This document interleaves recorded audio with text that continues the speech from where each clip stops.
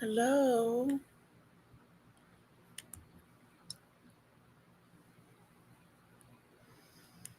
Let me know if that fan is so loud.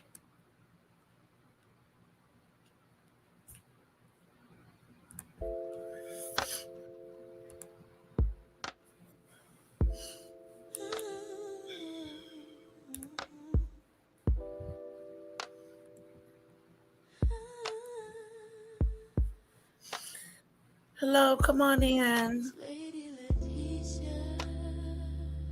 Come on in. I have a great show and a little bit just left. So I'm up, ready to go.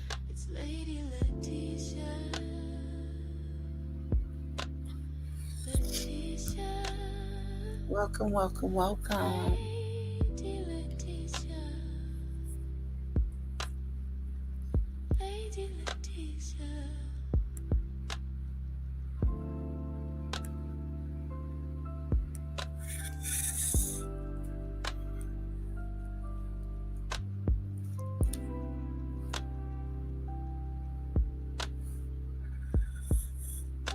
Hello, Demon Dictator.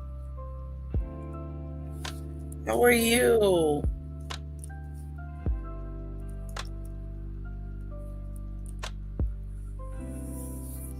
Well, a little bit is gone, and so I decided to do a live today. You notice I didn't put Trump.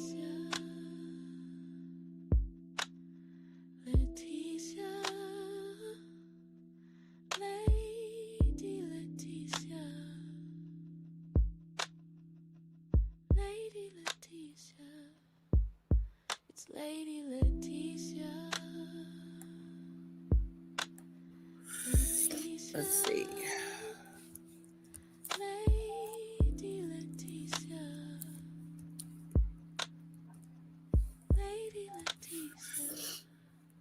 Mm-mm.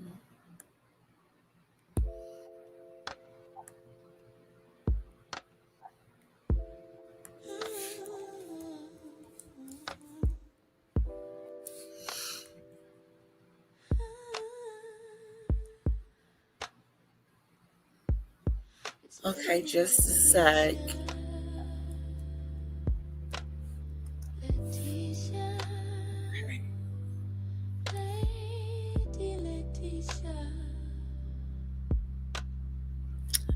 God, what is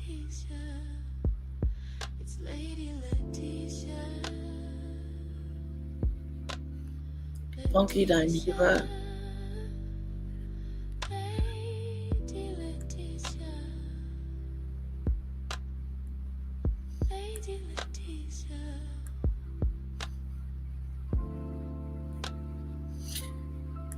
Let me look and see.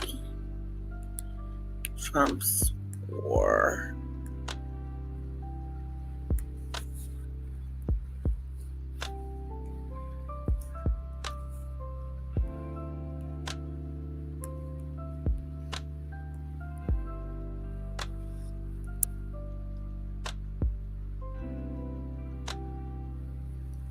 Okay, let me check it out.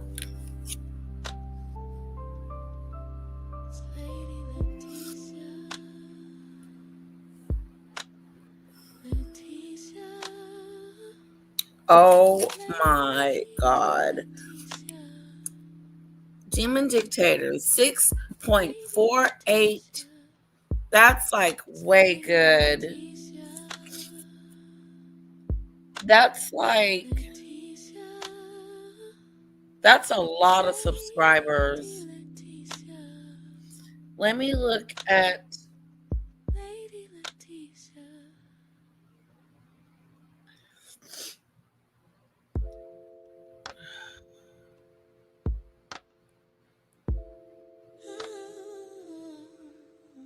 Let me look at my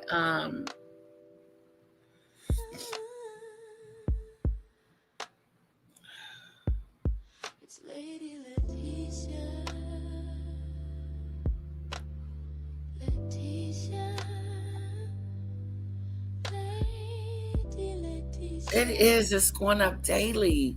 It's saying that. Let me look in my studio. It's like 80 analytics, 79 new subscribers. Demon Dictator 79. That's pretty impressive. Why do you think it is? Hello, Polly. How are you? Okay.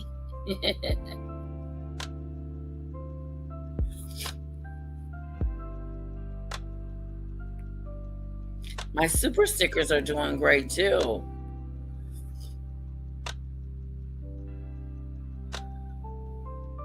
Great too.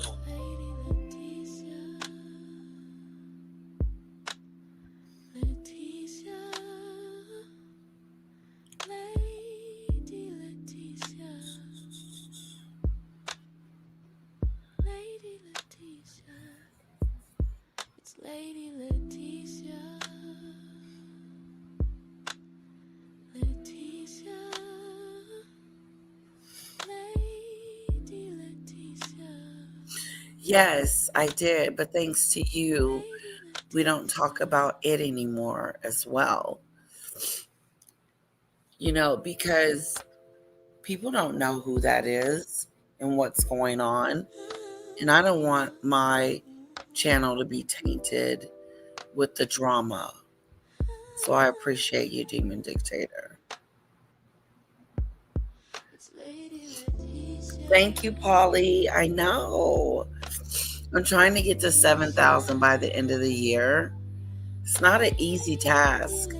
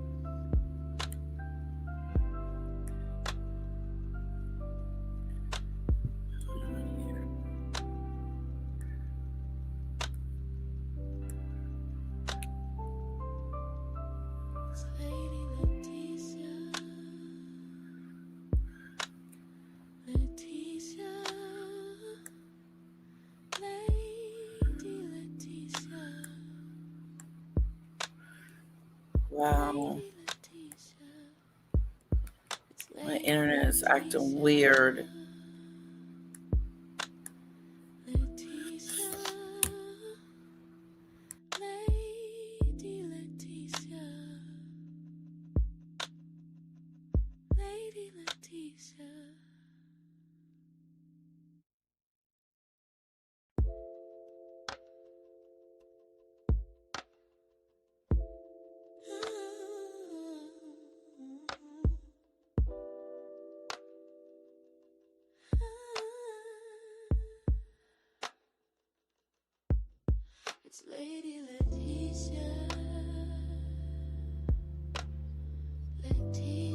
Hey, or should we do like just 30 minutes of it? Thank you, Polly. I appreciate that. I know, Polly. It is not anything to laugh about.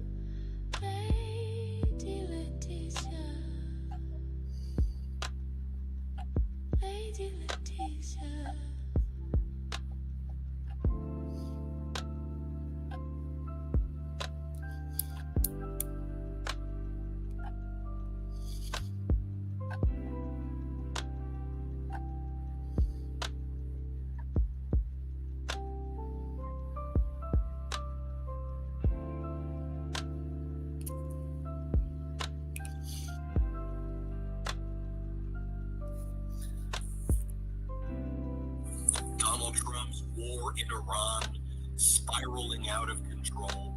It is getting even worse, folks. Donald Trump. Okay. Thank you, Polly. Thank you. I appreciate that. Well, Little Bit has left the building. So, excuse me, Rockadoo Little. So, it's just me here at home.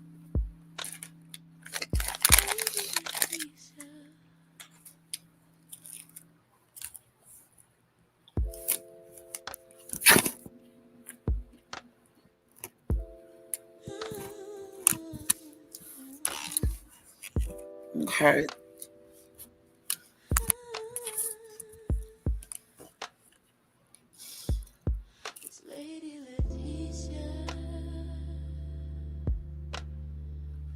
Good for you, Polly.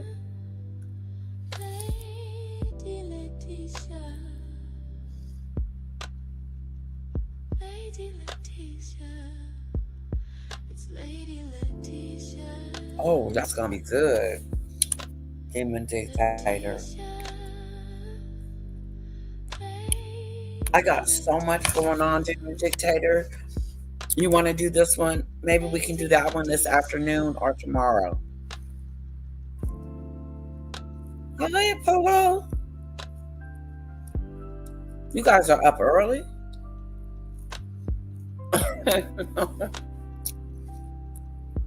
Especially because I think Atlanta is Eastern, though. I want to do it soon. I want to do it really soon. So, that's going to be good.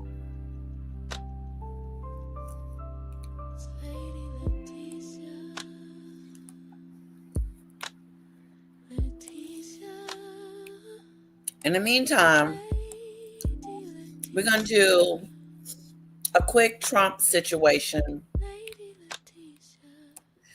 And then we're going to move on to Funky Dineva.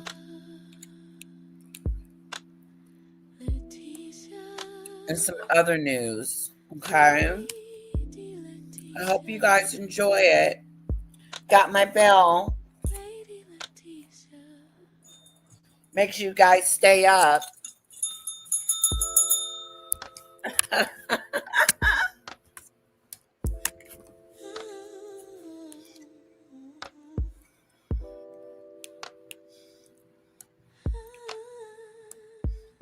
They do all of this performance. That's not it.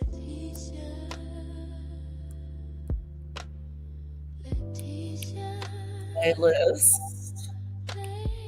Go here. Regarding Andrew, I think he should be treated.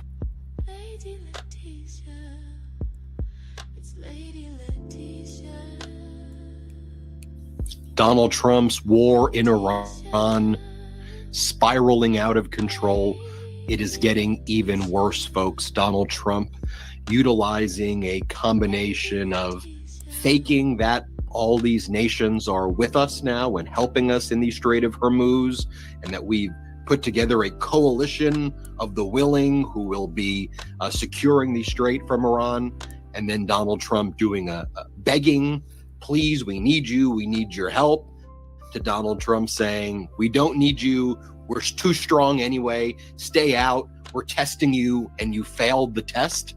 So that's what's happening in Iran, while the Iranian regime is out there just mocking Donald Trump and saying, can you believe this level of desperation? It's pathetic. They're lying about everything. I've never could have fathomed the United States would look this weak. And we now see the public statements from all of these world leaders, whether it's Germany, whether it's France, whether it's Italy, whether it's Japan, you name it, whether it's Prime Minister Keir Starmer in the UK. They're all basically saying, well, Canada, we didn't start this war, okay? We weren't consulted about this. You're on your own. We're going to do what we need to do defensively here because we recognize recognize we're still existing within an international construct. But good luck. You're on your own when it comes to the Strait of Hormuz. We wish you well. And Donald Trump can't tweet his way out of this. In fact, in Iran, they're saying that. They're saying your tweets aren't going to work. There's no social media post that's going to stop us. You are stuck, and we are going to make sure that this is very painful for you. And then Donald Trump was giving statements at multiple press conferences today saying, I never expected that Iran was going to go after the other Arab nations. Nobody expected this. Actually, lots of people expected. You know who expected it? The Arab nations who warned you about specifically that and said, don't go this alone. Don't rush into this. Do diplomacy, and Donald Trump ignored it. So what's Donald Trump doing next? What sociopaths, malignant narcissists, authoritarians do. Donald Trump's been now spending the latter part of this afternoon talking about how Cuba is his. Cuba is mine. Cuba belongs to me. I will take it. I will do whatever I want with Cuba. I mean, literally, I'm doing direct quotes right there. I'll show you the clip in a moment. It is mine. Cuba does not belong to you. Stop taking people's stuff. I will take it. We'll talk about this and more. And of course, let's not forget the American people are suffering right now, right? You have the price of gas surging. People can't afford things right now. Our economy is absolutely tanking as a result of what this Trump regime is doing. We'll talk about it all here on the Midas Touch podcast. I'm here in Austin with Brett and Jordy, where we are attending a number of podcast and media related things representing the Midas Mighty out here. If you've been wondering where are you guys? That's where we've been lately. And it's been an honor, though, to represent the Midas Touch Network out here. Brett and Jordy. Midas Touch live from Austin, Texas. Who'da thunk it? They actually got us out of the house, brothers. Look at that. You know, it's been a good trip so far. I want to give a huge shout out to everybody watching live, everybody listening on the audio podcast. You know, I know, I'll say up front, I know we're still having issues with the audio podcast. Brett, what's up, Midas Mighty?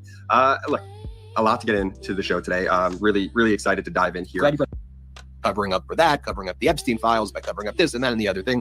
This ain't working on an international scale right now. And it just looks utterly pathetic. I mean, Donald Trump will say over the weekend, I have now assembled a massive coalition of countries. And they have agreed to go into the Strait of Hormuz with the United States. We'll be rolling it out this week. And you have to be like, okay, well, who are these countries? It's a pretty big proclamation. Which ones are you talking about? Let me know if my fan is too loud.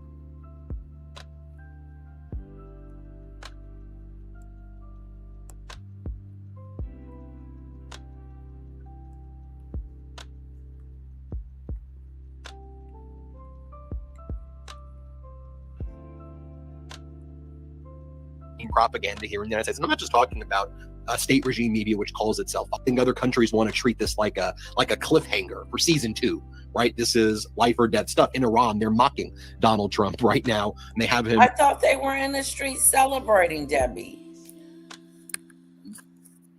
Okay, awesome. Thanks, Bolo. Thanks for modding. Thanks for being awesome mods, guys. I do appreciate you guys.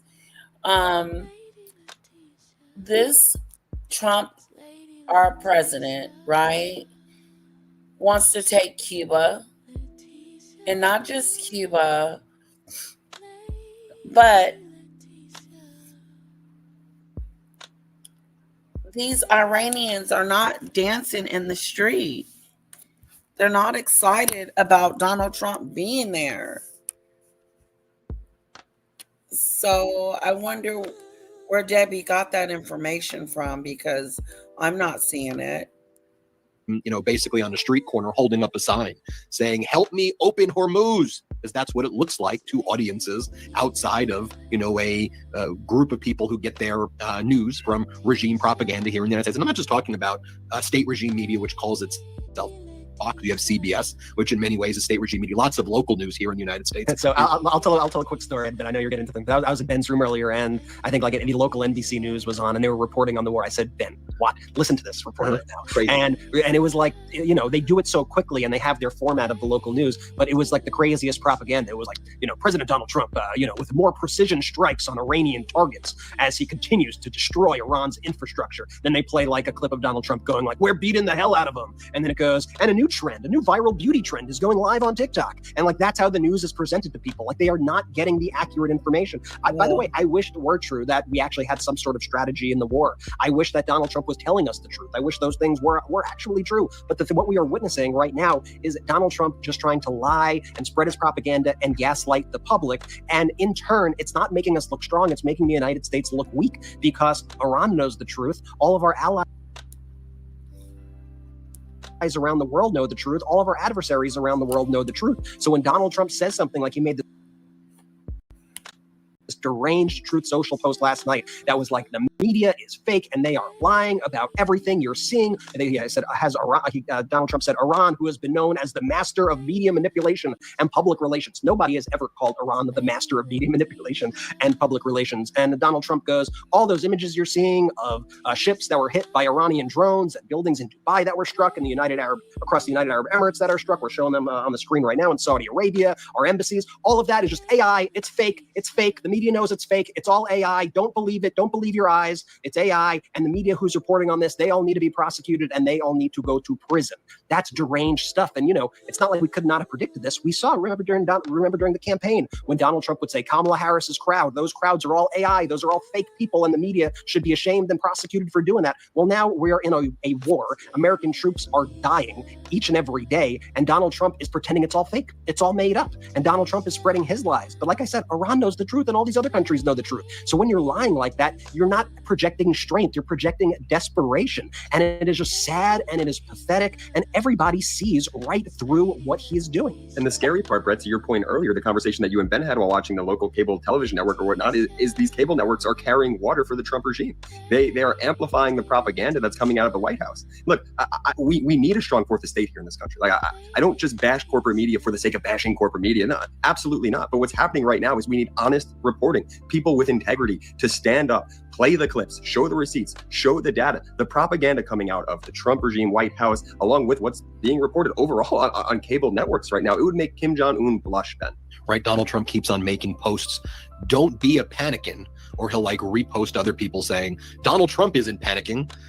I mean, just think about in past wars. Famously, people who aren't panicking tell people constantly, don't panic, I'm not panicking. Like meme after meme of I'm not panicking, other people saying Trump isn't panicking. And then he's like posting these like single spaced, all caps, 1,600 word social media posts. Like the Supreme Court of the United States has ransacked the entire country. They ransacked. It's a right-wing Supreme Court with a lot of the people there, people you appointed. The Supreme Court is an unjust political organization going after MAGA and the Republicans, or all of these judges are treating us unfairly. And then in addition to making up that there's a coalition of countries that are working with the United States in the Strait of Hormuz, which is false for those listening, we're just showing some of these graphics right now, just so you know that I'm not making this up. No panicins, peace through strength, no panicins. So in addition to making up fake coalitions in a war, right? This is war and peace, life and death. Right? Trump's making up fake coalitions, which just think about how dangerous and deranged that is. Donald Trump is also lying and saying that they've opened up direct communications with Iran, and that the Iranian foreign minister is speaking to Steve Witkoff, and that Iran really wants to make a deal right now, but the deal just isn't good enough for Donald Trump. So Trump's rejecting the deal terms, that Iran is so desperate for a deal. And then Iran's out there posting like, these people in the United States are entirely delusional. They're like, we're not having any discussions. We're not interested in a ceasefire until the United States recognizes the pain that they need to feel right now, or recognizes that they're losing. We're not doing anything. He goes, the foreign minister of Iran, Araghchi, goes, and when we say we don't want a ceasefire, it isn't because we seek war. This war must end in a way that ensures our enemies never again think of repeating these attacks. They have now seen what kind of nation they are dealing with, one that will defend itself and one that will take this fight as far as necessary. So the Trump regime leaks to like this Axios guy a lot, Barak Ravid, and he'll say direct communications channel between Iranian foreign minister Araghchi and U.S. envoy Steve Witkoff has been reactivated activated in recent days, Yep, according to they're U.S. mad, officials and a Paulie. source with knowledge. Right, the source with knowledge is likely Witkoff and Jared Kushner, right, who lie about everything. They do lie about everything in my opinion, and in my opinion, they're probably the source. And it's like, then Trump's like, Iran's reaching out to us, and ultimately, Iran knows they're not reaching out to you. So when you say something like that, Iran will think, wow, we've got them right where we want them. They're so scared that they have to make up to manipulate the oil markets right now. I was going to say, Ben, think about the timing of Trump's statements, right? Donald Trump made the comments about this, newly formed kind of coalition of the willing who is going to protect the Strait of Hormuz, like, what was it, 10 minutes before oil futures opened yesterday? Like, this is his strategy. And if you notice, Donald Trump will announce bad things happen in his own way, obviously, after the markets close, and he will announce good things happen right before the markets close, because it's all a market manipulation game. And by the way, you could guarantee that there are a lot of people in the know that are making a ton of money. But then I got to say, this is why your court reporting on the Trump trials was so important leading up to this, because it really broke down Trump's strategy and also shows how to get the truth out of the situations that are happening. And I'm thinking back to the Trump case and to the Trump organization, where the judge was furious that Donald Trump kept making up things over and over and over again. So they had to appoint an independent monitor to go through the Trump organization financials. And that independent monitor who was looking through the Trump organization financials kept seeing that they were being duplicitous, to say the least. They were deceiving the public and deceiving the courts. Now, transfer that over to the situation that we are currently in, and we are seeing that Donald Trump is lying about what is happening in these negotiations. Now, I want to say, of course, the Iranians also have their incentives, and they also are spreading their propaganda. But Donald Trump is just outright lying here. And we also know, you have to weigh whose propaganda is probably more in line with the truth. She's excited. She's up. And she looks good. She's ready to have fun. Oh, great. Thanks for dropping her off. You bet. You bet. What you doing? You gonna chill a little bit? Well, I'm doing a live. Oh, okay. Yeah. Well, have fun with it. And I love you, and I'll talk to you a little later. Okay, love you too. Bye-bye. Bye-bye.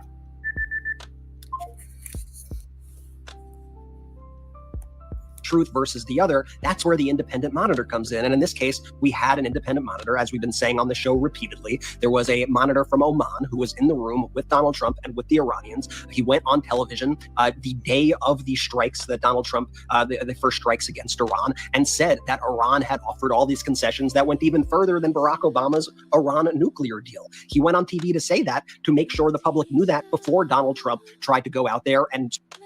All right, MAGA cannibalism is completely underway, and it is so delicious. Fasten your seatbelt. Let's take a break from all of the egregious lawlessness and human rights violations at the behest of the president and all of his acolytes. And let's look at what's going on with Meghan Kelly and Mark Levin. Pop this up.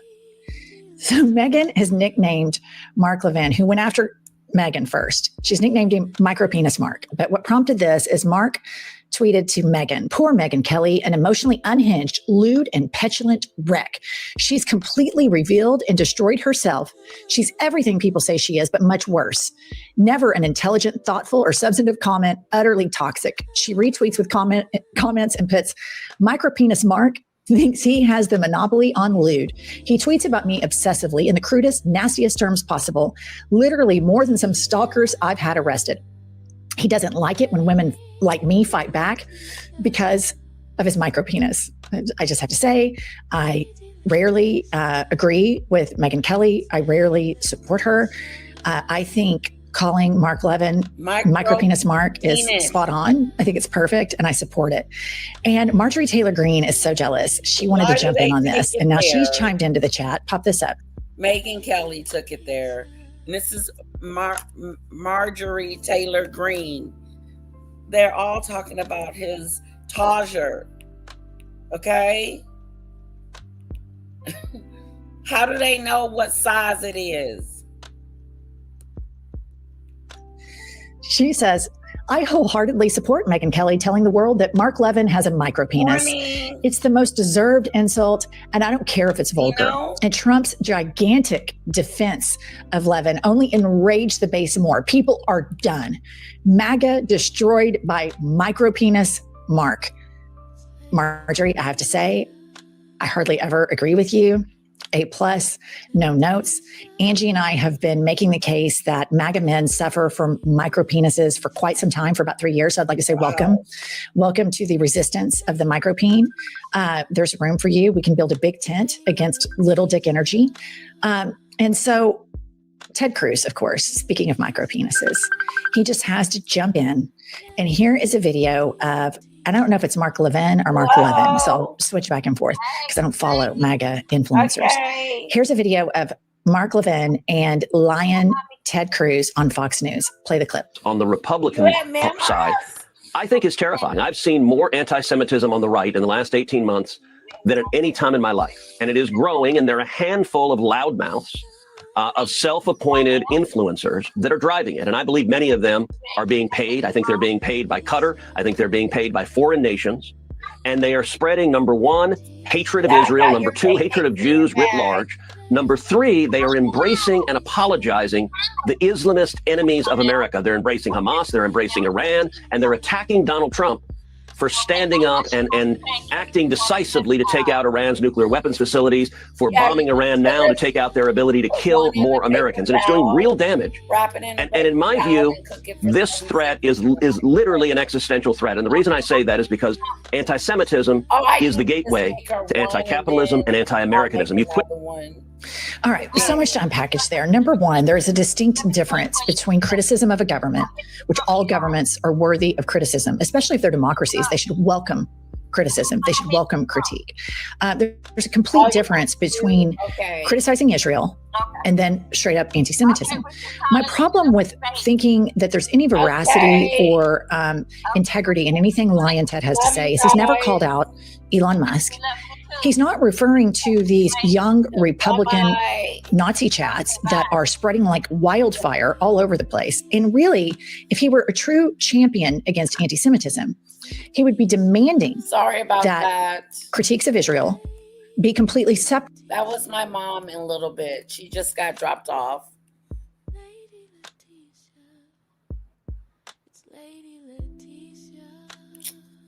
Personal opinions.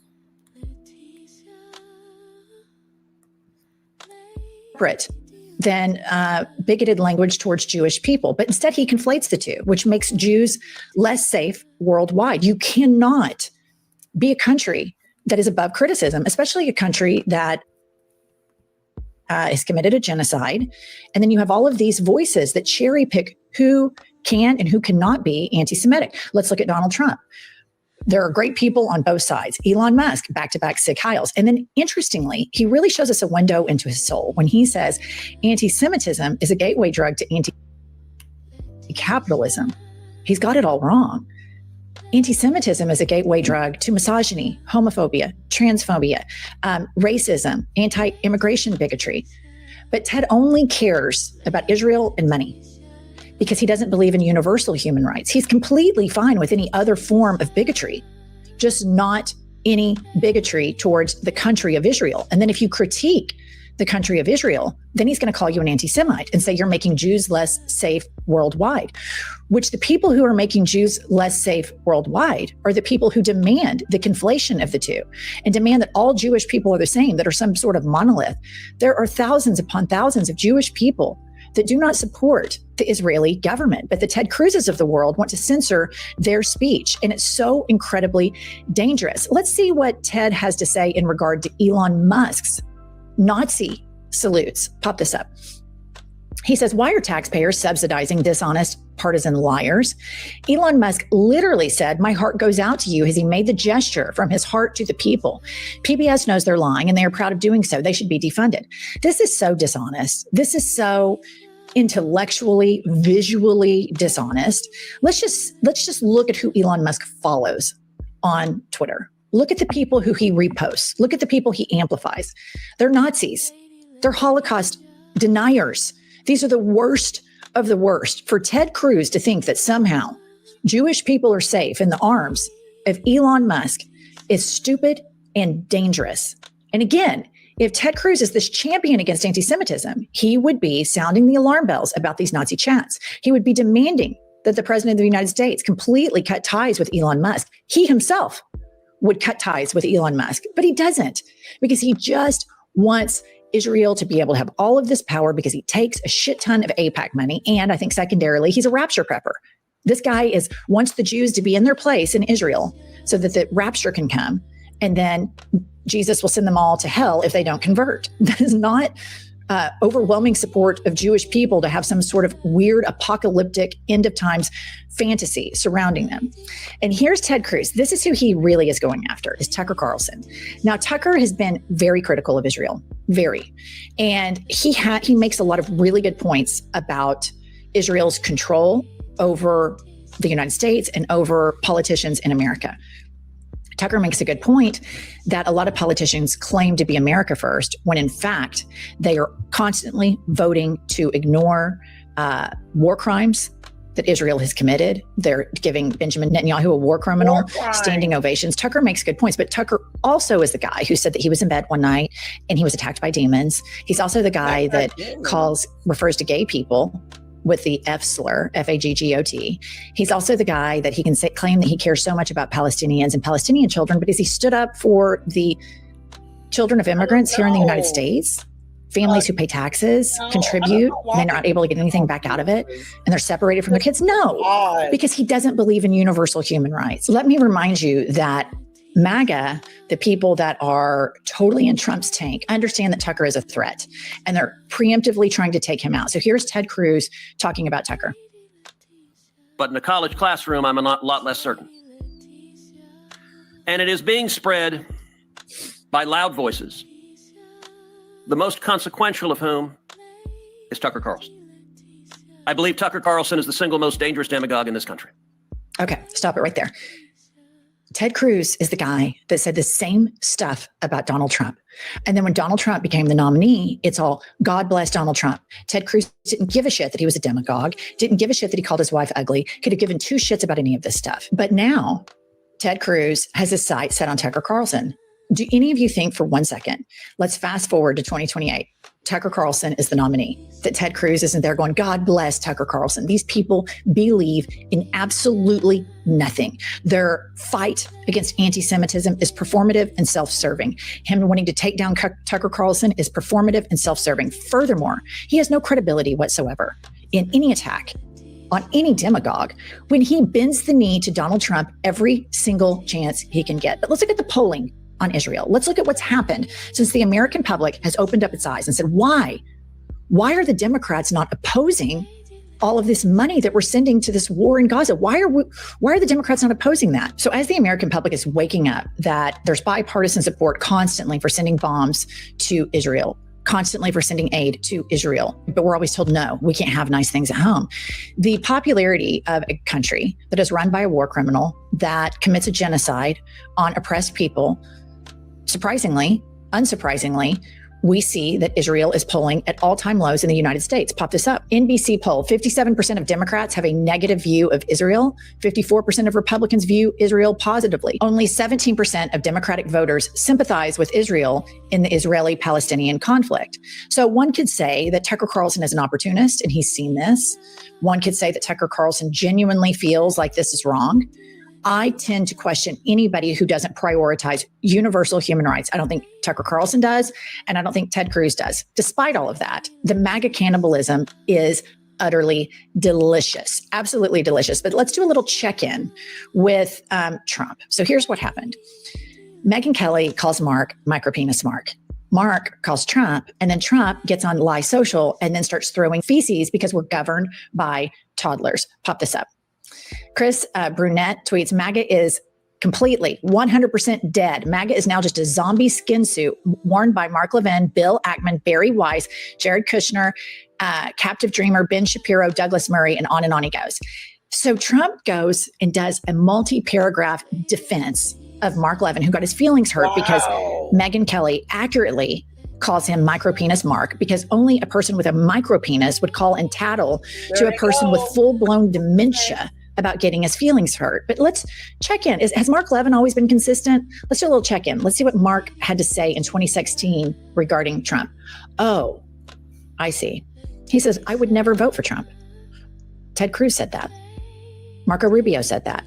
These micropenis men believe in absolutely nothing. Their own And now party here's Mark didn't want him. responding to Trump's defense of him. His own party didn't want him at one point. Ted Cruz was not going to vote for Donald Trump at some point.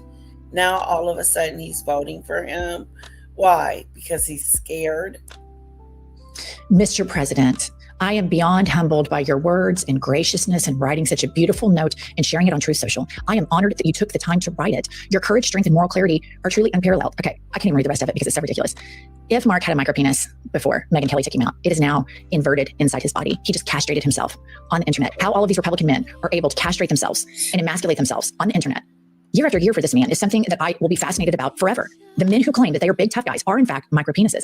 Meghan Kelly and Marge are so close to getting it, you guys. They are almost there. All right, that's all we have. Like, subscribe, comment, and we'll be back later with more news.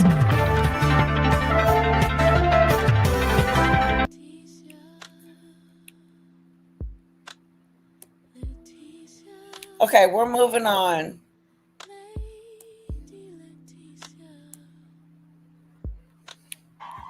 Now, I'm not one to gossip, but I will serve you the tea. You know what time it is. Welcome to Chronicle Speaks.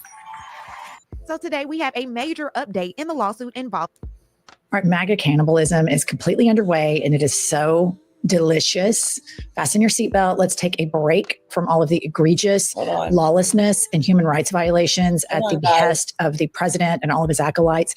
And let's look at what's going on with Meghan Kelly and Mark Levin. Pop this up. Okay, we're going to Funky Dineva. Good morning.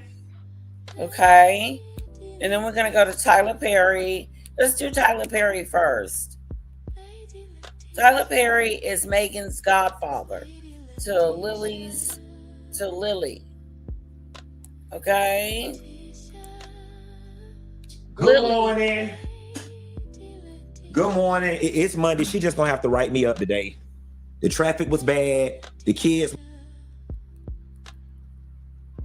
Tyler Perry is Meghan's. Now, I'm not one to gossip, but I will serve you the tea. Hold on. Former Real Housewives of Atlanta star.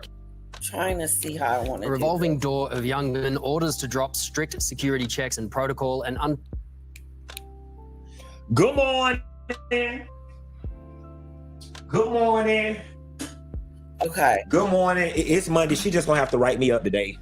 The traffic was bad. The kids was not acting right when it was time to get out the house. That bitch just gonna have to write me up today. She lucky I even came. She been by my desk yet? She been by here yet? What kind of mood she in today? Because I'm in the mood too. She could just fight. I don't even need this job this damn bad. Okay, she can't come here messing with me because I'm 5 minutes late. It's not like I do it all the damn time. I'm not in the mood for her shit today. I'm telling you, she will get cussed out. Y'all better keep that lady from around me. She will get cussed. Who talks to their boss like that? He said he will cuss her out. We're moving on from Trump's war. We're moving on. We'll come back to that. Nothing news going on. We're talking to Funky Dineva.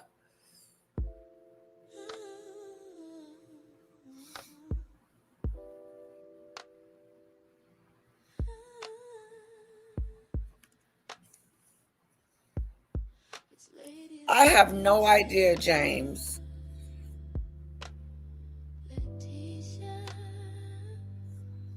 I think so too, Demon Dictator. Like, why do I want to talk about someone's Tadra? Like, oh, it's a small one, and no one knows how big or small his wiener is, but his wife. So why are we talking about it? I agree with you.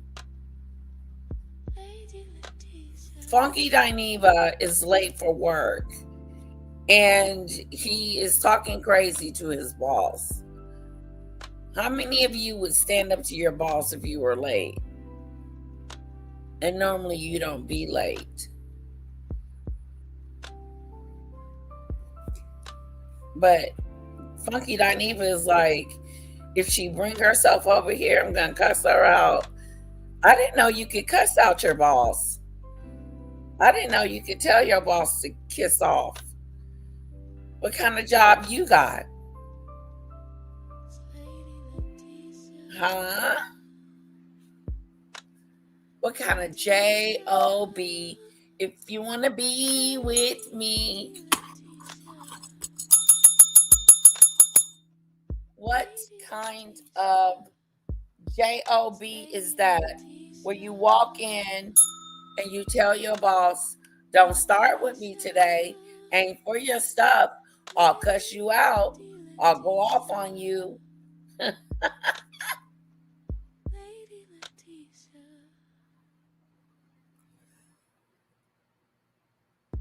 Zach, if I'm saying your name correctly, if you're late, own it. Nothing to stand up for. I know, right? Like he's got an attitude with his boss. Out in this staff meeting this morning if she bring up that I was late. As late as her ass being her big boss don't. It's not like I do it all the damn time. I'm not in the mood for her shit today. I'm telling you, she will get cussed out.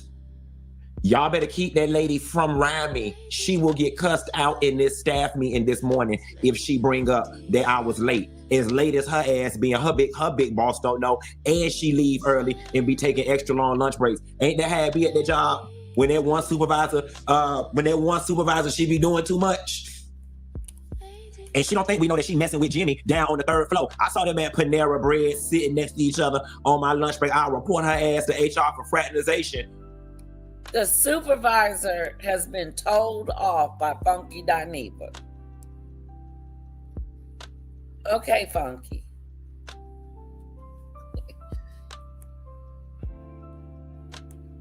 She always want to pick. Is my work done?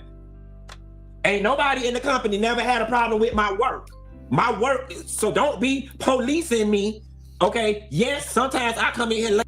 Imagine going to work and an employee is sitting in his chair talking like Funky Dineva and telling the supervisor, don't be looking at me, don't be worried about me, don't be tripping on me because I'm late.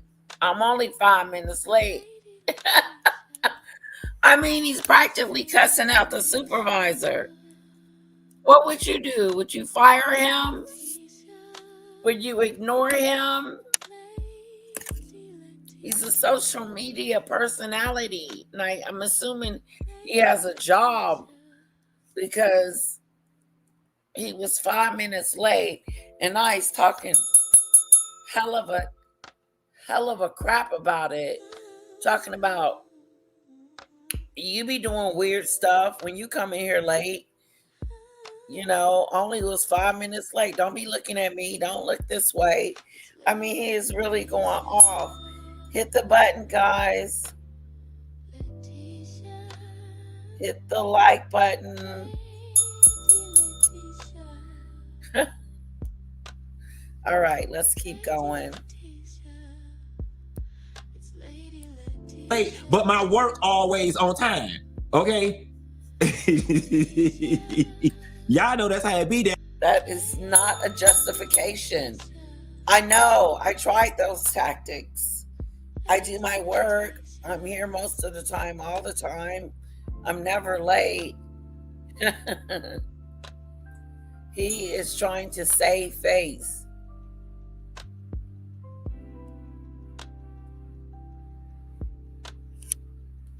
I wouldn't be surprised if she's popped up. At these damn jobs. That's why I don't see why y'all got them. Okay, let me tell y'all something. They said a mind is a terrible thing to waste and a job is a stupid thing to have. I don't know why y'all hoes work.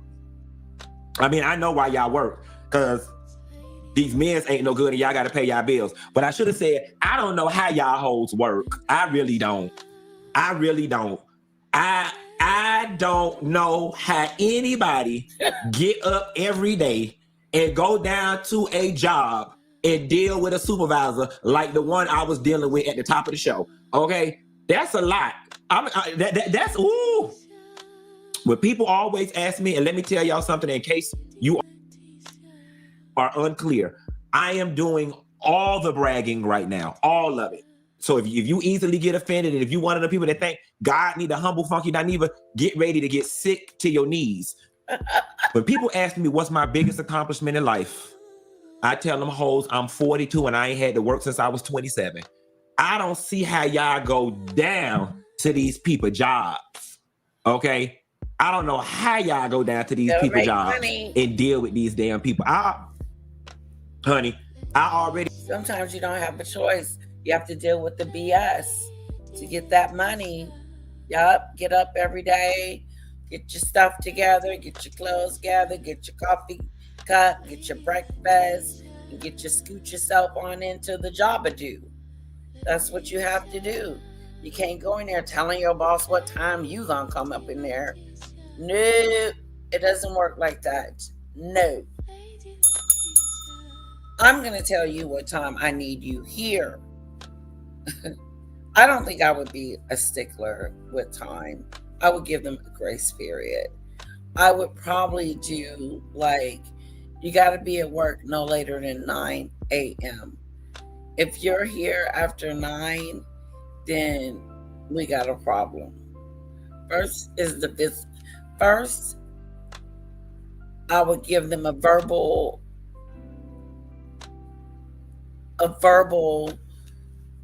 God, I can't even get it out. A verbal warning.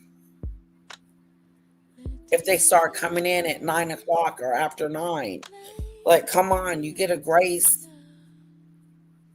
But I don't want to be a micromanager. I don't like that. I'm not that type of management. My degree is in business administration, my bachelor's degree, and my master's degree is in HR management. I really do like the degree that I got because I like human resources. But I'm not this hardcore bossy boss. If you get the work done and it's correct and no errors, you're pretty much an adult, and you know when time to be at work, and if you're not there and what you're doing and missing deadlines. Yeah, that would be my biggest problem. I wouldn't care what time you came back from lunch, what time you came back from break. I ain't got time for all of that. Get back when you can. But as long as the work is done right and everything is perfect, I won't say nothing.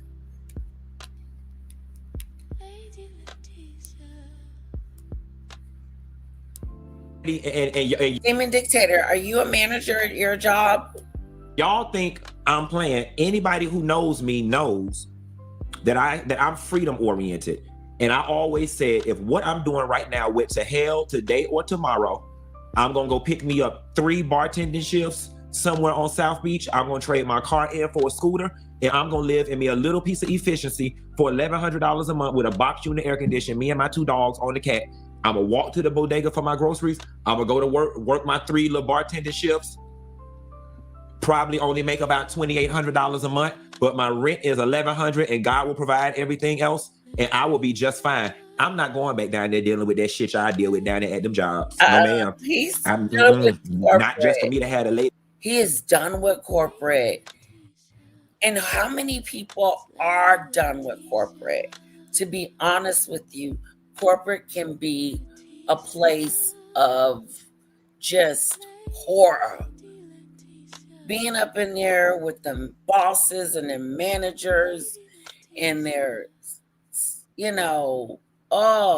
bias, promoting people that they'll keep getting promoted, you getting passed up. It sucks.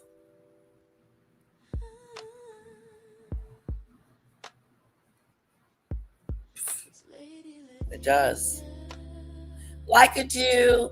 Please hit the like button, guys. Let's continue Funky Dineva.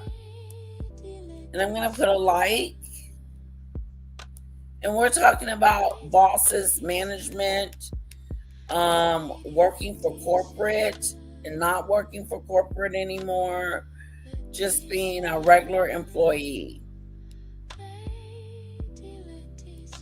It is iPhone. I don't think I like corporate either, but that's where my money machine is.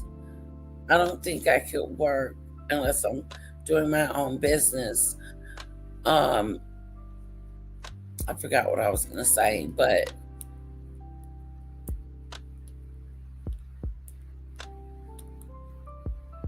yeah, I totally went blank. Sorry.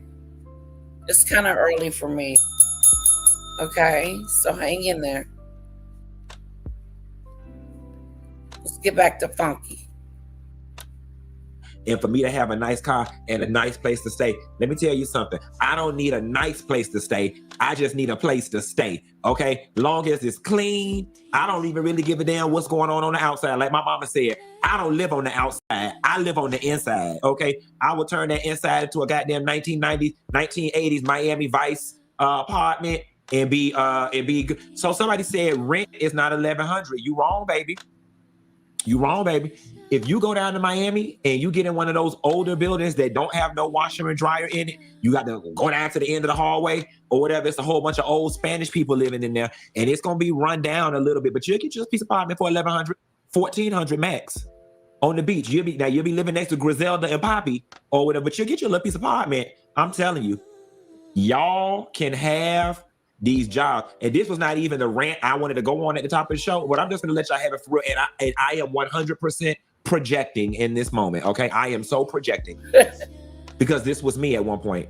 Some of us stay miserable in jobs because we too busy trying to hold on to material shit. Okay, I can't do it.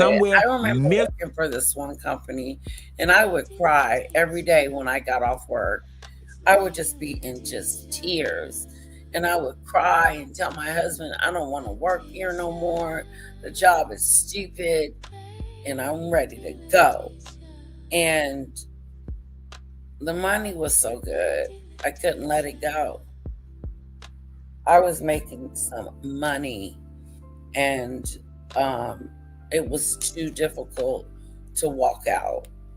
And so I never walked out, and they ended up having to let me go. Suckers.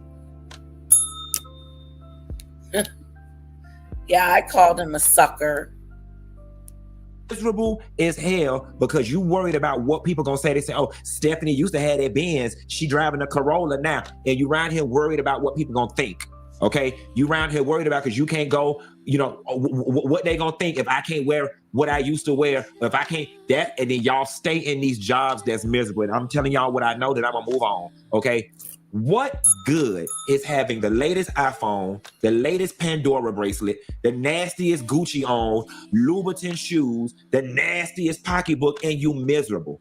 All you've done was dressed up a bunch of misery.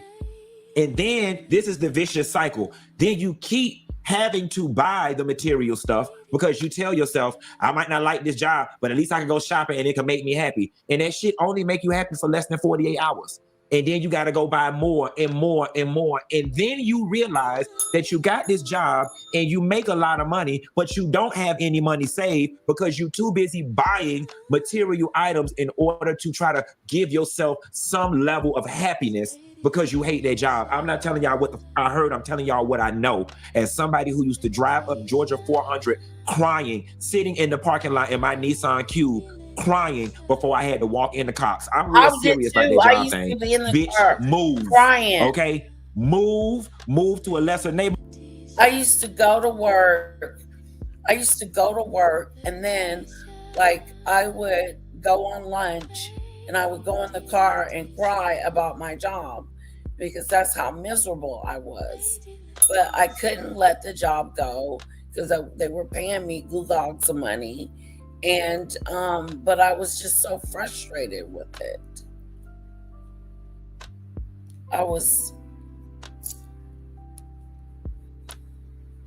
Move to a smaller house, downsize your car, take one less trip, take your baby out of ballet. Her bald-headed ass ain't good, no way. And who you fooling? This fat ass son ain't gonna be nobody baseball player. Take his. No, he didn't. Take the baby out the ballet. I can't take her out of ballet. Actually, I gotta sign her up for theater. big fat ass out of baseball, move, and y'all gonna be happy. That's all. Taking the kids out of their I got on the top of the show. Now, activity. Speaking of being happy, Phoenix, Arizona. Oh shit! Now, let me tell y'all something. Phoenix, Arizona got it going on.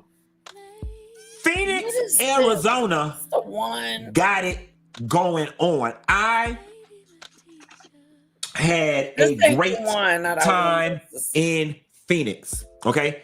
First thing I noticed, and full disclosure, this is coming from the limited view of somebody who was only there for 2 days and some change and only went to a few places, and I stayed in the downtown area. Okay. Phoenix is beautiful. The weather is amazing. Guys. The architecture and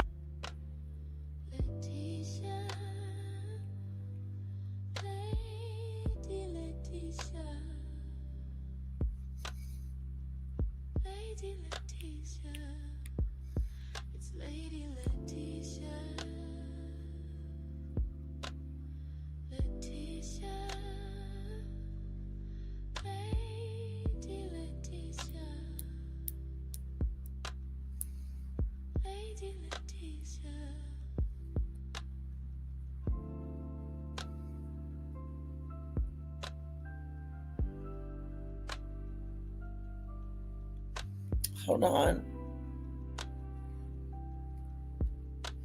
There was a story about Michael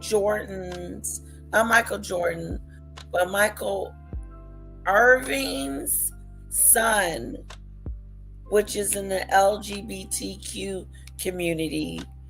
And he was talking about his what kind of man he likes. And so I thought that we could watch that.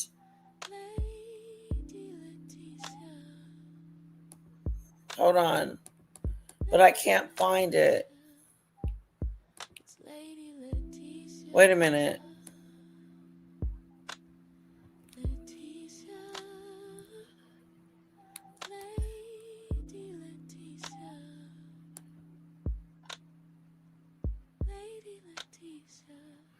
All right. I don't know if he removed it or what, but let me go back here.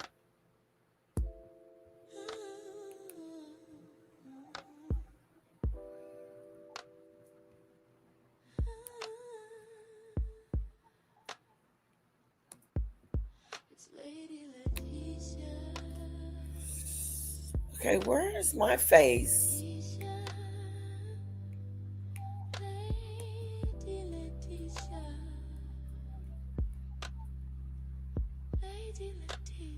Come on.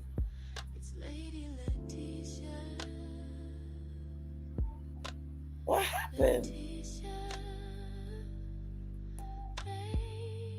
Cynthia Bailey caused a stir online this morning when she shared disturbing new images on her Instagram account, but it's not what everyone thinks.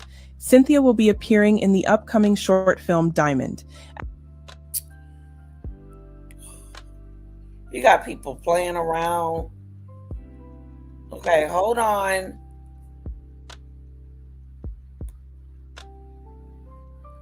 Okay, so it's not that many people in here. So I was going to tell you to put a 1 in the chat if you know who Michael Irving's. Now, is it Michael Irving?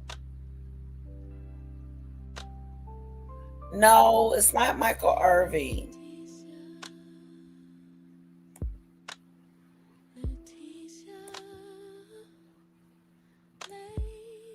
Despite the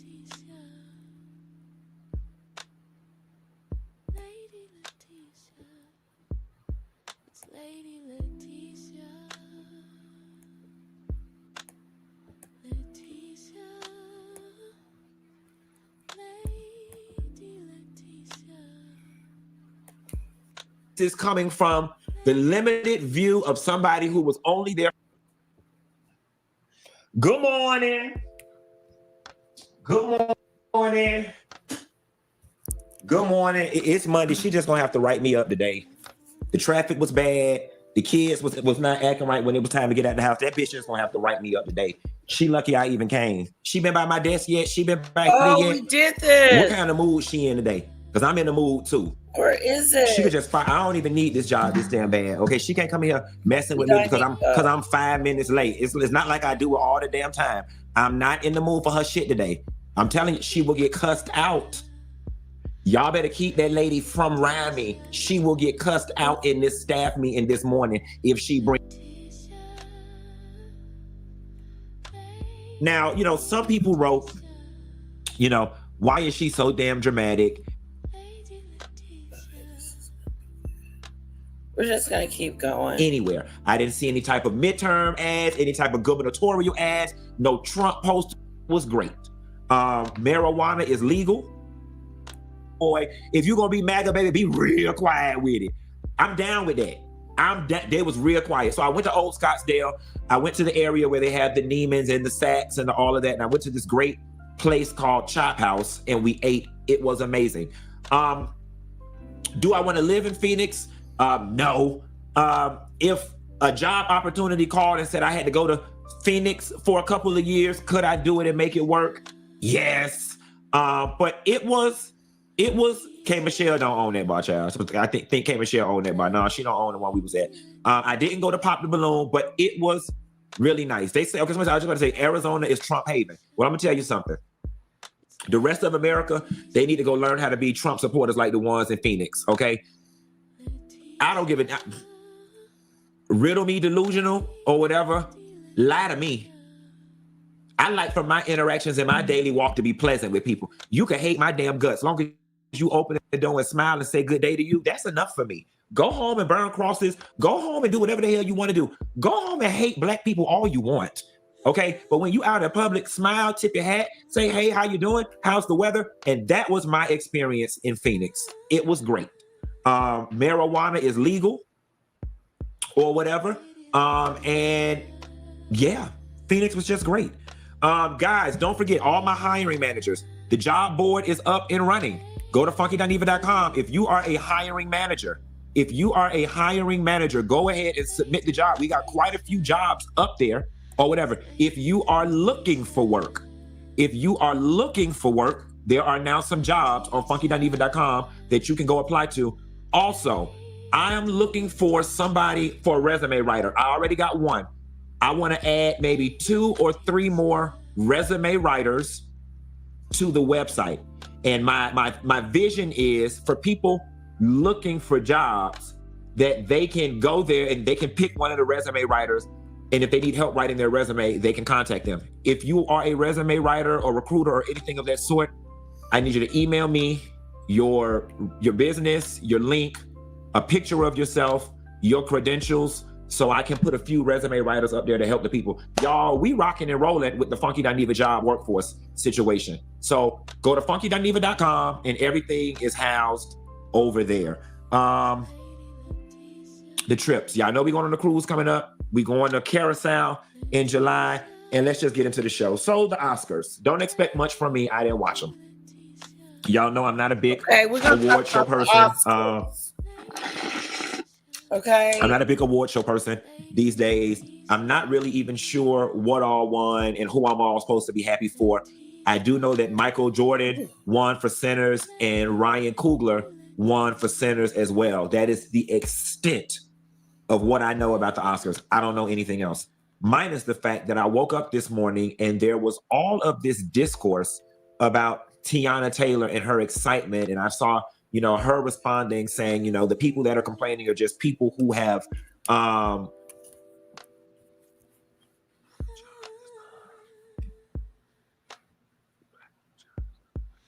So I don't know if you guys know Tiana Taylor, but she just played in this one movie. It was really good. Just an FYI.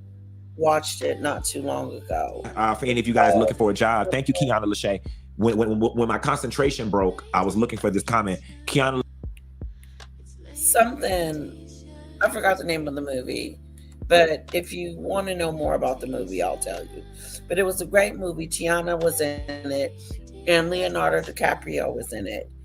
And they got an award at the Oscars last night. And Tiana just was, I don't know, something about security pushed her. So she got the arguing with security. And then she grabs the producer's neck like in a chokehold. It's weird. She manhandles him.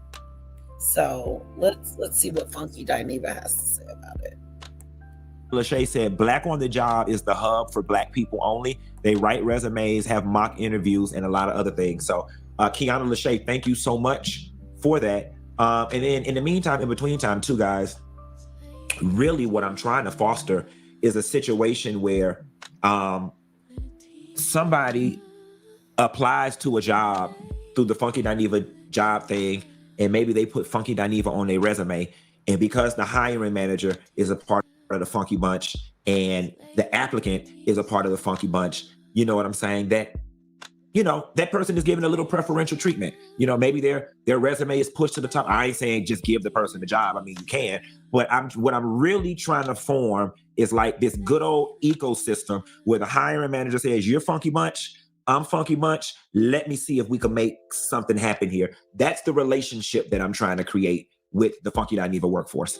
Anyway, back to Tiana Taylor. So, I'm gonna play a little clip of y'all, and I want to get your opinion on Tiana's excitement. Right here, when her producer director won, she put him in a little chokehold, and she's up there having a moment, and she's excited, and and all the things are going on.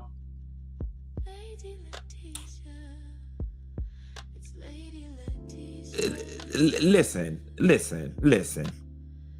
First and foremost, y'all gonna let a little Black girl from Harlem who probably never thought she would grace her Oscar stage, y'all gonna let her grace that Oscar stage in all her Oscar glory, okay?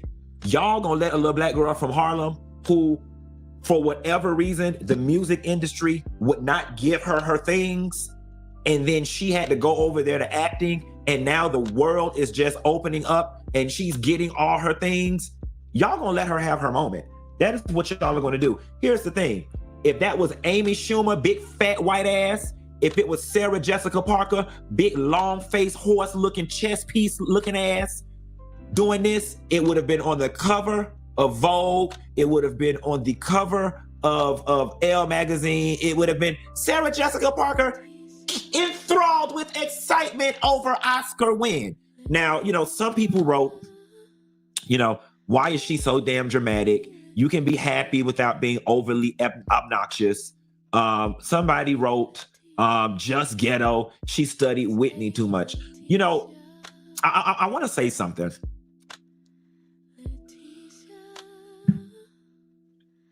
And this is something that I came into as I got older. And when I say older, it's a level of consciousness that I came into within the last 8 to 10 years. We gotta stop calling everything ghetto. The moment we don't do anything that aligns with the way that they said we're supposed to act, then it was ghetto. The headlock was crazy. To you, it was crazy. None of us know what their relationship is. He could have came and gave her noogies every day on set. She could have gave him wedgies every day on set. They could have played practical jokes on each other every day on set. I'm not understanding why is it her actions with her producer is causing such a visceral reaction from other people. That man wasn't bothered. That man didn't look that man did not look visibly bothered. He looked excited. Okay? Now somebody said he was choking. Somebody said she grabbed his neck. I'm gonna show you. And then she got the arguing with security. Like, Tiana, I don't know. I would have been embarrassed. I would have tried to keep it under control. I wouldn't have been choking the producer. I don't know. I think me and Funky Dineva disagree with this. The headlock was too much. She was overdoing it. And you know what? I ain't gonna lie with you. I agree. Yeah. Okay. Was it a bit much? Okay, he agrees. He said, was it a bit much? I hope he shows you. Sure. Was it extra? Sure. It was. Was it big? Sure. Yep. But it didn't move me to chorus. It didn't move me to chorus. And my question is, because I'm even asking myself this, are y'all only bothered because she black? No. And for those of us that are black that have an issue with it. No, Funky Dineva. It's not because she's black. Or you could say because she's black, she probably shouldn't have acted like that. It was just weird.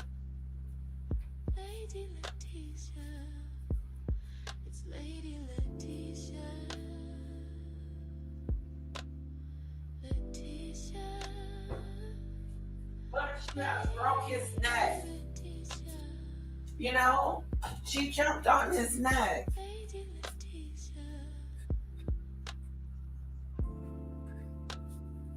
She jumped on the producer's neck and looked like he was about to go down, but he really wasn't. My point is that it wasn't a good look. Tiana Taylor. You know what I'm saying? He should show us. Is our issue rooted in the fact that we were always taught how we supposed to act in front of white people? Is that where some of this is coming from? No. I just don't understand why this is a talking point. I just this wouldn't morning. jump on somebody's Now, if the neck, man would have tripped and fell, you know what I'm saying? If the man would have looked visibly upset, that's a different thing. It looked like it Tiana hurt. Taylor being extra? Yes. Was she a Looked little like it extra hurt. than everybody else was at the Grammys the entire night? She absolutely was. But her extraness is not the real problem. The reason that it bothers you, that's where the unpacking needs to be done. Because I promise you, if it was Amy Schumer, there'd be no conversation this morning. If it was Kelly Clarkson, there'd be no conversation this morning. And I really think if many of y'all dig doesn't deep, matter that you're you black would realize or that white. many of your positions come from the fact that, you know, we feel that black folks are supposed to act a certain kind of way when we in the company of white folks. I am not agreeing with Funky Dineva. You know why? Because if it had been, it doesn't matter what color you were. If I had saw that from a woman, I would have been like, wow, why are you jumping on his back? Like she grabbed his neck and put him in like a chokehold. And it wasn't that, it was everything was wrong with it. Okay.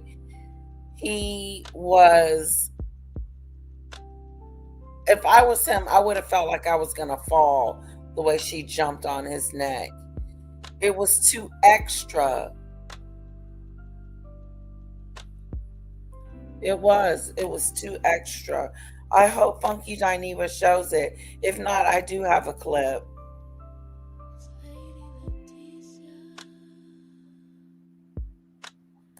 Yeah, I do. I do have a clip.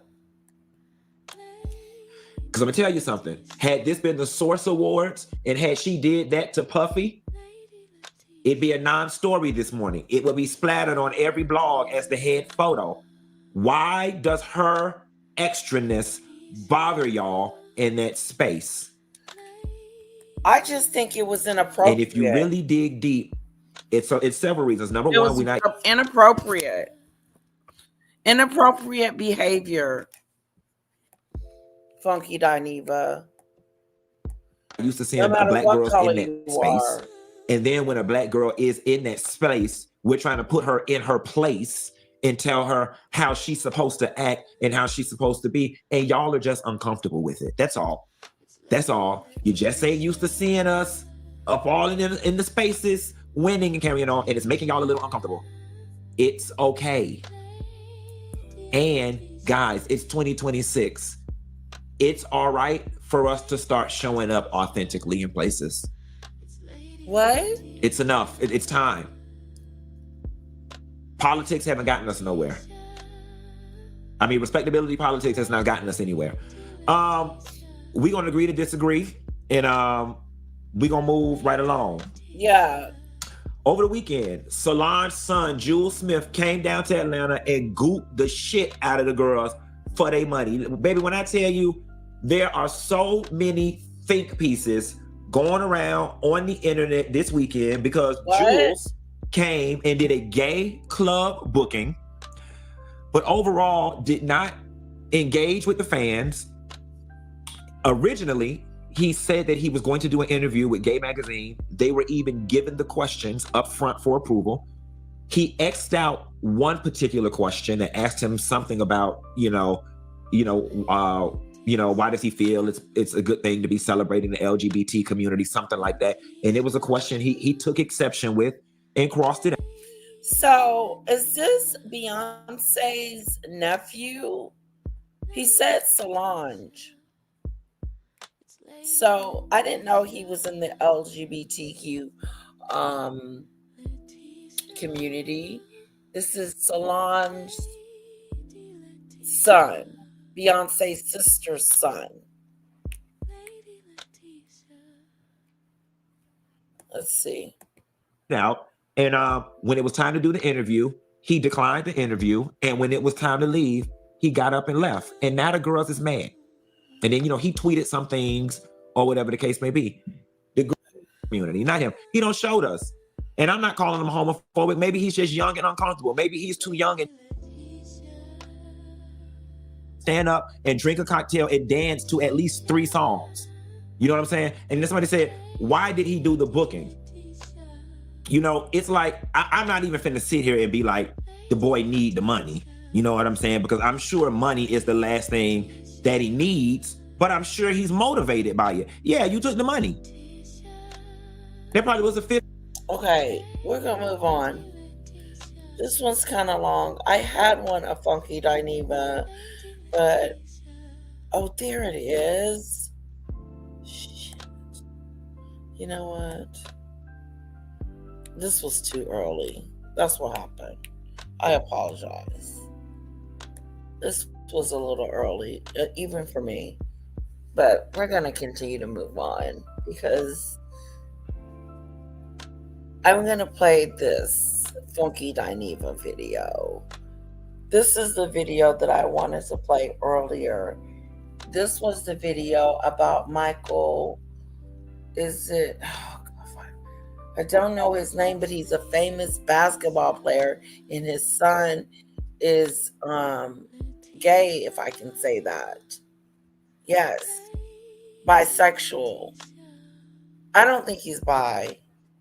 I think he's full blown. But anyway, he has a conversation about his sexuality, and people start making a big deal out over it. And so I wanted us to watch it. Put a 1 in the chat if you want to see it. Put a 2 in the chat if you want me to move on to Taylor. Put a 2 in the chat for Taylor. I think I'm saying her name wrong. Anyway, it's too early. It is. It's freaking early. I'm second guessing my stuff. This story is EJ King. Carlos, I hope you watching, because I texted Carlos King and I told Carlos, I said, oh baby, I got to roll my sleeves up for this one. I said, Carlos, after I saw this little clip of EJ King talking about he dates straight men, I said, baby, I could not wait to get on this show. So it's kind of interesting. And the reason why it's interesting is because the guy's son, I think you'll know him when you see him. It's Michael. It's not Michael Irving's son. He owns.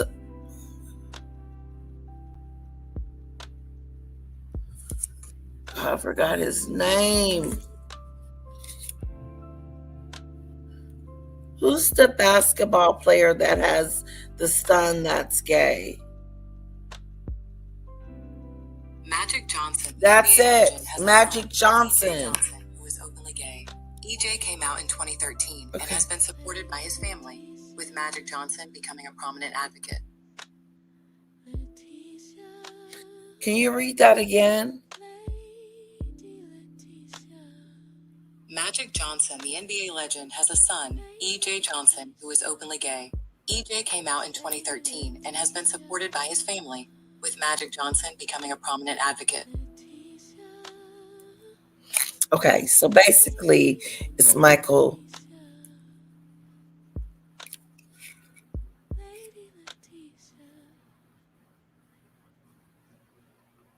Johnson, right? God, I just said this freaking name. Magic. Shit. It's Magic Johnson, okay? And it's his son, and his son is gay, but he's saying that he only dates gay men, non-gay men, straight men. Does that make sense to you? Why would you date straight men? Why would you date a straight man? Knowing that you like men. Does that make sense? And like go in and let have, but my heart actually has softened since the time I first texted Carlos and now. I don't know what's gonna come out my mouth after this clip, but I'm gonna play this clip for y'all and then we're gonna talk about it. The biggest storylines on your spinoff was, you and your sister liking the same guy. Honestly, that is ultimately what got the show picked up. But also, in terms of the gender and sexualities and stuff like that, it was very important because that happens. I don't attract gay men, and I'm not attracted to gay men. Like, it's just not a thing. Tell me more about that. I don't attract gay men, and I'm not attracted to gay men. Like, it's just not a thing. Tell me more about that. It's just, I think, like, if you ask any of the girls, like, they'll tell you the same. And I think they're just labels. That's why, like, I don't care what, like, I'm dating someone. I'm like, I don't care what you identify as or what you call yourself, as long as you're happy being who you are. But no, to be honest, it's like, that's why I don't go to gay clubs. I don't go to, gay things, because it's like the men that I attract are not there. And also, like, they're like, they kind of like wave you off. You're just like, oh, that, hey girl, like, it's not, you're not in here like the rest of us are. It's just, it's always, but I never really understood it until now, because before, when I would go and I just was like, there's something about this room. It's like, it's almost like they don't want me here. Like, I'm not really in it here because I'm not presenting as a man. I'm not presenting in that way. And to be clear, the gay community room. Yeah. Your own community. Yeah. But it's not like a shameful thing, or just like, oh, they're mean to me. But it's like, these are not my men in terms of attraction. Now, if I'm just going to have a kiki, sure. But like, these are not the men that are interested in me in that capacity. I do that when I go to the straight rooms. So.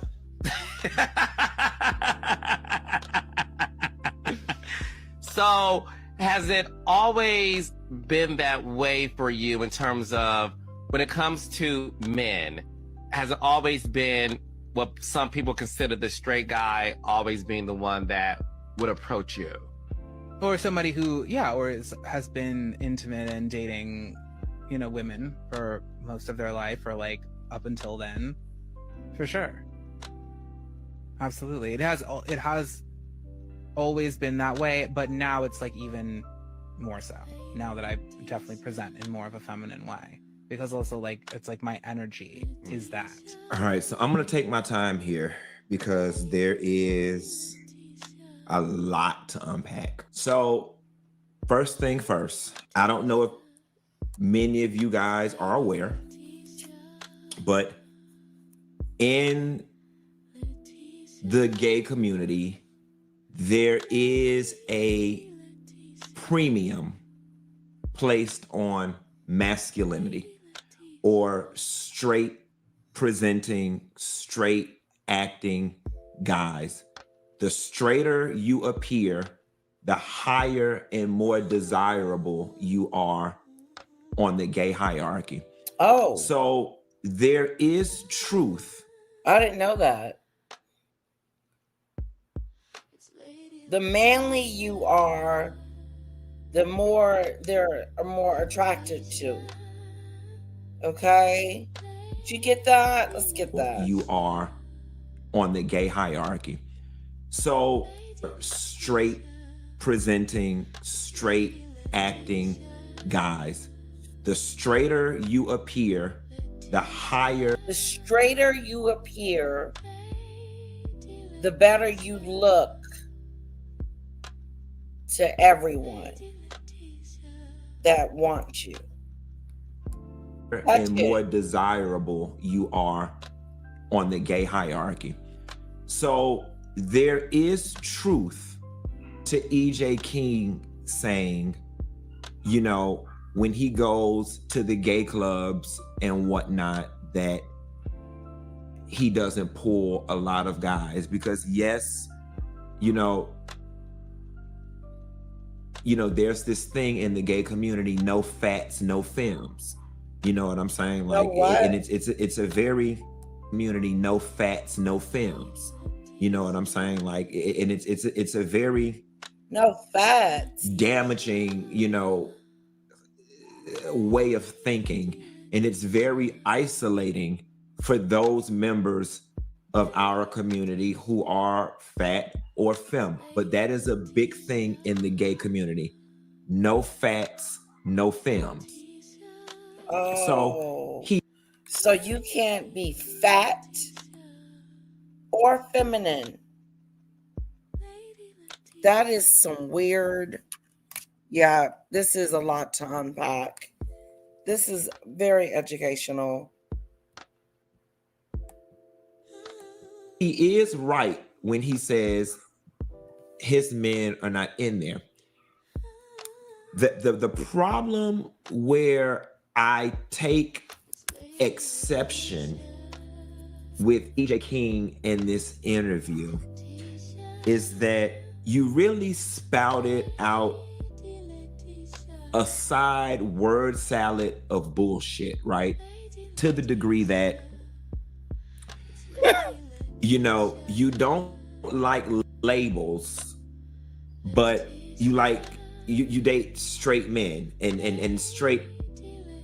And I think the reason that it bothers me is because there is this fascination in the gay community with the thought process of pulling a straight dude or trade. There's nothing that grinds my gears more than when I am in a gay space and somebody will be like, oh yeah, because last night I hooked up with this straight nigga. Or this my straight piece right here. Oh yeah, this my straight piece. He got a, you know, he's straight. And the reality of the situation is, for somebody who doesn't like labels, but y'all love when y'all can go brag to y'all friends that you pulled a straight dude. There is something that made you light up. There is something that made you light up when you said you like being in the straight spaces, and that's when you get your hollers and you lit up. That's the part that I don't like. And maybe that's just my personal problem, and maybe I just have to get over it. Why you don't like it? I just don't understand what these delusions are that some of you gays feed yourself, because honestly and truthfully, when you do hook up with these straight guys, y'all are both two people playing in fantasy land. Right. The reality of the situation is, EJ, you have a deep down desire to feel like fish. That is so true. Because the straight man is not serious. It's not going to settle down. It's not going to be like, oh, I'm going home with you. I'm going to leave my wife and kids situation. I'm just saying if they were married. But this is I mean, you can think all kinds of different ways. But because I was also thinking that, you know, are these guys down low and don't want people to know that they are, you know, want to be with men? I just wonder. Just a thought. You want to feel pussy. You want to feel fishy. Okay. And there's no greater way in your mind, and it's slightly delusional in my opinion. There's no greater way for you to feel fishy than for you to be in the spaces with real fish and you able to pull the same guys that real fish is able to pull. But the reality of the situation is you've pulled a coward. You've pulled and you've convinced yourself to be attracted to these type of men. I have a question. And I told Carlos on text message that I was a little pissy with him because he didn't challenge some of this. And one of the questions that I would have asked is, if you pull straight men, then are these men willing to be seen in public with you? And then if they are... Exactly. That was my point. Are these people... Hello, Lisa B. We're talking to Funky Dineva for a bit. Then we're going to move on to Nancy. And then I have something on the book. If we get to it, it always takes me forever to get through. And then we have to have things for tomorrow or later on today. But that's what I was saying. Are these men on the DL, the down low? They don't want no one to know. So I don't really want to be seen with you in public, but I'm just curious, you know, kind of a thing. And then you're like hidden. So you do kind of want someone that's not in the closet.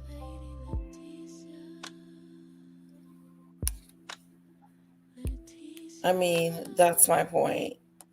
Willing to be seen in public with you, then does that kill the whole fantasy of them being straight, or does that defeat the whole purpose? And I'm here to tell you that if that is the case, sis, you do deserve more. You deserve more than that. Now, I completely sympathize with you and empathize with you because I know your experience in the gay club. The girls probably ain't been checking for you. But when you pull these straight men out of these straight places, like, are they willing to be seen in public with you? Then the second thing that we have to ask ourselves, EJ, is because number one, let's just stop calling them straight. They're on the down low and they're not comfortable with their sexuality. And you can dress it up as, I don't want to hide behind labels. I said it. You can dress it up like that. I am not that tired. Hello. Wake up. Hello. Hello. I said they are on the down low. The DL. And why do you want someone like that? No, that is not gonna work. You can't be half in and half out. You gotta be all the way one way or the other. And if you're not, you got to be honest. You got to be honest with everyone. Has to be honest. The honesty has to be honesty. Telling the truth. I am a gay person, or I am a straight person that like men and women. You know, tell us. There's this website that I watched, and it's like these different couples. Let me see if I can see one.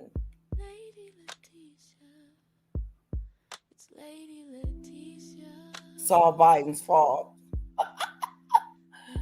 God, we might do that one. Wow, it's all Biden's fault, says Donald Trump. Oh, wow. He gets called out in front of Trump. This is some good stuff that I think that we need to take a look at.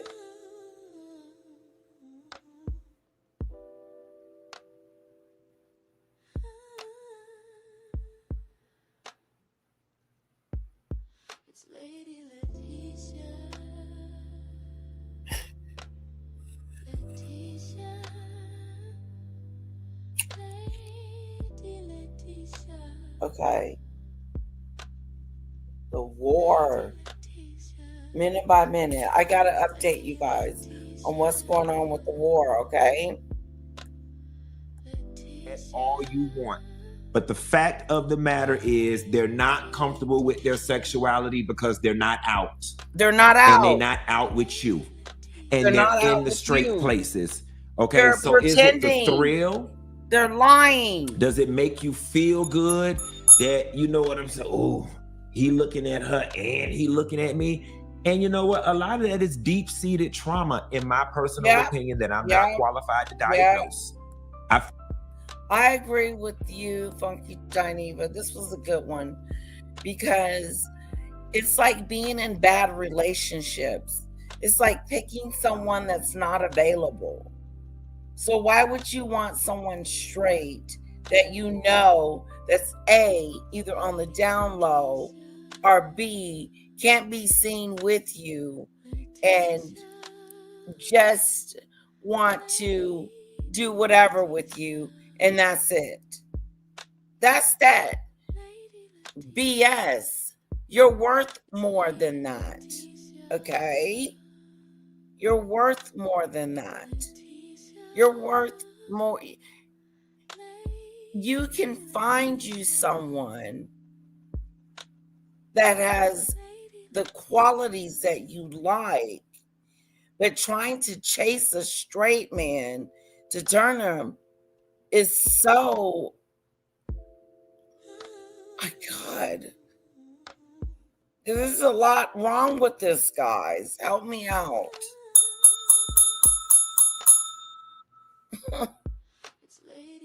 There's a lot wrong with this. And I am with you, Funky Dineva.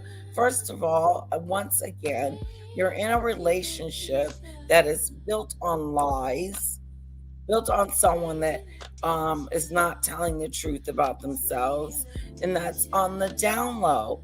And you're glad to be with someone that is that way. No, you don't want that. You want the real deal thank you meal. Someone that's gonna want you for you and would like to be seen with you, that ain't on the down low and all that craziness. Either you is or you ain't. That's that. Either you is or you ain't. I feel like a lot of that is deep-seated trauma, in the sense that, you know what I'm saying? Bad You even said, I don't like gay guys. It always bothers me. It always bothers me to a degree when the most feminine of the community say shit like, I don't like gay guys. Because I am pretty sure that there is a shit ton of masculine presenting out proud gay boys out there for you to date. But you're not being 100% honest in your pursuit and in your preference for these straight types. You're not being 100% honest, EJ.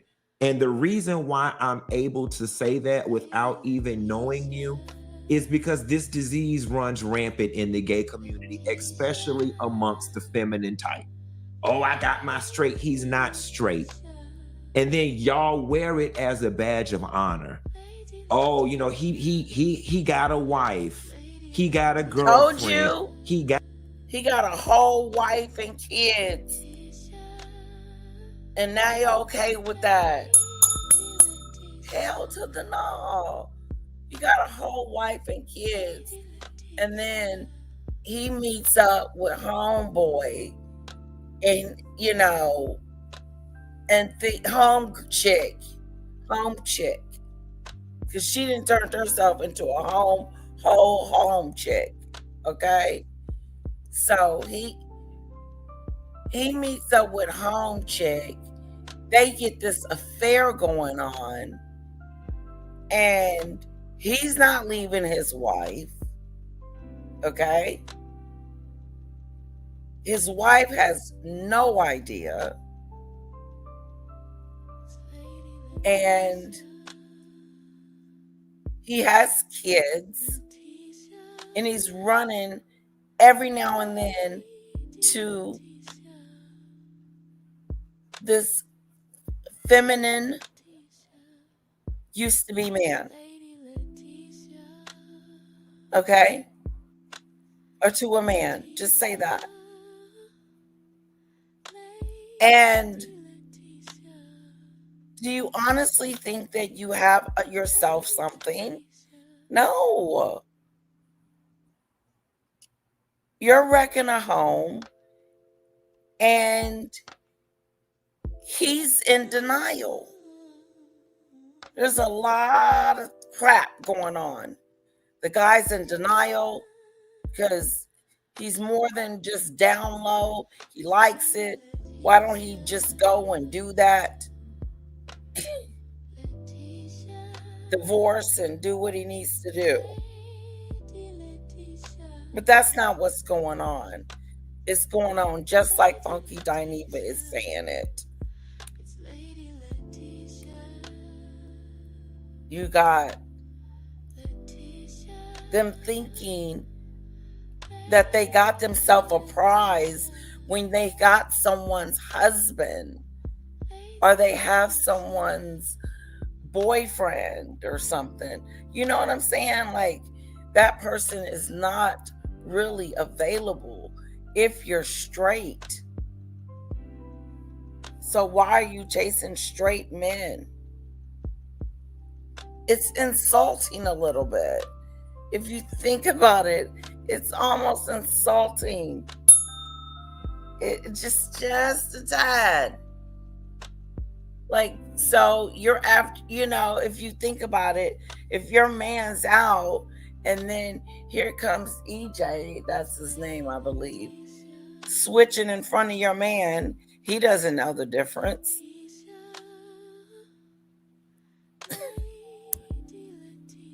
Just anyway, this is the type of men that he said he liked. Straight men. You can't like straight men because straight men aren't available. You know? They are not available.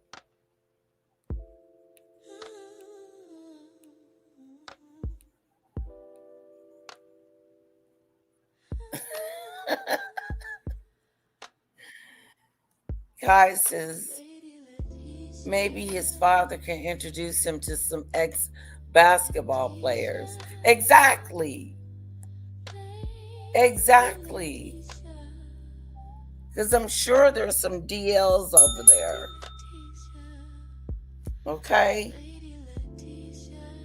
Whatever he gets, it's not going to be a great relationship. It's just doomed from the beginning. Got kids, you know what I'm saying? And I guess it makes y'all feel fishy. If he got a girlfriend, he got kids, fishy. You know what I'm saying? And I guess it makes y'all feel fishy. I guess it makes you feel like a woman that you got a real man, because he not with that gay shit. He don't like that gay shit. He don't be over there with the gays. Just like I hate gays that say I don't hang out at the gay clubs. You know, the straight presenting gays that get all the straight privilege because you don't know that they're gay, and they say things like, I don't hang out in gay spaces. Yeah, because of the straight privilege that you have. You know what I'm saying? And deep down inside, you carry a disdain for what you are. And that's the part that is a little troubling for me. It's like, you know, I don't.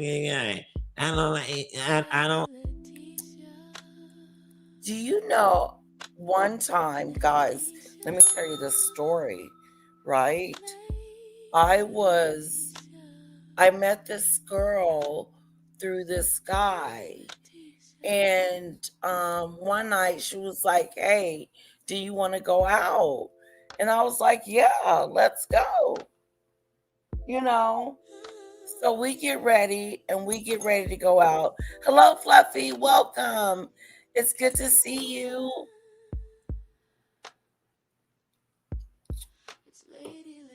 So we get ready to go out, right?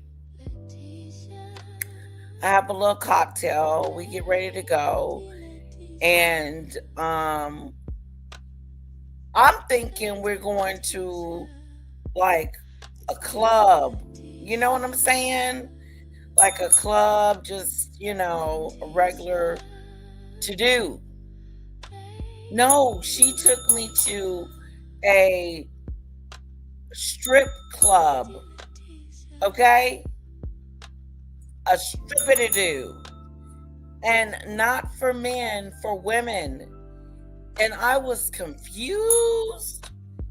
I was so confused. And so she never said that we were going there. I wish she had told me, because then I could have, you know, made up my mind if I really wanted to go or not.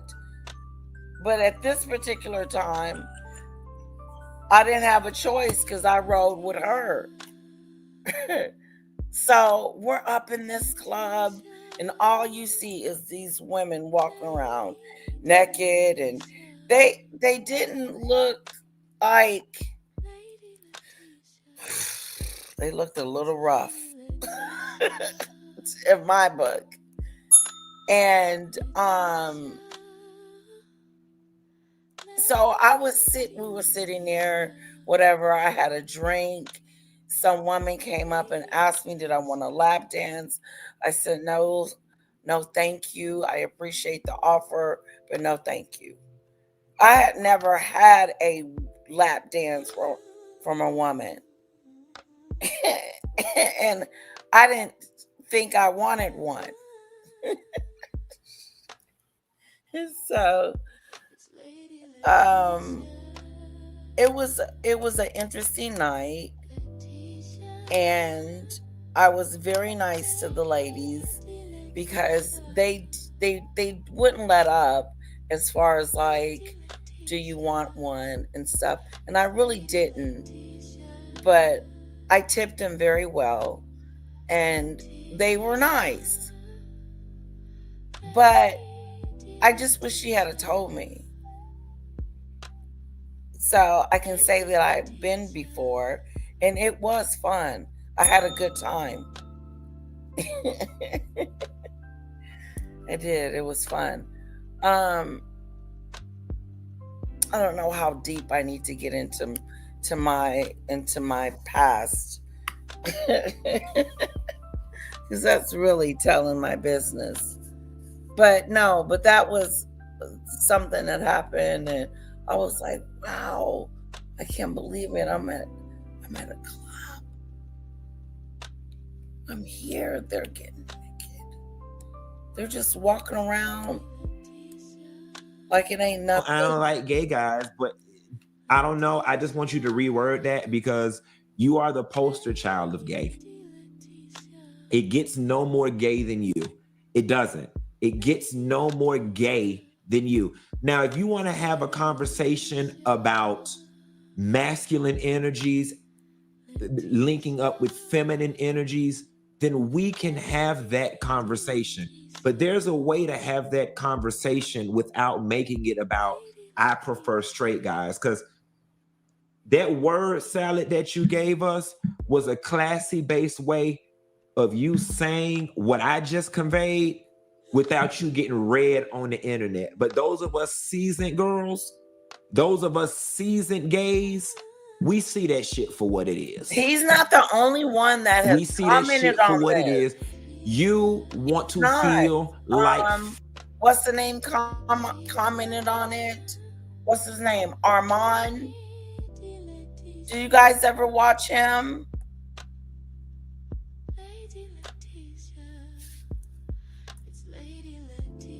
Armand Wiggins.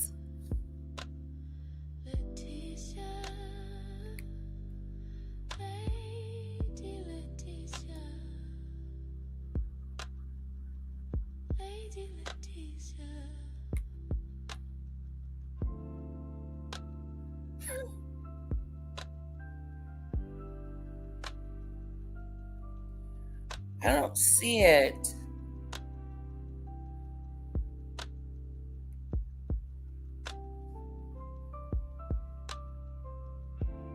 Oh, here it is. So do. Understand? So that's why I'm not really, I can't get upset by.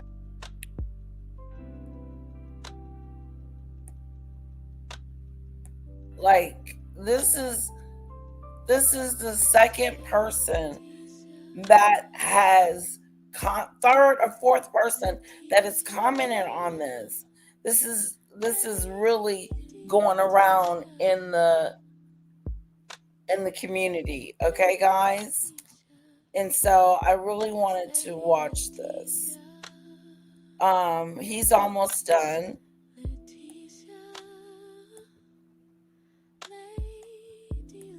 Fish. Okay, you want to feel like fish. Big feet, big hands, short skirts and all. And that illusion of them being straight men makes you feel fishy. Fish. And it makes you feel exceptional. You're an exception from the rest of the gays. I'm not like that. And listen, you know, part of that is some weird. The way he puts it is so weird, because he's trying to say that he's almost feeling like I don't do the gay clubs anymore. I go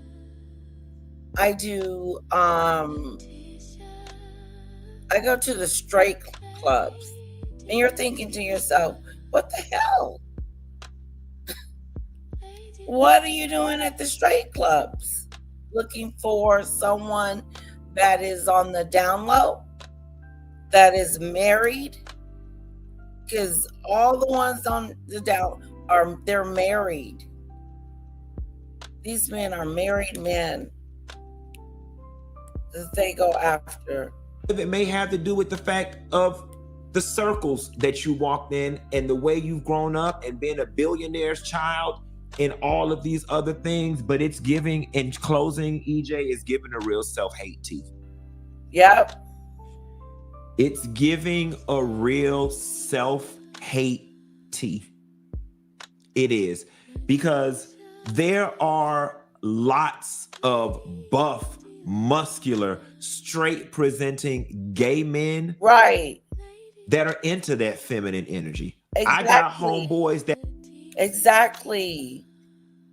You're kind. The person that you should be hooking up with, not someone that is not into you. You know, it's almost insulting for this, I'm gonna call her girl, to come in a space where there's straight men that are married and whatever and do this. Because that's what I got out of the story. I really got that out of this story. And not just that, was that like almost like it's a challenge. Like, I want to go to the straight side because it's just better. Like, why is it better? Make up your mind. Is that confusion still? That will not date a butch queen or a butch boy at all. That they love feminine boys. Right. So I can't tell you what your experience is. I haven't walked a mile in your big ass shoes, but I also know bullshit when I see it. And that what you gave us was a whole word salad of bullshit. And I'm gonna close by saying this. I have to agree. Think that shit is cute until your safety gets compromised. And I'm gonna leave it at that. You think that shit is cute until your safety gets compromised. Ooh, he's warning him. He said, you think it's cute until your safety is compromised. You don't know what a woman will do to you because of her man. It's just wrong. He should be with the people that he is attracted to, that are like him, but masculine. I get what he's saying. He wants a masculinity man. But then he went this far and said, but I want a straight man. They're not available. Are they?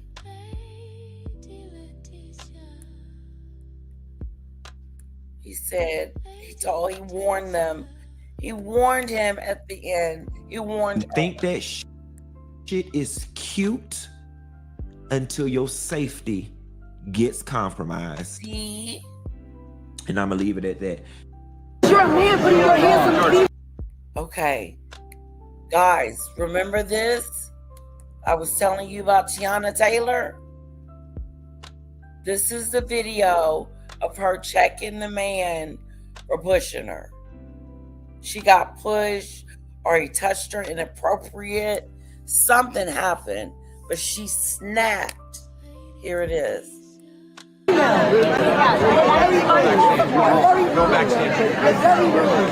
that video of Tiana Taylor at the Oscars last night has been viewed 2.2 million times in the last 17 hours. Now, the author of the tweet really didn't know the details of what led to that interaction that he captured, but Variety sussed this one out. So what happened was, after the show ended, the One Battle After Another crew or team was going to take a picture up on stage to commemorate their best picture win. And Tiana was already up on stage, but Tiana saw that two of the Warner Brothers head execs were having trouble making their way to the stage, like through all the crowd. So she came back downstairs, got them, and was bringing them back to the stairs to take them up to the stage. And that's when the security guard stopped them and wouldn't let her go on stage. And so, then apparently he definitely put his hands on her. There's reports even that he actually shoved her. And so that's when the video starts. Go backstage. Move a little bit. Oh my God. They said she got pushed. He pushed her. The security guard pushed her. And she said, "You're very rude. Don't put your hands on women. You're very rude." Because he's putting his hands on the female. What are you doing? He literally shoved me. He wasn't even let her. He was damn near shoving her. He just said us in the same. Shove us for what? Everybody's still having fun. Everybody's having a good time. But shove me. That's a different story. You can say no and get it. Shove me. That's a different story. Do not touch me. Do not shove me. I saw like the video where this guy put hands on you or something. Are you good? It's all good. TMZ caught up with Tiana outside an after party, and at that point, TMZ was just going off the viral video. Like, they really didn't know the context of that video. Everybody's having a good time, and you know, security was just doing a lot. They were being extra. Listen. It's always that one. But Are you? Fine. Today, the Academy issued a statement saying, "We were extremely upset to learn about the experience endured by Tiana Taylor at the end of the Oscar ceremony last night. Though the incident was with our outside security firm, SIS, the experience of every single guest is our responsibility. We've made it clear to them that this behavior is not acceptable. We want to thank Tiana for showing remarkable grace. We're taking the appropriate measures to ensure this does not happen again." Yeah, a lot of people were wondering. I'm happy. I mean, there's nothing to wonder. I think the first thing people do is definitely. She's beautiful. I'm like, oh my God. And her body is like, dang. Look her up. And the last movie she played in was really good. I hate this for her because I hate it for her. This is what Funky Dineva was talking about earlier. About what happened to her. But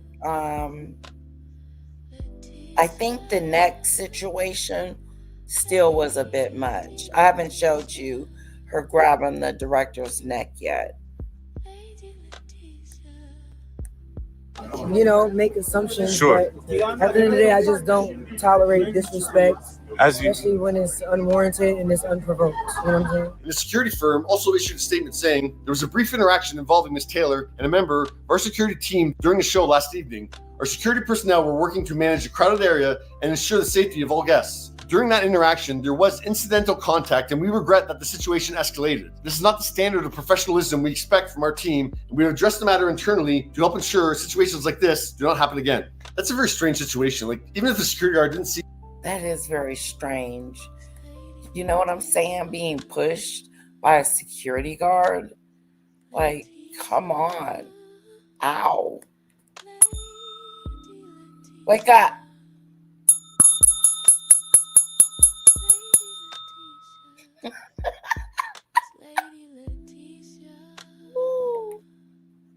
Yeah, that was pretty something. Let's move on.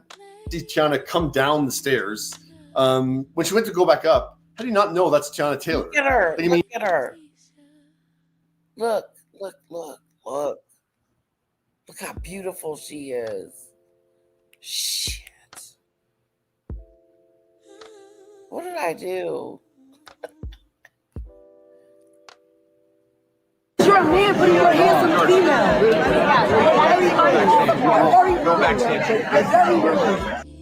Tolerate disrespect, As you- especially when it's unwarranted and it's unprovoked. You know what I'm saying? the security firm also issued a statement saying there was a brief interaction involving saying that Joe.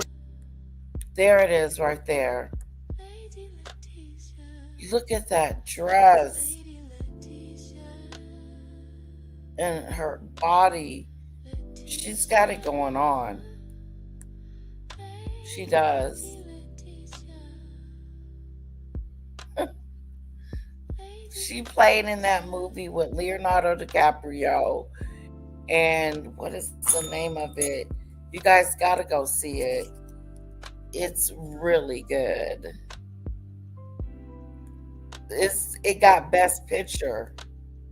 And I'm kind of shocked.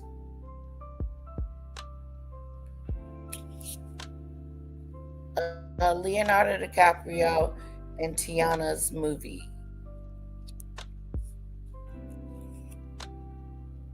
One battle after another. That's the name of it. One battle after another. Check it out. Look it up. It's a great movie. It's got action. It's got mystery. It's got it all. Let me tell you something. It's comedy. It's a great movie to watch with you and your hubby or something. But she's gorgeous. Schmo from Arkansas. No offense to Joe Schmoes in Arkansas, but yeah, I can see why something like that wouldn't recognize Tiana Taylor.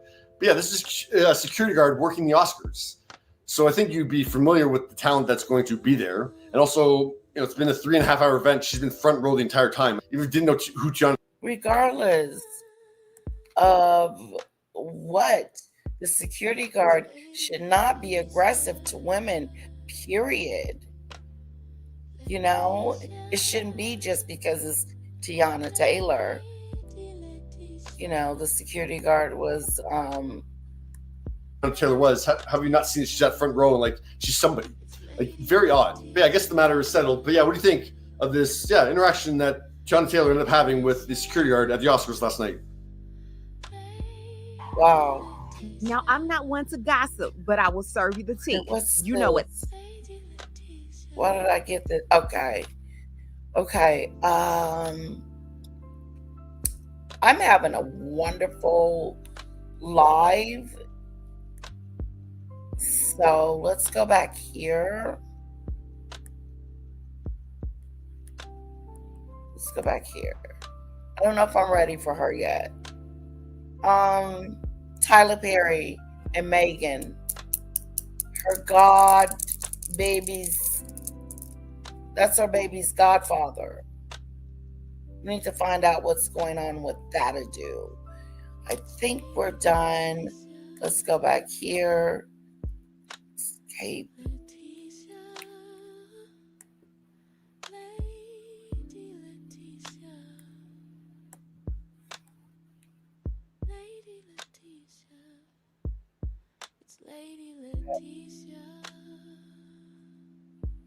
That was great.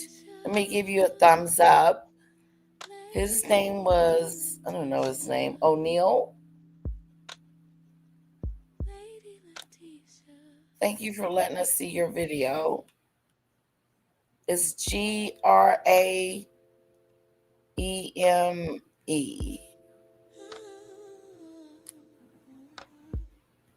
Okay, let me go back here. Oh, it's starting to do that. God, sucks. Oh, I hate that. Why is my computer doing stupid stuff? Hold on, guys.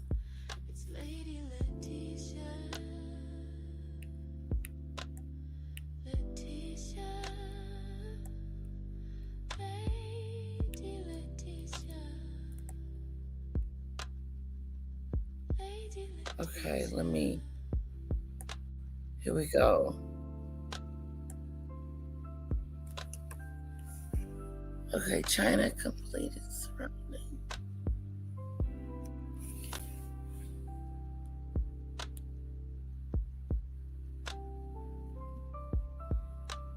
Okay. I have some Trump stuff that I want to go back and look at the end. So, because there's been some updates. Okay, so do we do this? We did him. We did that.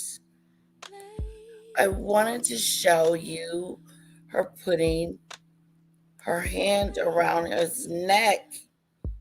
I have to show you that. Okay. Here we go. Oscars.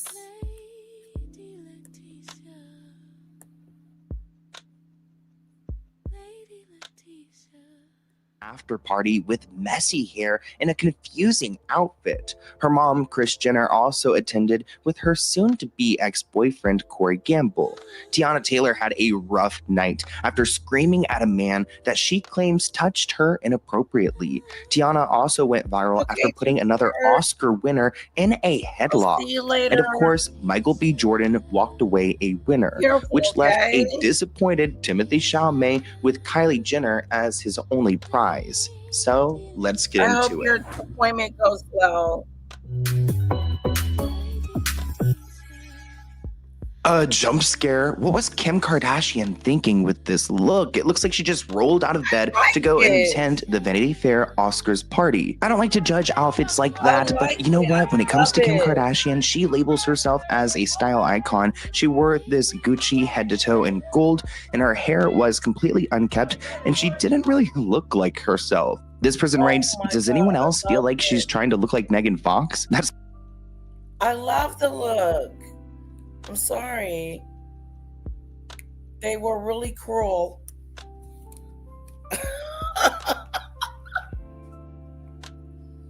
They were really cruel about Miss Kim Kardashian's outfit. I thought it was pretty and gold. That's what it's supposed to look like.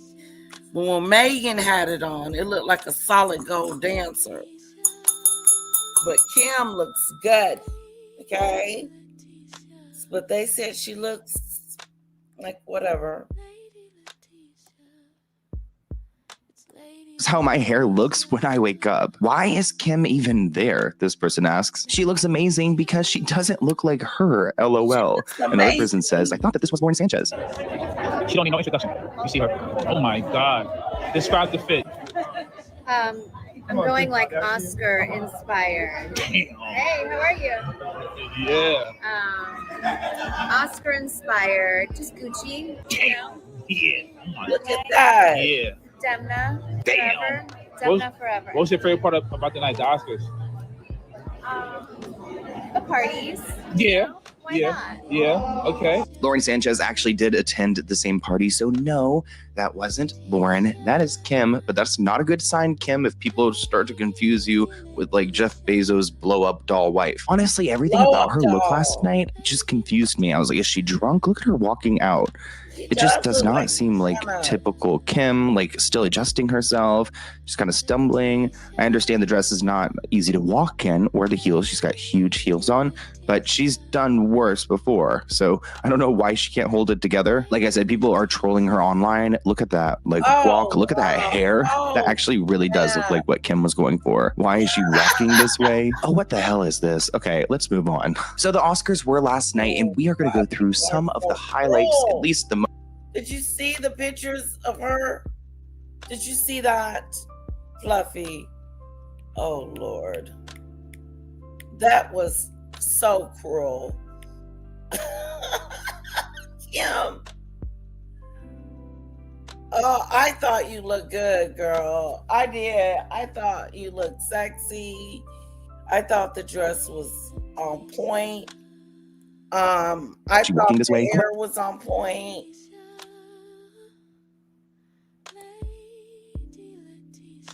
Yeah, I didn't.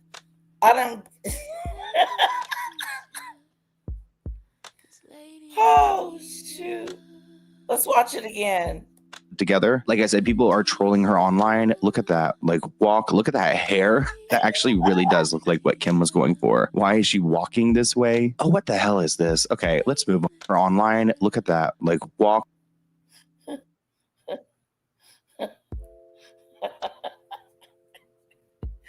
Oh my God. Kim did not look like that.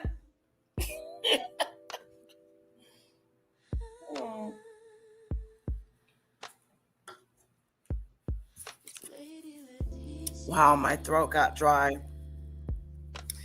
Kim did not look like that. That is They are so wrong for that.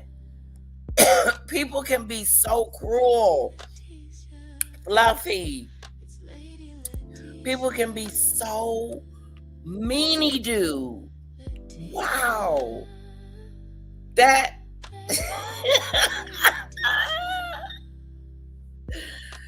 it don't look like her, but it do look like her, right? You know, it don't look like her, but it do.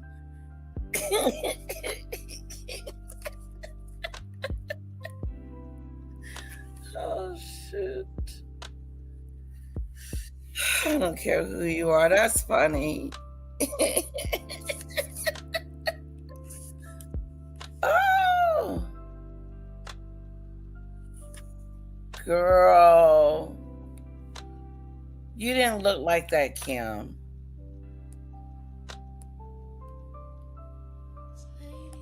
Look at that hair. That actually really does look like what Kim was going for. Why is she walking this way? Oh, what the hell is this? Okay, let's move on. So the Oscars were last night, and we are going to go through some of the highlights, at least the moments I feel like are worth talking about. Like, why was Tiana Taylor on her worst behavior? Actually, scratch that. I love Tiana Taylor, so whatever happened, I'm on your side. I don't even know what went down, but I'm already on your side, Tiana. Don't worry. In my mind, she could do no wrong, but last night there was this moment where she was like going on to stage, celebrating the win for this movie, giving this guy kind of like a head choke. What is that called? Like, put him in a headlock?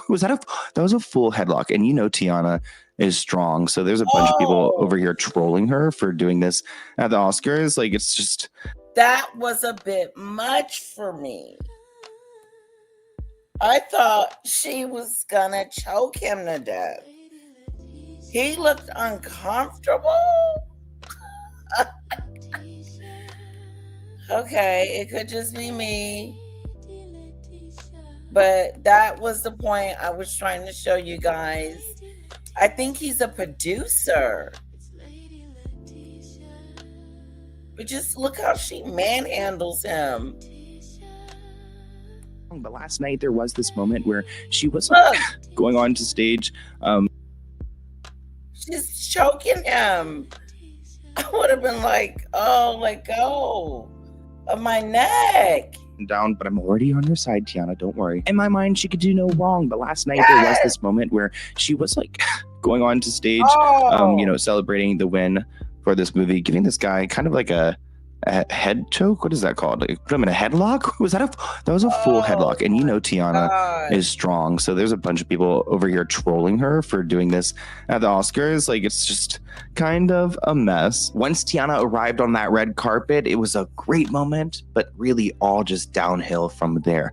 But her movie, one battle after another, did walk away with plenty of Oscars. So the movie did do well. And like I said, I am on Tiana Taylor's side, because tell me why Tiana had to go off on somebody. I wish you could see who they were in this video, but going off on them because she claims that a man touched her.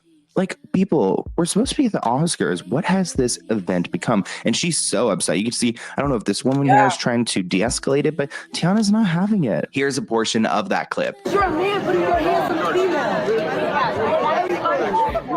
Go backstage. Because he's putting his hands on the female. What are you doing?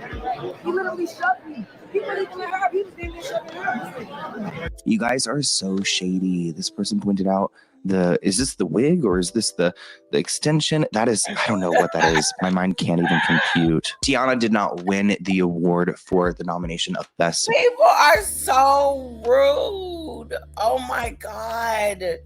Did you see the lady's hair? And then he pointed it out. Hello, Tune the News. Hello, Casey. Hello. Welcome. We are watching, yes. We are at what part? Yeah, we're in between Funky Dineva and Nancy. Yeah. I feel like I'm gonna be on here a little longer. But it's so good to see you. I like when you come visit me.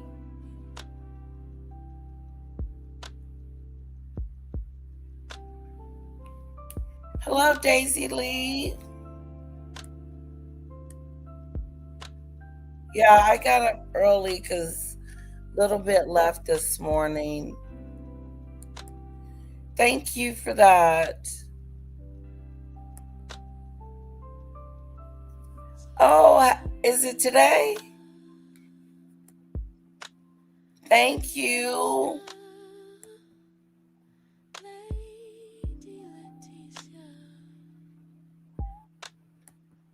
Oh, thank you, Casey. Oh, thank you. I like your picture.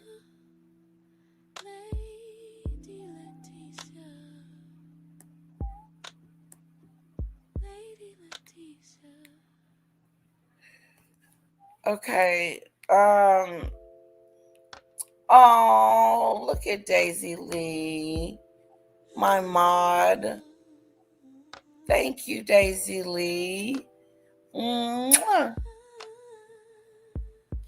I want to thank you so much. I love you too. Let's put some fans and some hearts in the chat for Daisy Lee, please. Some fans in the chat. Where my fans at? Where my fans at?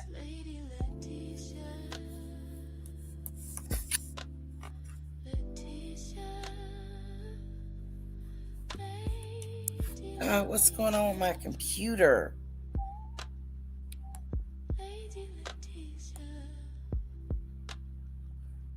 Okay, I can't get my fans up. Something's going. Tune the news. Oh, thank you. Thank you, Casey.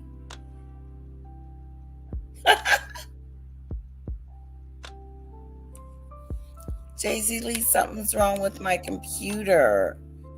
I can't get my. You know what? I'm going to do it on my phone. I can do it on my phone. See, there's more than one way to do things. I hope you guys are enjoying the show. Please put a like. Intermission. Just small intermission. Okay. I'm going to my page. God, the news is constant.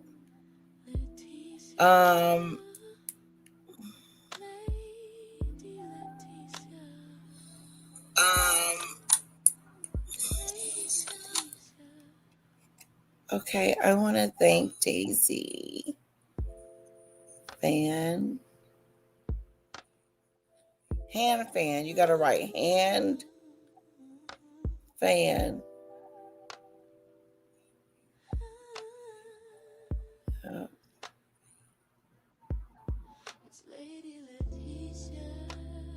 That's for you, Daisy.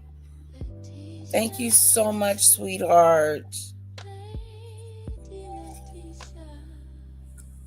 I was not able to do it on my computer, but I was able to get that to you. I need more fans. Thank you, guys. Thank you, mods. You guys are awesome.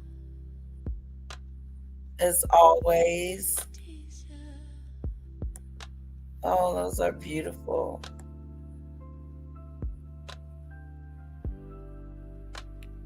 Thank you, Daisy Lee. Okay, so check this out.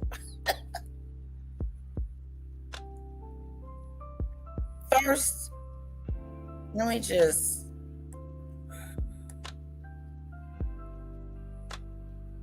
And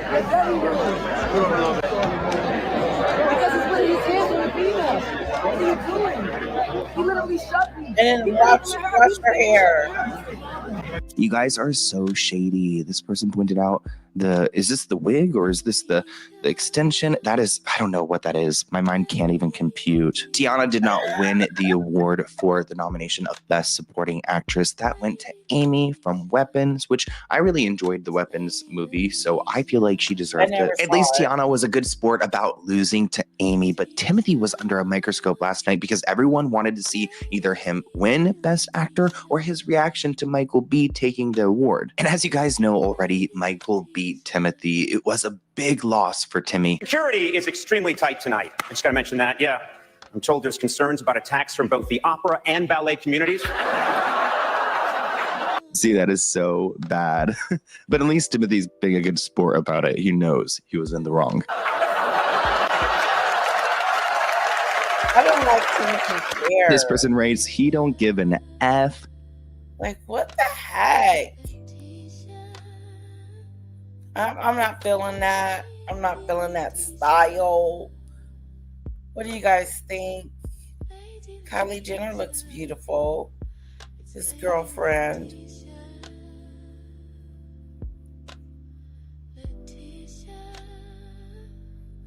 All right. Timothy Kardashian, another person writes, and Toyota Chevrolet ain't getting a break. Another person screen capped Kylie's reaction to that moment. And of course, the whole audience knew exactly who he was talking about, and it was kind of uncomfortable. This person writes, that was for Timmy T. Although Timothy seemed to take it well, if you notice Kylie's hands in the moment, she started playing with her fingers ever so slightly, which signals irritation. And I could see Kylie being really upset because with so much money and so much power, but really no control in this situation, it's probably frustrating because she believes that Timothy should be winning this award and she wants him to get it so badly, but you can't go and just buy the Academy off. So he has to really go and earn it. And these other moments, like him talking about the ballet and the opera, that interview came out like a month ago, but it conveniently went viral like weeks before this award show. And I feel like she's still kind of bitter that that happened. I mean, I don't think that he needs to be upset about it, about not winning the award, Timothy. And the reason why I say that is because he's young. Keep doing it. You know, it took Leonardo DiCaprio a little bit to get his. Did he ever get it? Yeah, Daisy Lee, that wig wasn't wigging it, was it? And the nerve to point it out. The nerve.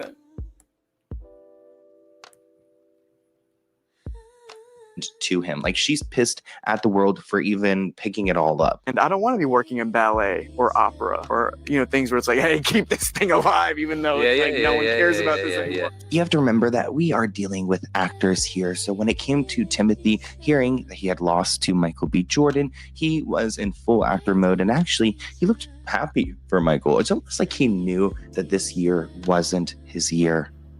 And the Oscar goes to Michael B. Jordan.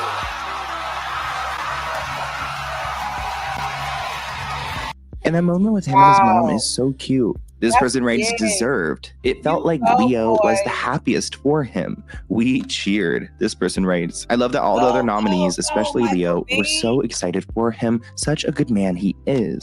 Humble king, this person writes, and another well-deserved. Steven Spielberg right now is on entrance cam. He just kind of shaded Timmy in his comments about ballet and opera. Now Timmy is going to walk behind him, so I kind of want to know, can we stay here please for the gossips? For those who missed it, Steven Spielberg made some comments recently. Here's Timothée Chalamet. Timothée Chalamet is walking past. Steven Spielberg is right there. He just kind of made some comments about the ballet and opera. They are just so one person apart. Okay, what's going to happen? They're not making eye contact. By the way, I just want to brag again that this is eTalk's exclusive camera. Thank you very much. Oh, his publicist guided him the other way. His publicist physically turned him the other way, and they're sneaking off to the side.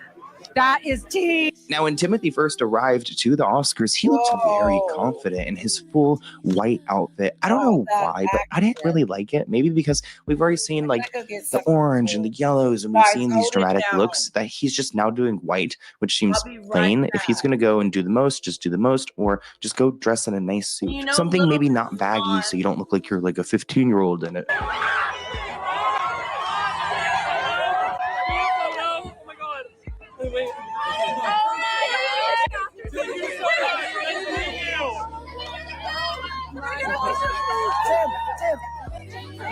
Everyone behind. Everyone behind you. Ready?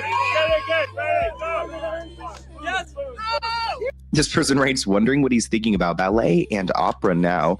Arts matter. Another person writes, no Oscar for you. And he probably felt all that bad energy because there is footage of him and Kylie sitting out in the crowd, and he just kind of seems a little anxious. I mean, I would be too if I had everyone around me constantly filming my every move.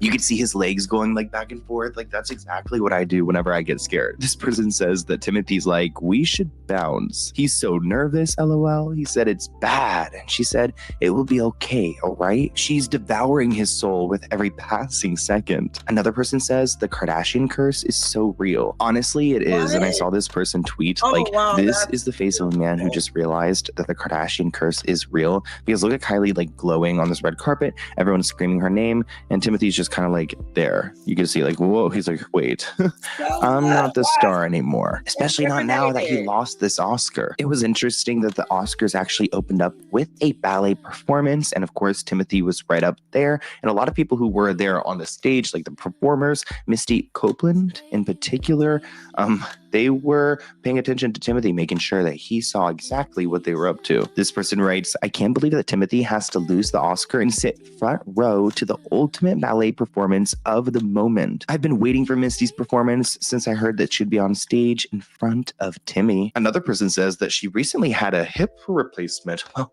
good for you. You go, girl. Of course, Leonardo DiCaprio was a huge part of the night. Every time he goes to an award show, they make him a main focus. And there was a moment where Conan kind of made it awkward. The king of memes. He's the king of memes, this guy.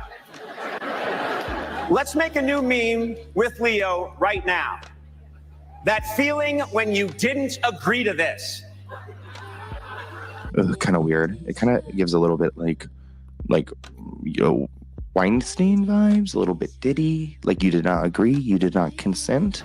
Yeah, like what?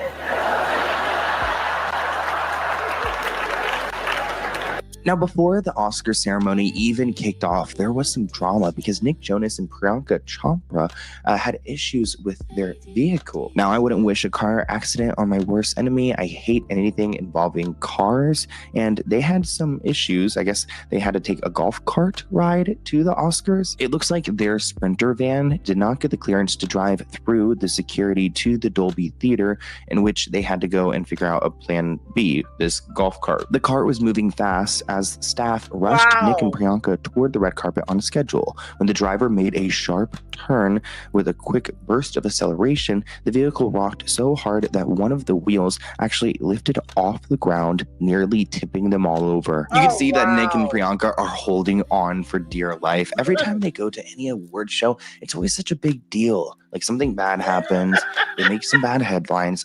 They might need to just like stay home for a little bit.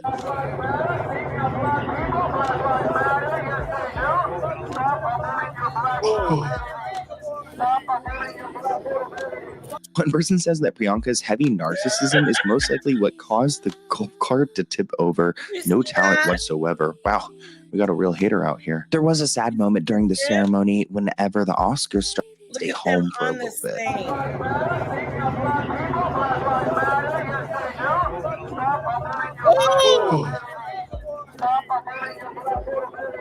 One person says that Priyanka's heavy narcissism is most likely what caused the golf cart to tip over. No talent whatsoever. Wow, we got a real hater out here. There was a sad moment during the ceremony whenever the Oscars started to spark some racism backlash after they cut off the K-pop Demon Hunters crew's speech for their win. They say they let these white men ramble, but when it comes to these Korean people, they're being cut off. And they were literally giving like the best speeches, like talking about their journeys growing up, being made fun of for liking K-pop, for being Korean, for all these different things. And they decided to go and blast the music to go and end their speeches. And I feel like it was just incredibly disrespectful. Did you see this at the Oscars? To Netflix, thank you so much, Animation. Thank you for Ian Eisendrath and Spring Aspers. And is there anything else? I'd like to thank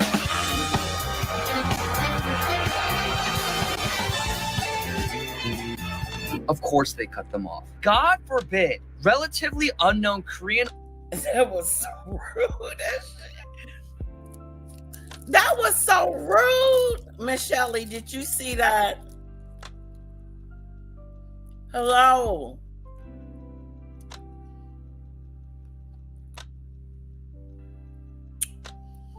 Did y'all see that?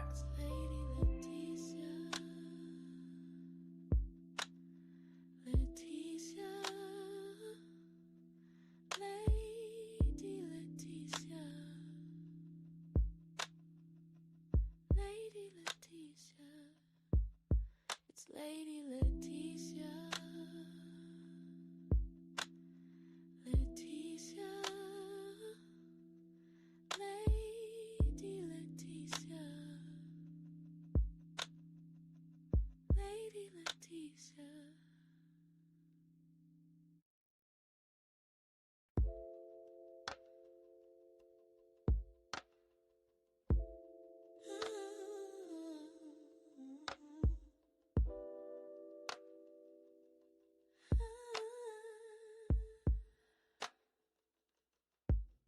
It's Lady Leticia. Leticia. Lady Leticia. Lady Leticia. It's Lady Leticia. Leticia. Lady Leticia. Lady Leticia.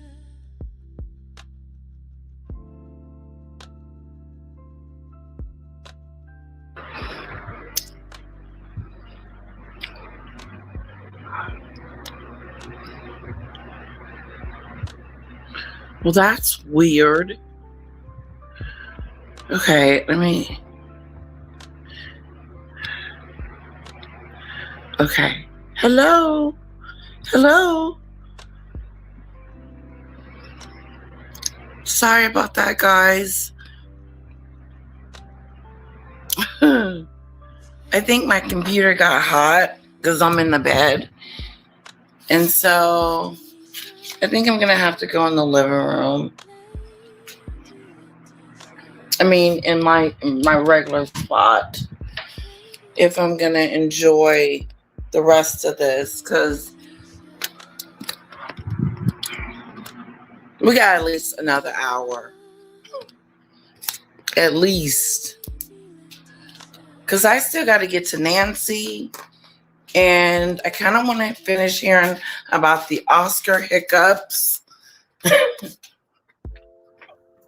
And I think the FBI made a statement about Nancy Guthrie that would be interesting that we should listen to. And then also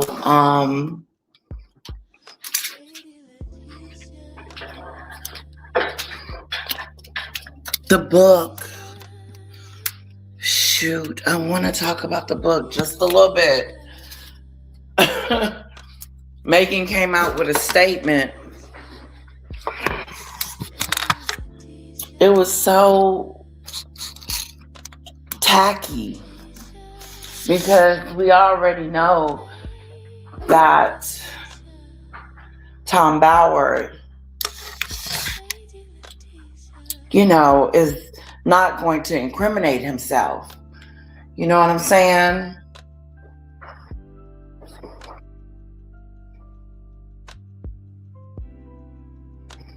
Okay, I'm starting the laptop back up.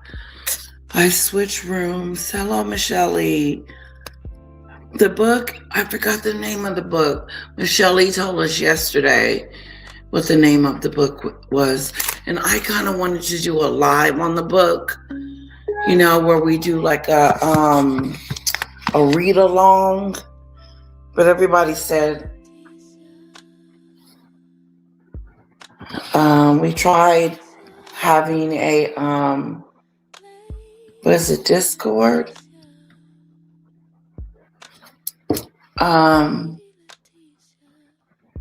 But but I don't know what happened to that. I was trying to get into Danny's once, and then mine and hers got crossed over some kind of way, and I was never able to get it back. Okay, guys, I'm coming back on the laptop.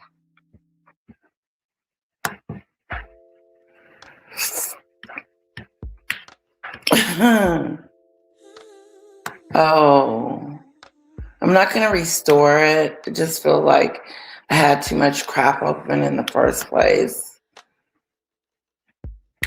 So what I'm going to do is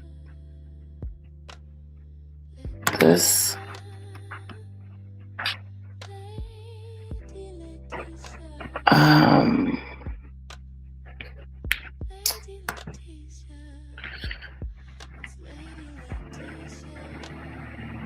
Okay, that's weird. StreamYard is completely gone. And I don't need to log in. Please don't make me log in, because I don't know it. Okay, I'll see you guys in a moment.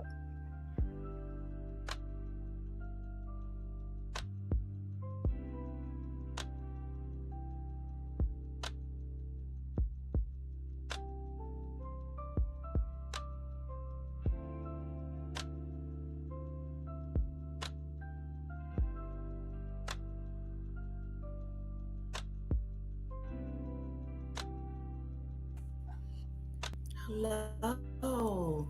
Sorry about that. It needed to shut down for a second. I had too many windows open. Honestly, I think the computer was getting confused.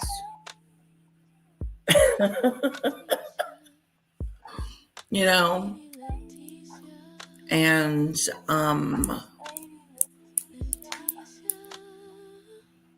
this, I want to play this. I do. I want to play this.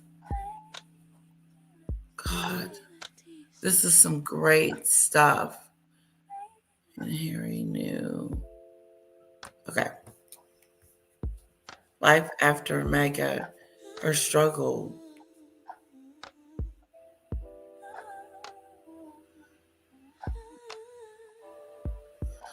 Oh God, Bunky and I need even. Okay, let's. Guys, hold on for a second. I think this is going to be a long live today. Honestly, it really is.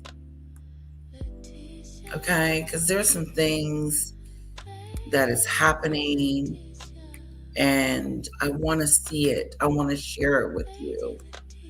So, and I'm not expecting you guys to hang out with me forever, but I am going to be on the sucker for a moment.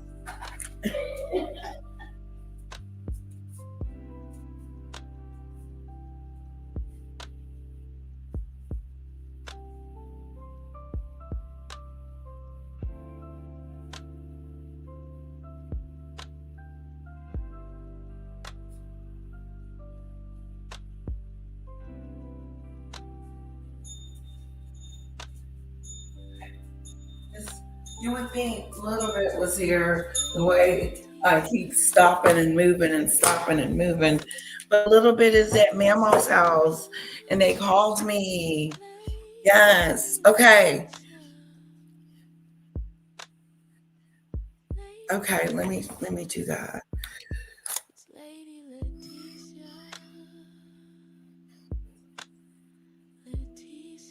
I'm checking my WhatsApp in the video.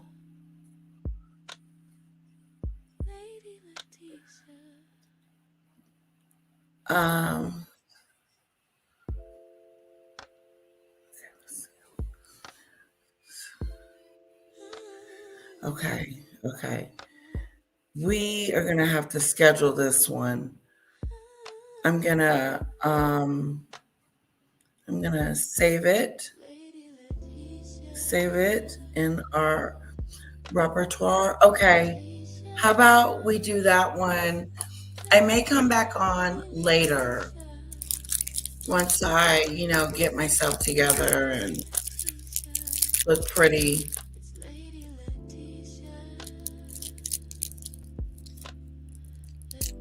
But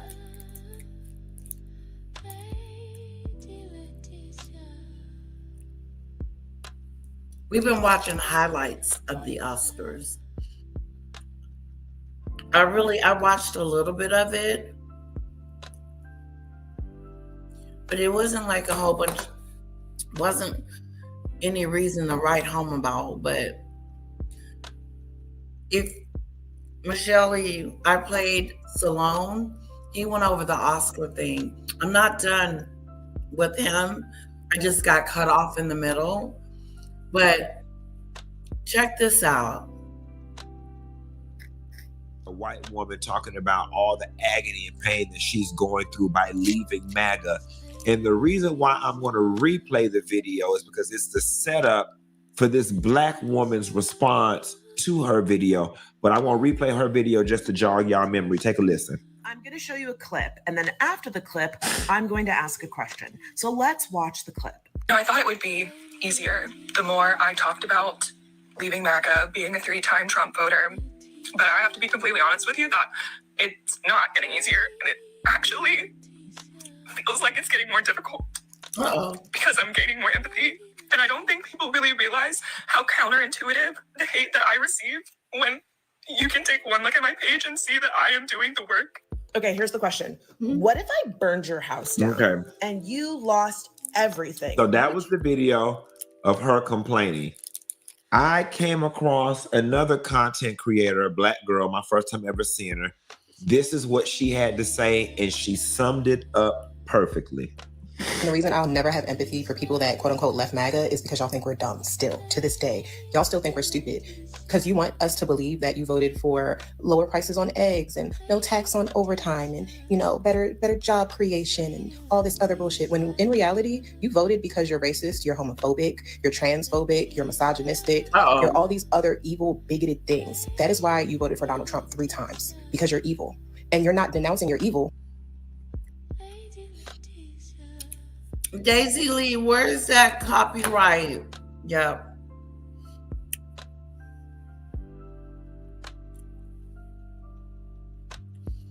And these are not my thoughts.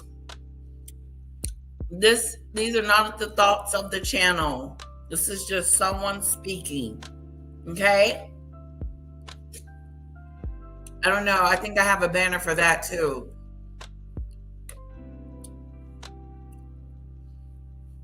And you're not denouncing your evil. You're only denouncing Donald Trump. It's easy to denounce him and act like he's the culmination of evil. But no, it's you.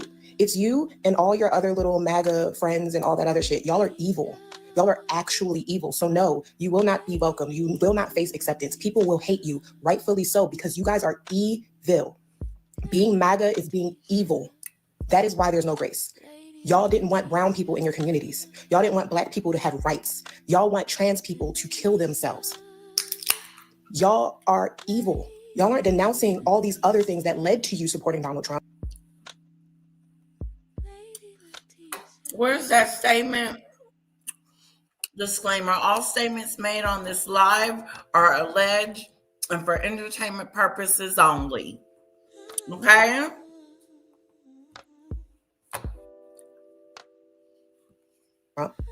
You're just denouncing Donald Trump because he lied to us, even though I'm not surprised about what's happening. There's a lot of people that's not surprised about anything that Donald Trump is doing. It's awful to see. But unfortunately, we are not surprised because it was laid out clear as day. And then you want to lie and say, oh, well, he lied to us. He tricked us. No, he didn't. Okay. I do agree with that piece right there. That how did you not know who he was from the first 4 years? Like, that's what I don't understand. That's what confuses me is like, he's been the president before and we've had a taste of him. And so why would you want that again? Like, seriously. When he started separating those babies from their parents as a deterrent, I was just disturbed. And so with that said, that's when I knew that there was something wrong with him. That's when I knew. And so my thoughts are not her thoughts. Let's make that clear. I'm not agreeing with everything that she's saying, so let's go there. But how did you not know from the time before?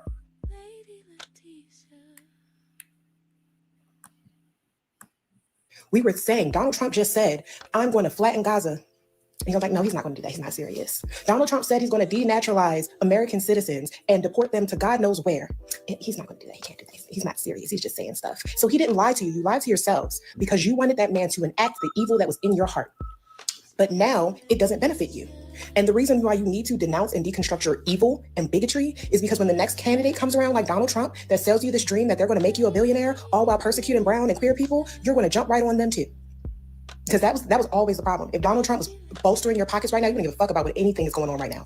You wouldn't care because that's your problem. Let me let you in on a little secret. Black people voted for Donald Trump too. And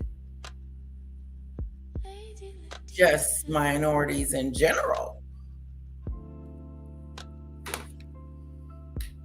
What are they? I'm just curious. It's getting hard for you. You're selfish as shit. And that has not changed. Even in your little video where you're pretending to cry, it's all about how hard this is for you. And you're just going through life for you. And people are being so mean to me. People are being mean to you. People have been shot in the... She's specifically responding to the lady that is denouncing MAGA. Face because of you. People's families have been ripped apart because of you. There are missing American citizens because of you. And you think we're supposed to care that somebody was mean to you? Somebody was so mean because I voted for Donald Trump 3 times. When am I going to get the chance to learn and grow and change? You had 3 opportunities. It's too late. You don't get to leave MAGA anymore. That's not an option. You do not get to leave MAGA. You are there. And you are going to stay there. And guess what? Once we get through, because we always get through, I want... You say she voted for him 3 times? Now she gets it? Okay, wait a minute. Hold up. There's something wrong with this picture. You voted for him 3 times. I could get you voted for him 1 time. 2, I'm even willing to give you a pass. But 3, you're out. Strike 3, you're out. O-U-T, O-U-T, O-U-T, out, out. O-U-T, out. No. You voted for him 3 times. How did you not know what this person was about? You know, those excuses that people are coming up with about they didn't know, it does make you irritated because this could have been avoided. You know what I'm saying? It could have been... I want us to pull from the ancient text for retribution from all of you guys. All of you. You do not get to abandon this. You are going to stay right where you are. You are MAGA still. You don't get to leave it. It's not a choice you get. Not anymore. It's too late for that. Entirely too late for that. And frankly, I don't want to hear it. I don't think anybody wants to hear it. We shouldn't have to. We got too much other shit going on. I love when I come across a clip that leaves me having nothing to say. I just thought about something. I totally agree. Leaving MAGA is a no-no. And I'm going to foreshadowing, forewarning, call me clairvoyant, call me psychic. When it's all said and done and history and the world recalibrates itself, you formally being MAGA is going to impact you the same way it did when people were known Nazis after the Holocaust. Y'all don't understand, when this man gets out of office and eventually we recalibrate everything in this country, y'all are going to go down in history as being proud card-carrying members of one of the largest hate groups we've ever seen in our lifetime. And I am telling you, when time goes on, how quickly people are going to forget.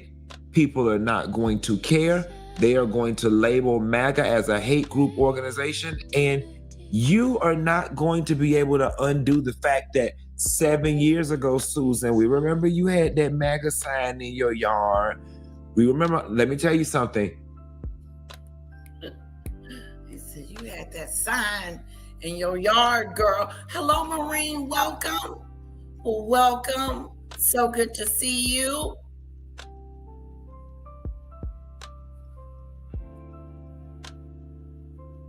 Luis, hello? No. Be nice. This is a nice group. We do not talk like that in my chat. So I'm going to remove your comment. There.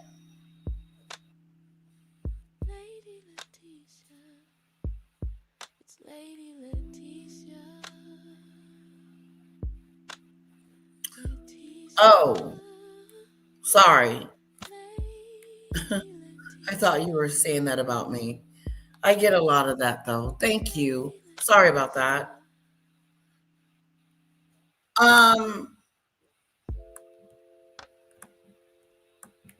Being MAGA is in vogue right now because of who's in office. But you just wait until he gets out of office and then consequences start raining down on y'all ass like hellfire. No, it's already starting. It's already raining down. Gas prices is up almost $4 a gallon. That's pretty big.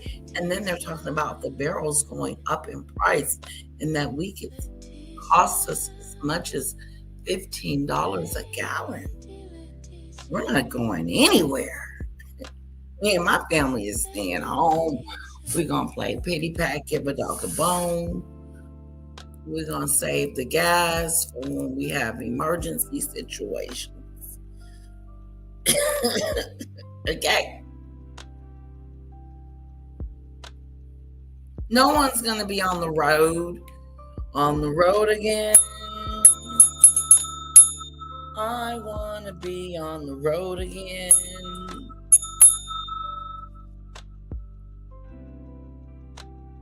Oil prices are going up. In response for being hateful. You watch and see how many people want to backpedal and pussy pop. You watch how many white women gonna say it wasn't me, it was my husband, because they ain't got no backbone. They ain't gonna stand up for shit when the tough get going. You watch and see just how they gonna do.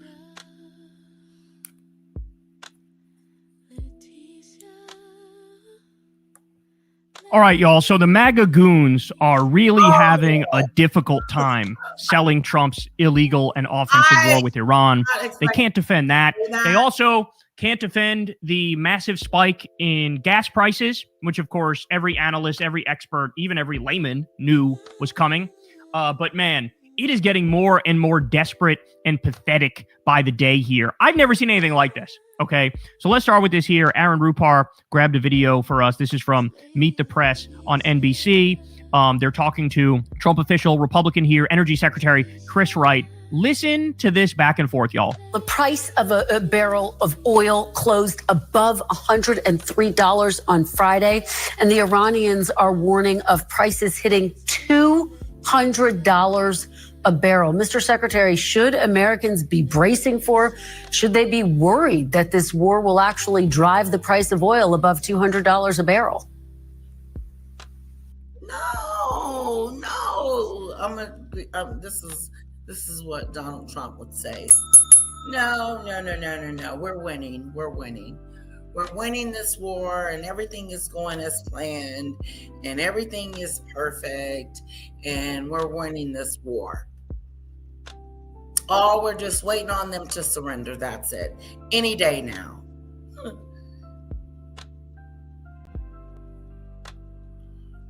Uh-oh. Oh, where's my computer?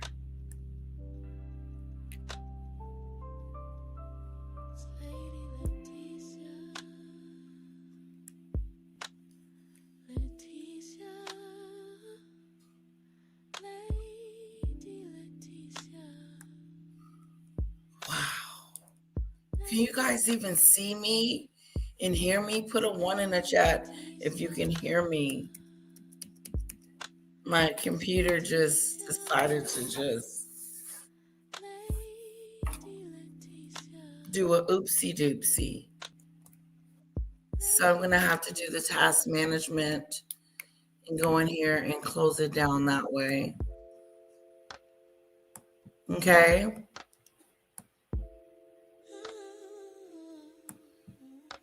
Because it just went blank. I don't know if it's upset about Donald Trump or what the situation is.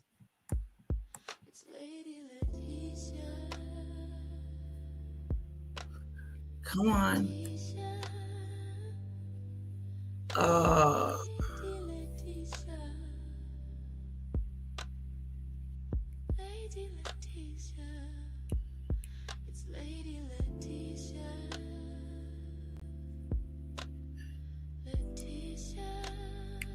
Okay, I still can't see you guys.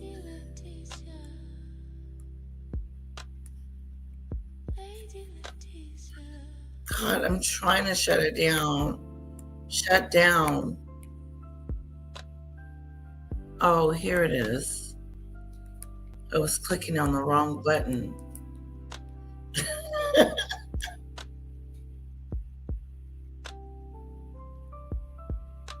Come on.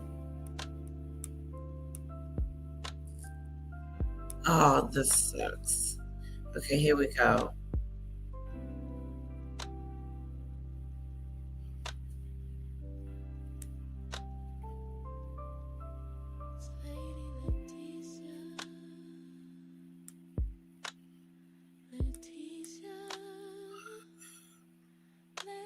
It's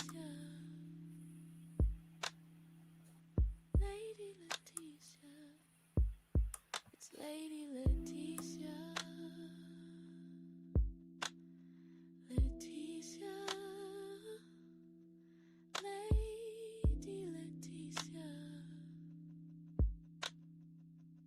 Lady Leticia.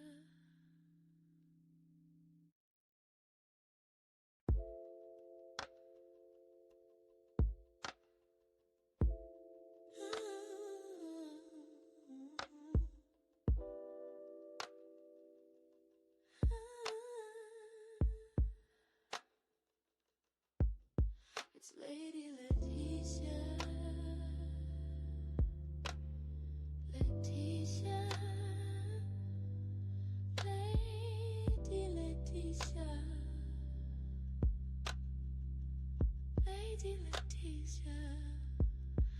Lady Leticia. Oh, let me tell you. Guys, wow. It's kicking me out. It's making me lose my Yahoo pages, and what we're talking about sucks.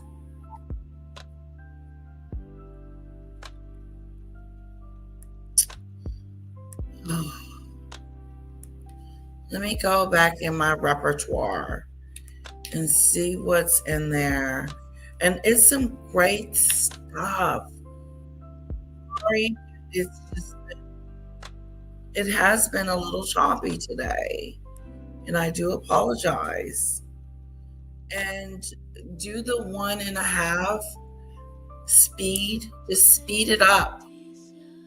If you come to a break and I'm in a break, just speed me up.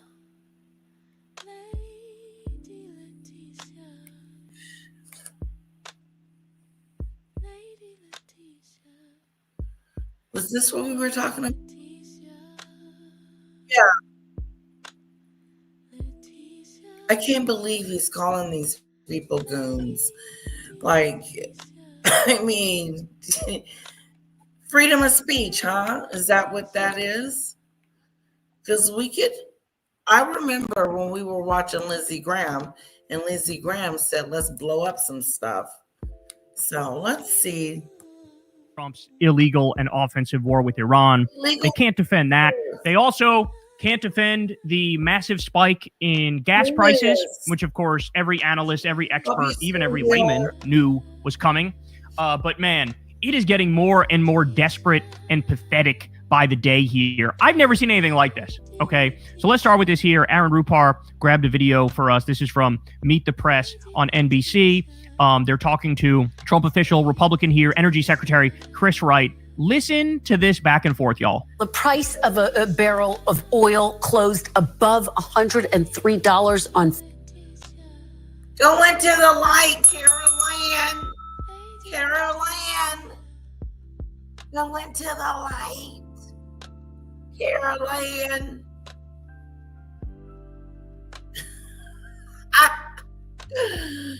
Ooh, girl, I had to go into the light.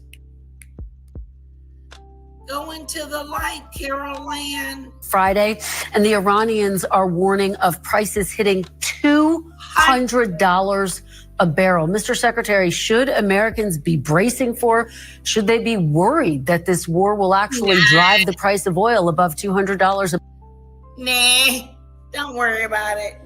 Keep doing what you're doing. Keep rolling along. Keep pretending ain't nothing happened, ain't nothing to see over here. But then when them prices go skadoodle up in the air, and people are gonna start looking at the news and looking at Donald Trump like, what the hell is going on? Well, you gotta pay attention. There's a war going on. So Iran for 47 years has called the United States the Great Satan. So because they call us the Great Satan, I don't think we are the Great Satan. In fact, clearly we're not. So I don't listen much to Iranian projections of what's going to happen. So that's a no? There is disruptions of flow in a very important waterway. Well, you better listen because it could happen. Dumb diddy dumb. Hey. Where do they find these people, bro? I don't know. Where did they find this guy? Weird. I mean, this is like anti-charisma. You do know that when you dodge a question, you have to sort of be artful about it. Yeah. You have to sort of leave the impression that you're answering it as you don't answer it. You can't just be like, all right, so oil prices have gone. Exactly. Answer the question, but don't answer the question, but answer the freaking question. Don't dodge it completely. It just feels like a big fat deflect. I hate when people deflect and try to move on and sugarcoat and stick stuff under the rug and be like, oh no, nothing to see here. Stop that. Gone up a lot. Like, what do you have to say about that? Iran calls us the Great Satan, and personally, I disagree with that. How dare they call us the Great Satan? Nothing to do with nothing. Bro, what? What? And look, I have to admit, when I was younger, when I heard that, my eyes would roll into the back of my head. As I get older and I learn more and more about what we do, I'm going, they may have a point. They may have a point. When the U.S. backs 73% of the world's dictatorships, okay? When we armed and funded the genocide in Gaza, knowing damn well what we were doing. When we armed and funded the genocide in Yemen, knowing damn well what we were doing. When we did the illegal and offensive war in Iraq. When we did torture at Abu Ghraib, torture at Guantanamo Bay. When you look at the track record in our history, especially post-World War II, I mean, you can't fucking take a breath without us overthrowing a new government in South America, for example, during the Cold War period. Okay. Right? Even, you know what the term banana republic came from? It's because we overthrew a government to steal their bananas for our banana company. Okay? Like, there's a reason why. Can we be serious here? Can we be adults for just a second? Can we grow the fuck up for just a second and acknowledge, like, yeah, they kind of have a point. They kind of have a point. And then meanwhile, we have the nerve to like suck ourselves off 24/7 like we're special and we believe in liberty and freedom and democracy. I guess recently that's changed a little bit because Trump is such a fucking gangster, like, you know, mob boss that he doesn't even pretend. Don't forget this too. We're trying to help their regime because they have the worst over there. And we would be helping these people if we were to go do what we're doing. I've heard that too. Have you guys heard that one? He's just like, yeah, I'm going to steal your shit, and that's what I'm going to do. Have you heard that one? The nuke. I heard the nuclear bomb. They're trying to prevent a nuclear bomb from being created. And there's nowhere near that happening. So that's a lie. And then you have the one I just mentioned.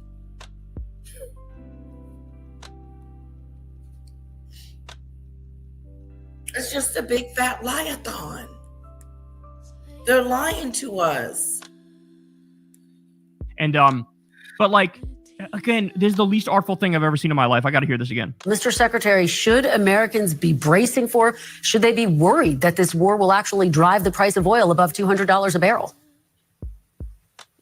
So Iran for 47 years has called the United States the Great Satan. So because they call us the Great Satan, I don't think we are the Great Satan. In fact, clearly we're not. So I don't listen much to Iranian projections of what's going to happen. So that's a no? There is disruptions of flow, a very important waterway.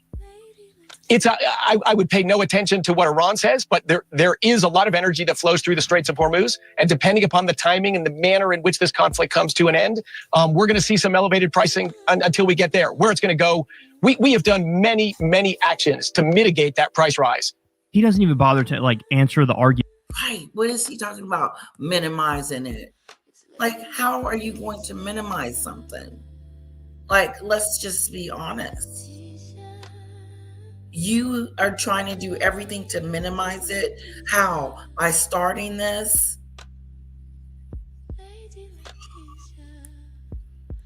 You know what I'm saying?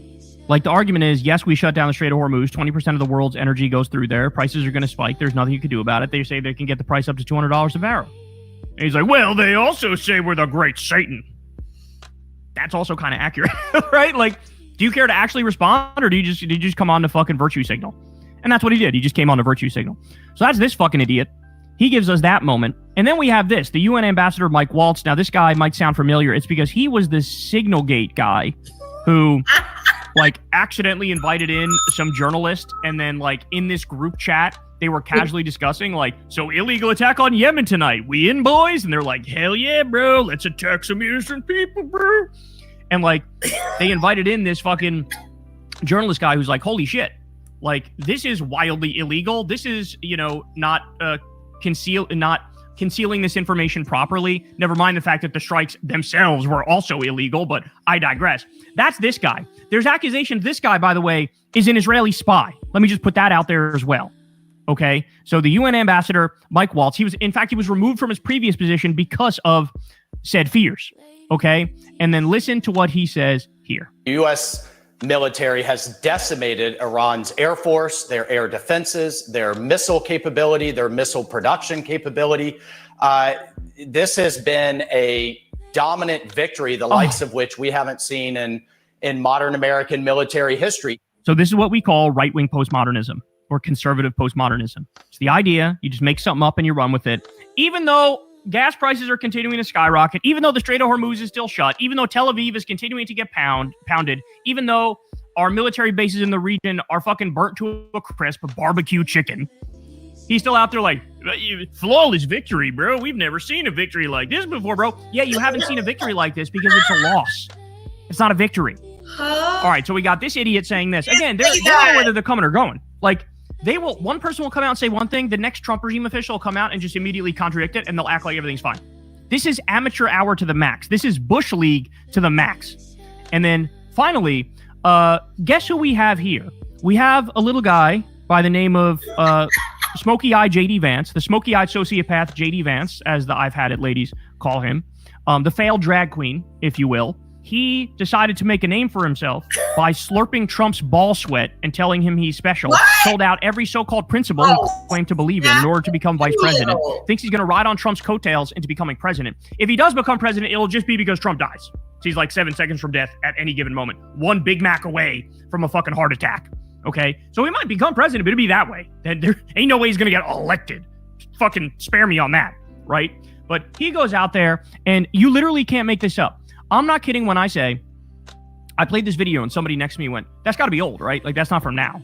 And I go, no, this shit is from now. And they go, excuse me? Like, are you kidding me? This is what he's saying now? Ready for this? Ready for this? Yeah. As absurd as you think it is, it's going to be more absurd. Listen, here we go. All this conversation happens where Joe Biden left us in a terrible situation. What? And the reason why gas prices are where they are today is because of Donald Trump's work to get them lower.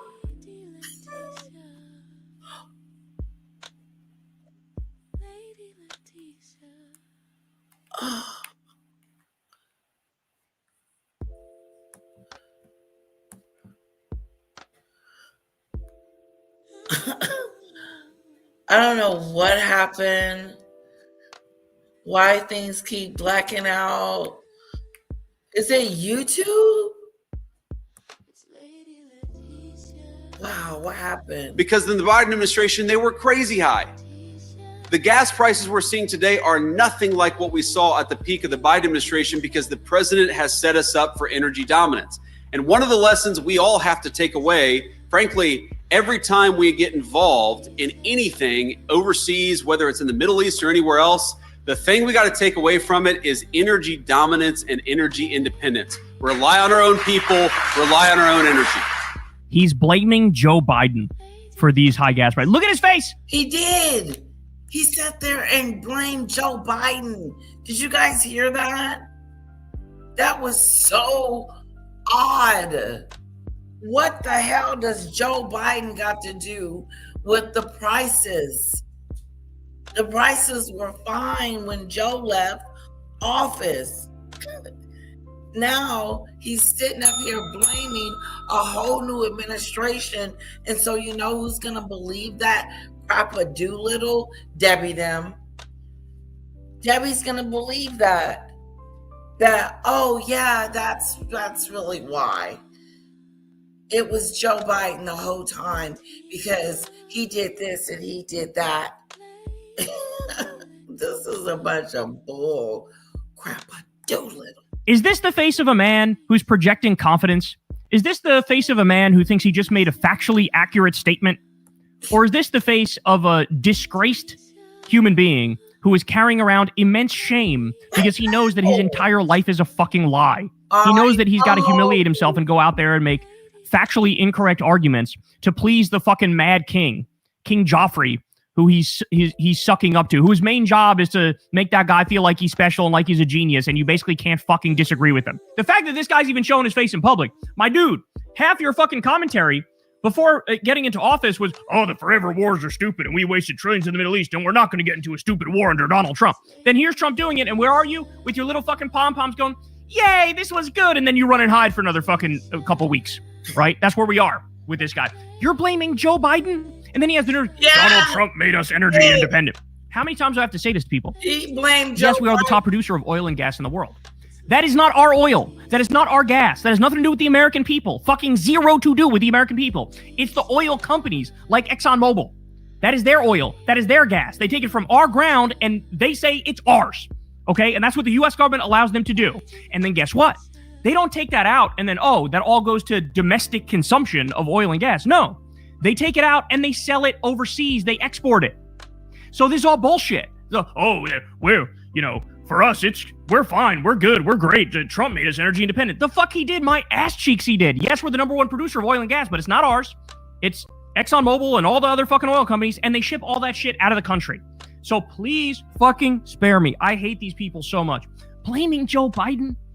When the fucking Strait of Hormuz is closed because of Trump's illegal and offensive war against Iran, everybody knows it's on him, and you're out there mentioning Joe Biden, who's 2 seconds away from death with stage 4 cancer, who did a much better job governing the country than you fucking idiots. God, oh my God, bro. Cancer. Oh my God. So look, you guys can tell they're collapsing. They're falling apart. They know the shit they're saying is nonsense. Okay, they are cruising towards a humiliating defeat in the midterms, the likes of which we haven't seen maybe ever. That's sad. He's got stage 4.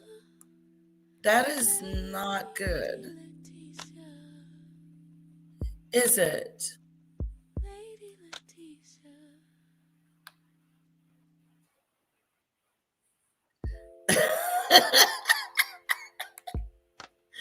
Oh, shoot. Wait a minute. Wait a minute. Wait a minute. Oh, God, give me this.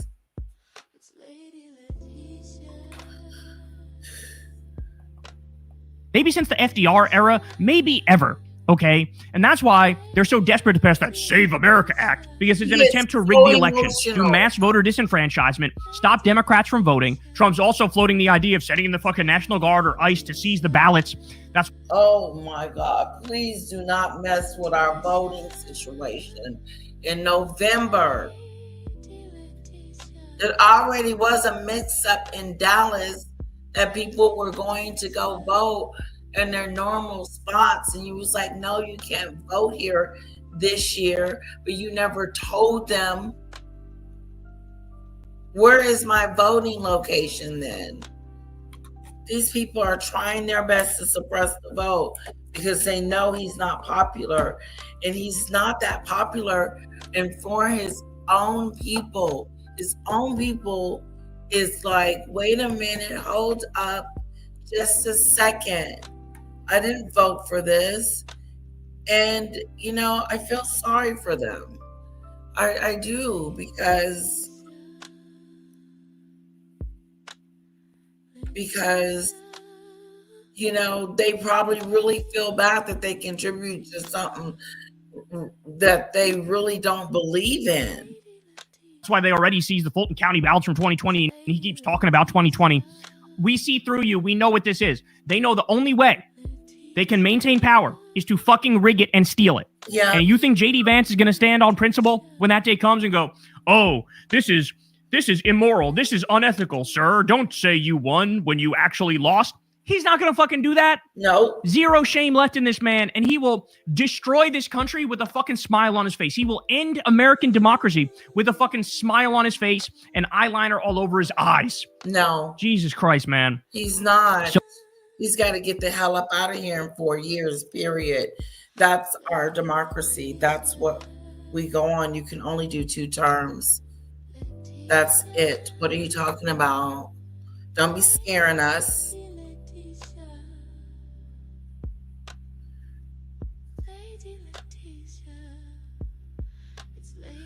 Are you talking about me, Debbie? I didn't put words in your mouth. Oh, when I said that you would believe him, you would. That wasn't putting words in your mouth. That was me making an assumption. Because all you do is deflect and protect your president. Okay? You are full-blown Donald Trump, 150% Donald Trump. He can't do no wrong.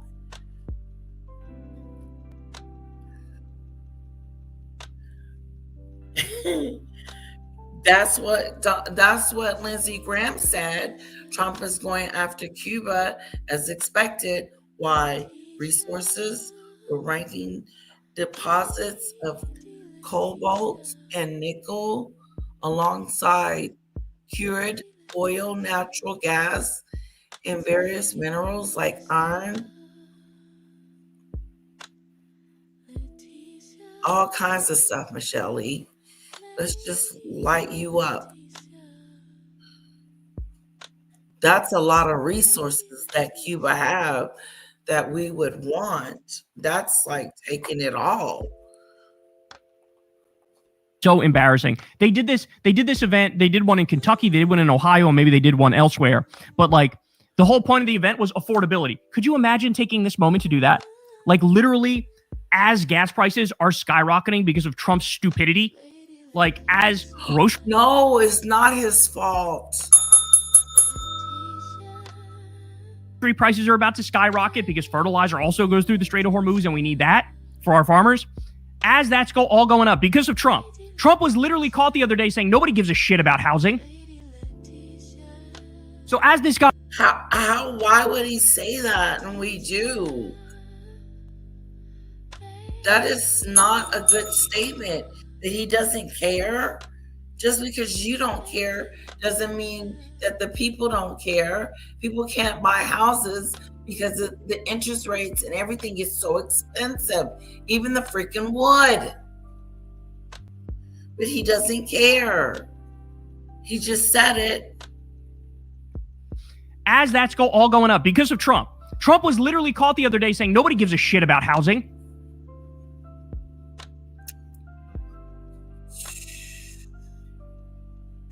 Now, I didn't hear him say that. So, word on the curb is that he said it. So as this guy ruins any semblance, any potential to lower prices, to make people's lives better. They do this event and behind them it says, why and how would he do that? That is not what he's about. He's about removing the stuff and then telling you he's going to fix it because it's fraud. The SNAP program is full of fraud.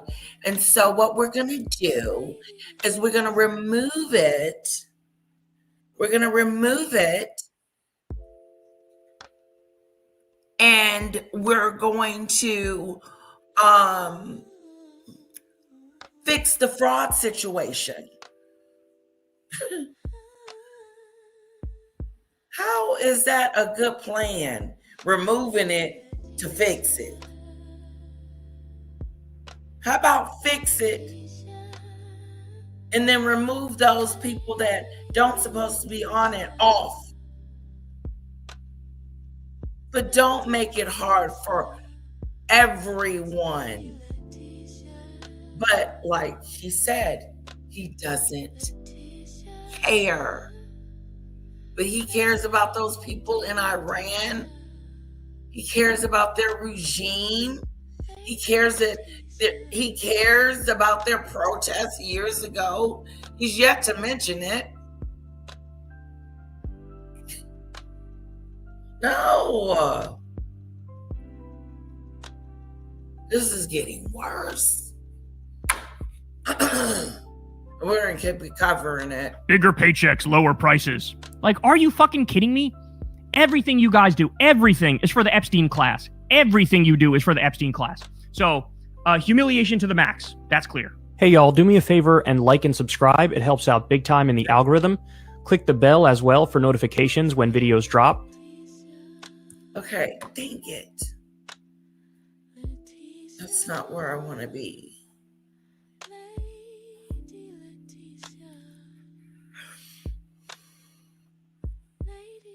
Okay, now I want to move on and I want to talk about, what time is it?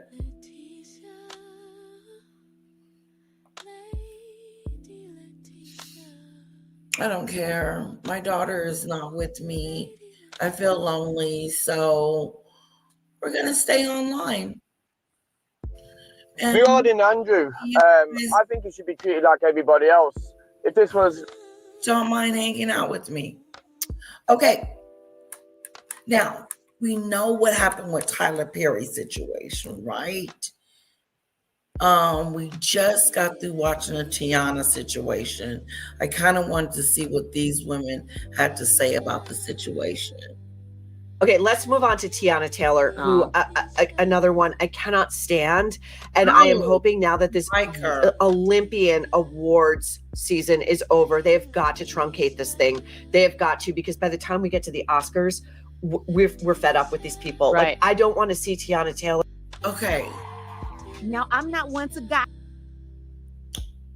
We're gonna move on to Tyler Perry. I don't know why he's not in there. Actually, let me check on Nancy. Here. So I'm joined today by former FBI executive Catherine Schweit. She spent over 2 decades at the Federal Bureau of Investigation, and she spent the majority of her career investigating complex criminal networks, and more recently, a kidnapping case similar to the one that we're seeing today with Nancy Guthrie. Ms. Okay, Schweit, King, thank you. My pleasure.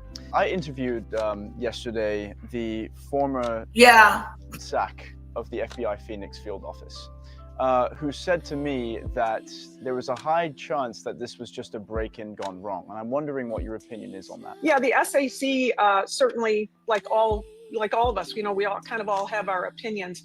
I don't think this was a random hit. You don't come to a house completely covered over. I mean, certainly the concept that it could have been that. There's a backpack, and the backpack is something that you can load your loot into and get out. You think there might be a camera. So kind of a random house to just be hitting. It's certainly not without the realm of possibility. And I will say this, when I talk about, I think it's valuable to put the timeline together and present it to the public, because the public, this person or these people are interacting every day with the person or the people who did this, and they're going to tell that those signs are going to be there. But could this have been could it have been any of these other theories? I think the right answer for law enforcement is all these other theories are there. But I would say the SAC from our former SAC from our Phoenix office clearly has a little bit more inside baseball than you or I do. So perhaps there is some information that he has that makes him think maybe this was a burglary gone bad. Why not? It's just as possible. But I would say this, if you were going to burglarize somebody and you encountered an individual in the house, and even if it turned sour and the person was killed, why would you take the body away? You just wouldn't. I mean, I don't want to say you wouldn't, like it's so absolute, but it's just not likely. And sometimes Occam's razor applies here. What is the most logical? So I'm going to ask you the question on everybody's mind.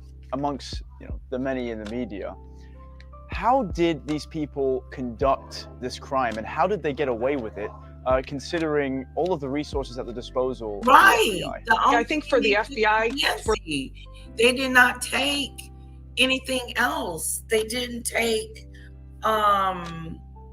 jury, or they just took her. Why? God, something's up. I think it's an inside job. I do. I really, really do. It's an inside job. Somebody knows something. Somebody in the family knows something. It's just too random. Why her house? Why was they doing? Casing her?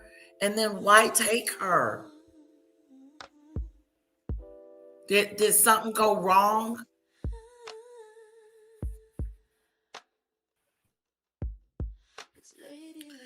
Yeah, this is a mystery. For local law enforcement, they're always looking back at what happened.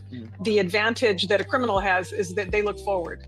And so they have planned something, one or more people planned something and did it. I think that this didn't turn out to be what they planned, because if it was a ransom and kidnapping, they of course wanted to get something out of it. And whether they chose to return the victim or not, or identify where the victim is or not, their intent was to get something out of it, and they haven't gotten that. And that means that they didn't plan very well on what they wanted to do. But now law enforcement is in a situation where they always have to look backwards and say, what can we find out? What did we miss? Who else can help us to gather the information better? Based on what's come out regarding the crime scene, obviously, the video of the man, the masked man on the Ring doorbell with the Nest camera, signs of struggle in the house, blood on the front porch. Sometimes we need it. What do you think, what do you think this looked like as it was being carried out? Do you think multiple people were involved, multiple people were at the house? Maybe someone came in from the back door, someone came in from the front. Can you kind of give us a play-by-play of your best theory? Yeah, and I think I love that you use the word theory, right? Because that's really all it is, right? It's a theory. Even law enforcement doesn't have a great hasn't pieced it together. But from what I see, having worked, in law enforcement for a long time, it's very clear that this was a planned event and that somebody or one or more people went into the house. Certainly there could have been somebody from the back, but there's not really any logical reason why you have to go into different entrances. You come in the front. Eventually what you're trying to do is get a person out of there. So I think that they went in, confronted, removed Nancy Guthrie from the building, and you can see from the blood that's splattered, maybe it's not maybe it was a striking blow to the face or something that prompted like a nosebleed, for instance. That's the blood splatter as opposed to like just a big stream of blood or dragging somebody. So I don't think it's that. I think it's that there was a bit of a struggle and she went out the front door and then maybe what they planned to do turned sour right away. Maybe that she passed away. Clearly they weren't able to find a way to get a legitimate ransom note to somebody. So that's where all the plans fell apart. But one thing that's interesting is that, even with the resources at the disposal of the FBI and the Pima County Sheriff's Office, they haven't been able to track these individuals. I mean, multiple ransom notes were sent to media outlets in Phoenix, and we even got some here. And it seems like these people knew what they were doing, considering they haven't been tracked. But when you look at the sophistication of these ransom letters and how they plan to receive the money through cryptocurrency, it seems like they're educated. It seems like they know what they're doing. But on the other No, it doesn't seem like they know what they're doing. They seem like amateurs. We're the amateur. We're the one messed up. The sheriff is the one that dropped the ball. Should have gave it to the FBI as soon as they offered. And let me just add this real quick.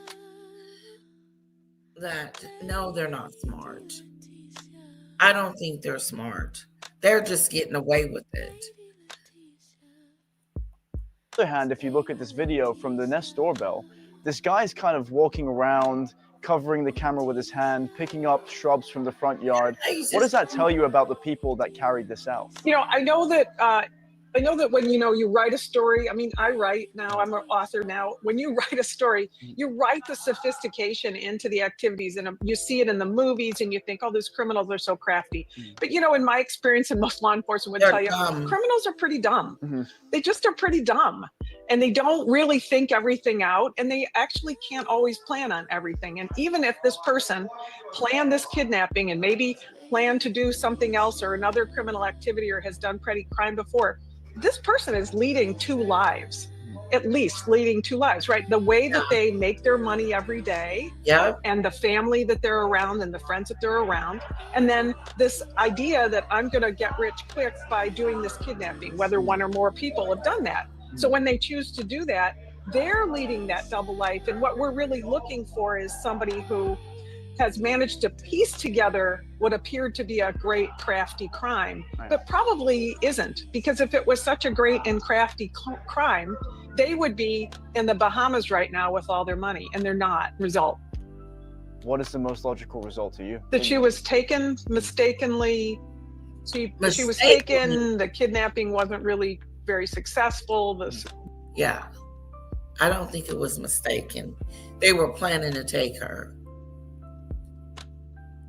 The kidnapper had a struggle with her, and maybe she passed away, and that's why it's been so long. If every kidnapping requires that you give somebody something so you can get the money that you want. Right. And if there was a body or a person that they were able to return, I think that they would be asking for a way to get money from somebody, and they're just too clumsy to have been able to do that successfully. And now they're down the road trying to figure out what to do, or whether, and safer for them to just walk away from the situation. Now, there's something to be said about, even unfortunately, Savannah Guthrie has gone on social media and has openly expressed that she is considering the possibility that Nancy, her mother, is no longer with us.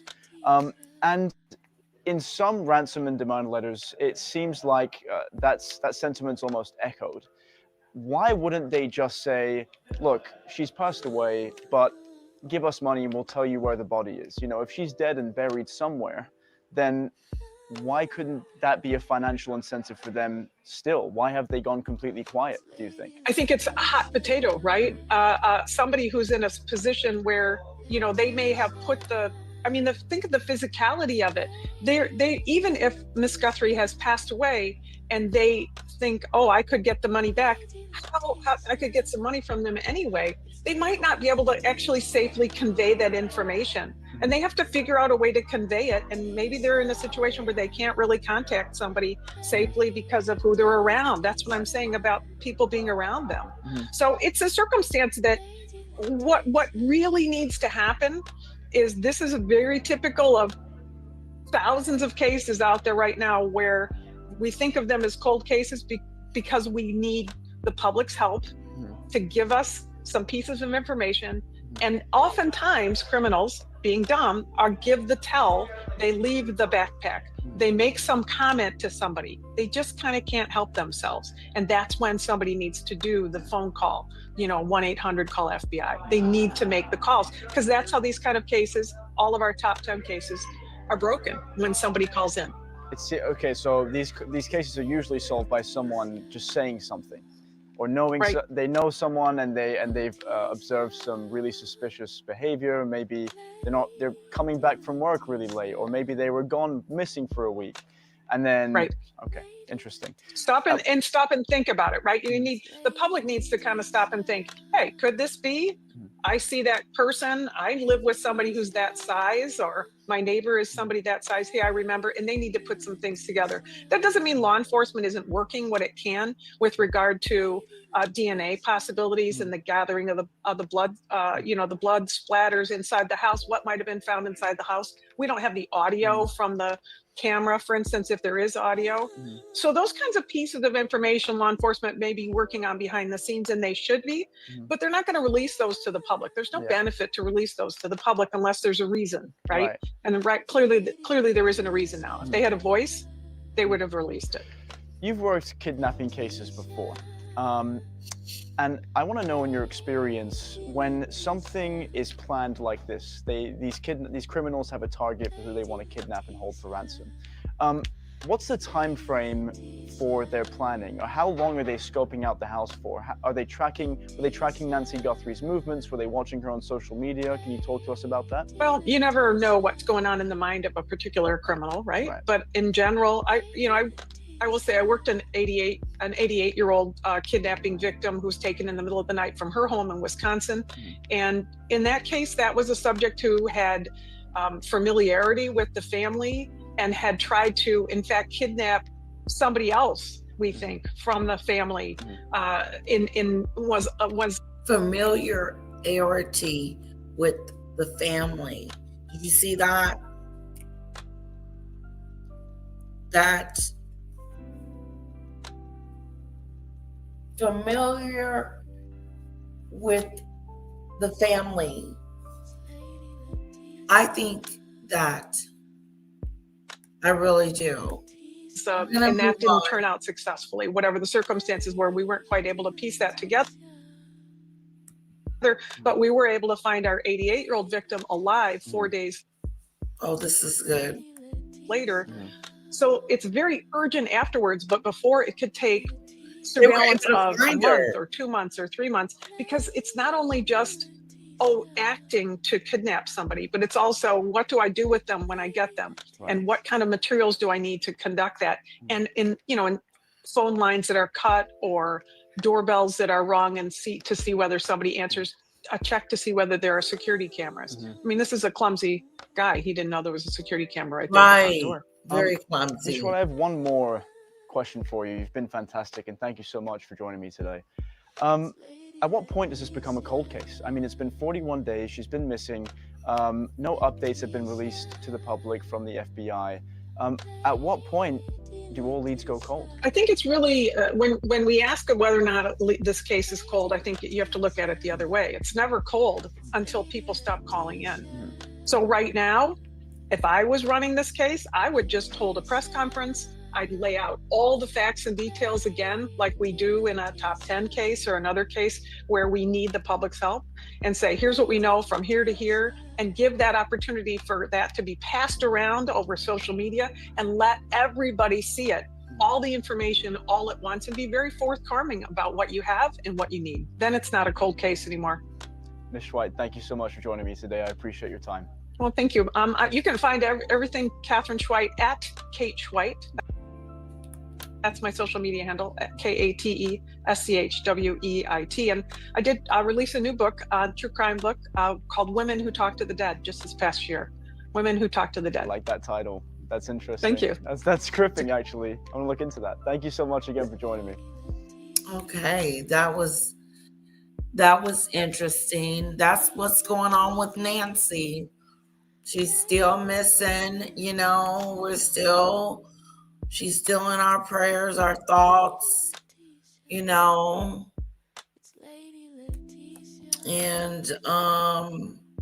yeah. But I think it's going cold. Now let's move to Meghan and Harry in this book. Guys, check this out. Okay. Tom Bauer creates this book, and he puts in the book about Meghan's finances, I think, and not just her finances, but also her finances, her relationship with Harry, and how it's not going well. And they got mad and put out a statement. Okay, a whole statement. Freezing cold, says Polo. Yeah, it's kind of cool here. I had to wrap a little bit up this morning. And so also too, before we get to the book, Tyler Perry is in some trouble. And we know that he's Lilibet's godfather, okay? He's the goddad. And Meghan hasn't said anything or mentioned or said, how you doing, Tyler Perry? And what's new? Now, this is Chronicle Speaks. She has almost 600,000 subscribers. And I think she has some music, so I'm fast forwarding it a little bit. But I'm going to give her a thumbs up.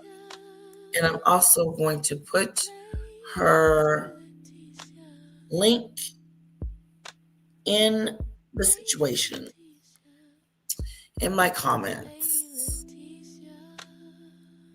Okay, let's hear what's going on with Tyler Perry. So today we have a major update in the lawsuit involving filmmaker and media mogul Tyler Perry and actor/model Mario Rodriguez. If you remember, Rodriguez filed a $77 million lawsuit accusing Perry of SA and S battery and emotional distress. But now the legal battle is starting to take shape. It has been moved from state court to federal court, and Tyler Perry has officially responded to the lawsuit, and one of the companies involved is already trying to get itself removed from the case entirely. Tyler Perry said this man has a very profligate lifestyle. I said, baby, who wrote this, T.I.? The term was a little too rich for my blood, so I had to Google it. But let me give you the Chronicle Speaks definition. So he's basically saying that Mario was giving rich girl teas on a broke man's budget, living the upper echelon lifestyle, but didn't really have the money to do so. Rich girl budget, broke man's pocket. Tyler Perry is saying that this man tried to treat him like his personal piggy bank, begging for financial assistance for his car, apartment, medical services, and unpaid bills. And when Tyler stopped paying last year, That's when the lawsuit was filed. Now, Tyler Perry is denying the allegations in the complaint regarding alleged contact.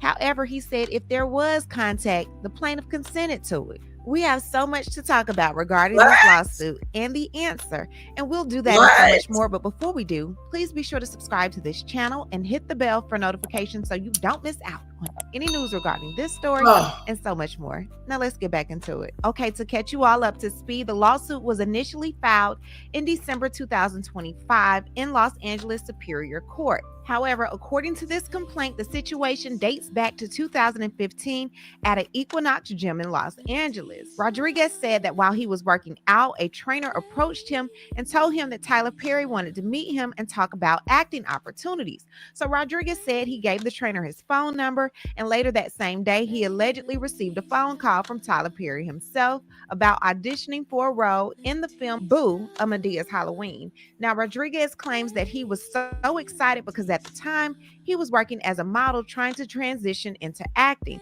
Eventually, he auditioned and received a small role in the 2016 movie, but according to the lawsuit, that's when things allegedly started to change. After the movie, Rodriguez says that Tyler Perry used the promise of helping him build a Hollywood career to allegedly groom him. According to the lawsuit, Rodriguez claims that Perry used the possibility of acting roles as a way to make sexual advances towards him, touch him inappropriately, and essay him. The filing also describes what Rodriguez says was a pattern of behavior. He alleges that Perry would isolate him, ask detailed questions about his childhood trauma, and gradually escalate things from conversations to he ain't physical contact ugly. and explicit sexual propositions. Tyler even allegedly told him, "You have a lot of..."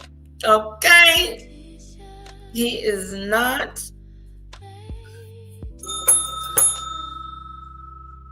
He's a cutie pie. Okay. Shoot.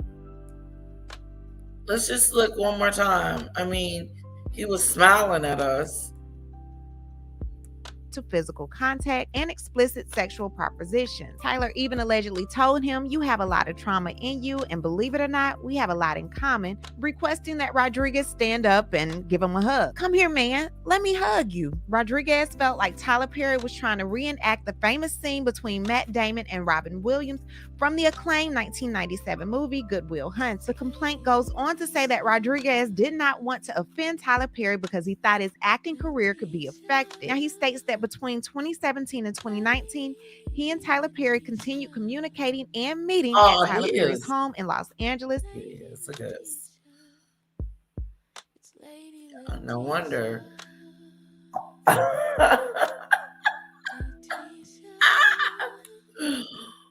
Whoa. You do, Daisy?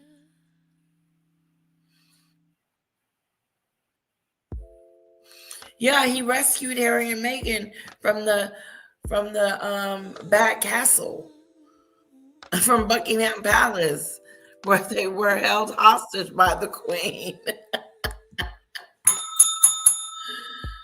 Great one, Marine. Great comment. I love it.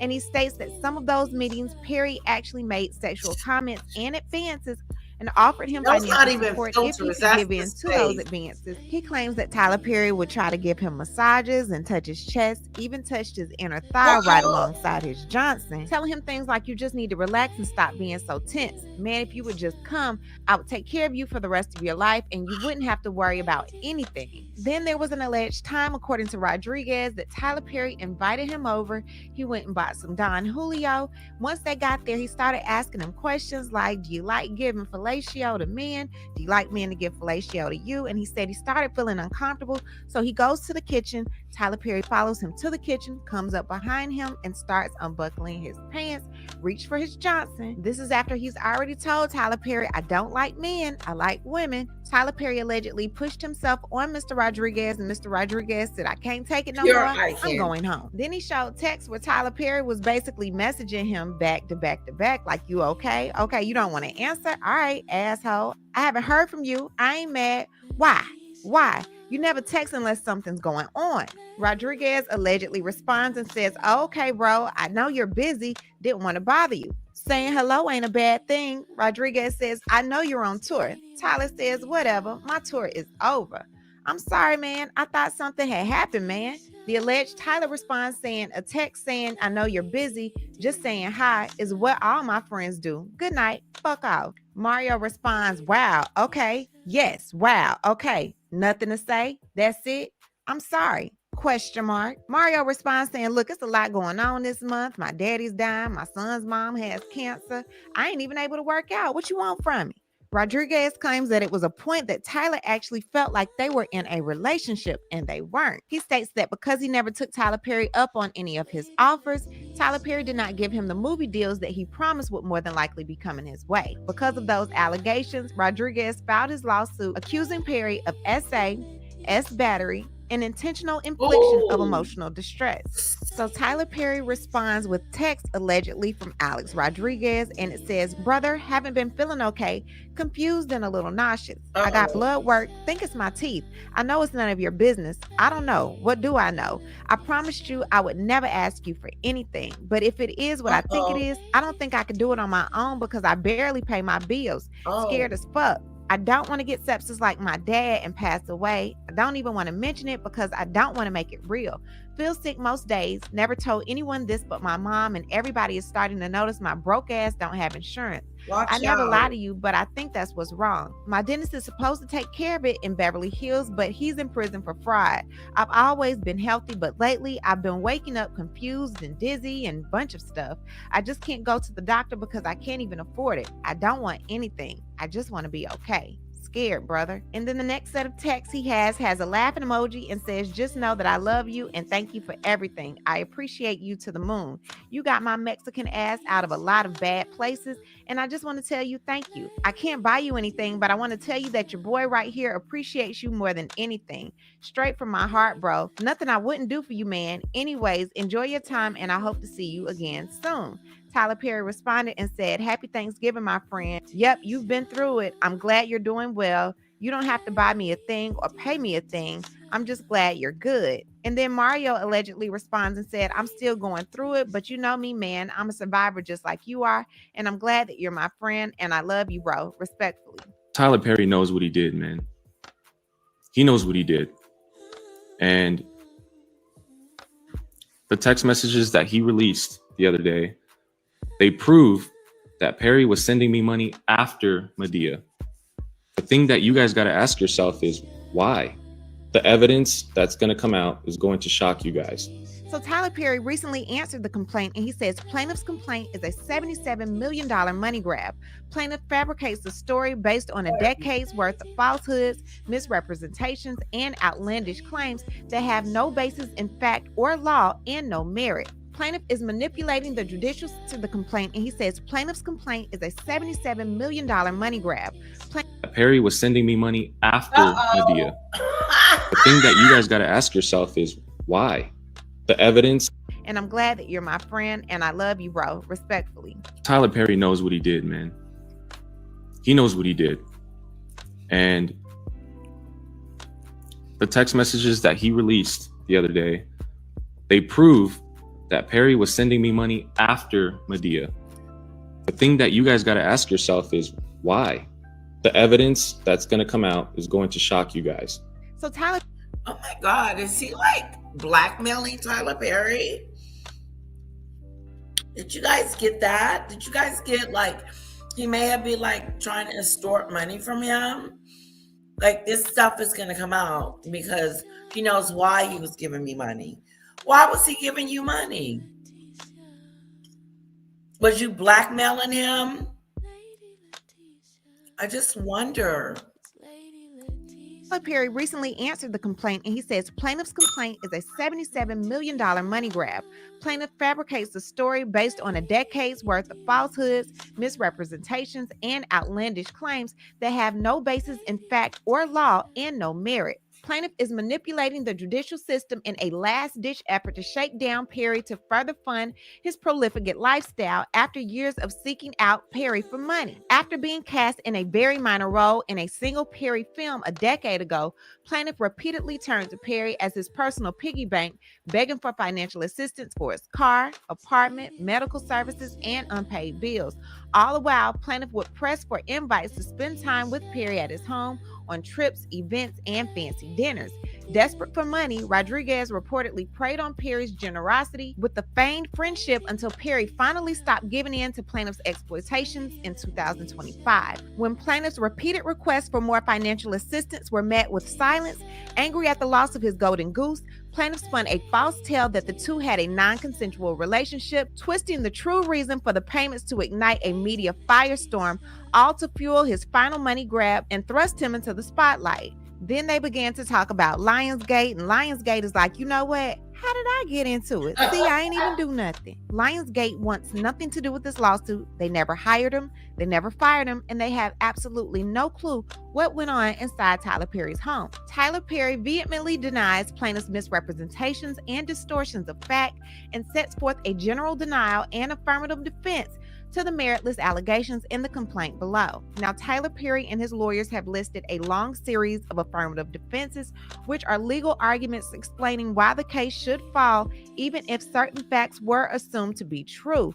Some of these defenses are the failure to state a valid legal claim, a lack of injury or damages, consent, failure to mitigate damages, delay in filing the lawsuit, and the claim that the alleged conduct was not legally outrageous enough to support emotional distress claim. Now, one part that stuck out to me is the fifth one, and it says, while denying the allegations in the complaint regarding alleged contact, the complaint in each cause of action alleged therein is barred in whole or in part because plaintiff consented to any contact by Perry. Basically, what the attorneys are doing is covering their own ass. They're saying, look, none of this happened. None of it's true. None of it. But it's true. It's BS. They made it up. But even if he's able to show any type of claims that it did happen, they're saying that everything was consensual. So they're covering their ass before it gets to that point. The next part that got me was the unclean hands, number 13. It says plaintiff's claims are barred in whole or in part by the equitable doctrine of unclean hands. So in law, the unclean hands doctrine means someone cannot ask a court for fairness or compensation if them themselves acted unfairly, dishonestly, or in bad faith in connection with the same situation. So basically, Tyler is saying you repeatedly asked for financial assistance, you maintain a friendly relationship for years, continue contacting him for money and opportunities, and only filed a lawsuit after the support allegedly stopped. Tyler Perry and his team are asking, why in the world were you still coming around if I did all of these things to you? Why were you just asking me for money in 2025? If I've done all of these things to you in 2017, 2018, and 2019. And Mario is saying, let's go ahead and take it to trial. And I got something that's going to blow your minds and have you thinking a whole different way about one of your favorites. What I need to do is hear from you. What do you think about everything now going on with Tyler Perry? And wow. That's something. Okay, guys, I'm going to let you go. It's been 4 hours. I do have some other stuff, but I'm going to go take a nap and then come back. How about that? I want to thank my mods. Thank you, guys. Snowdrop, Polo, CC, Daisy Lee. Wow, you guys are so loyal. I appreciate it. I'm going to put some hearts in the chat for you guys. And Maureen, you know you my girl. You know you are my girl.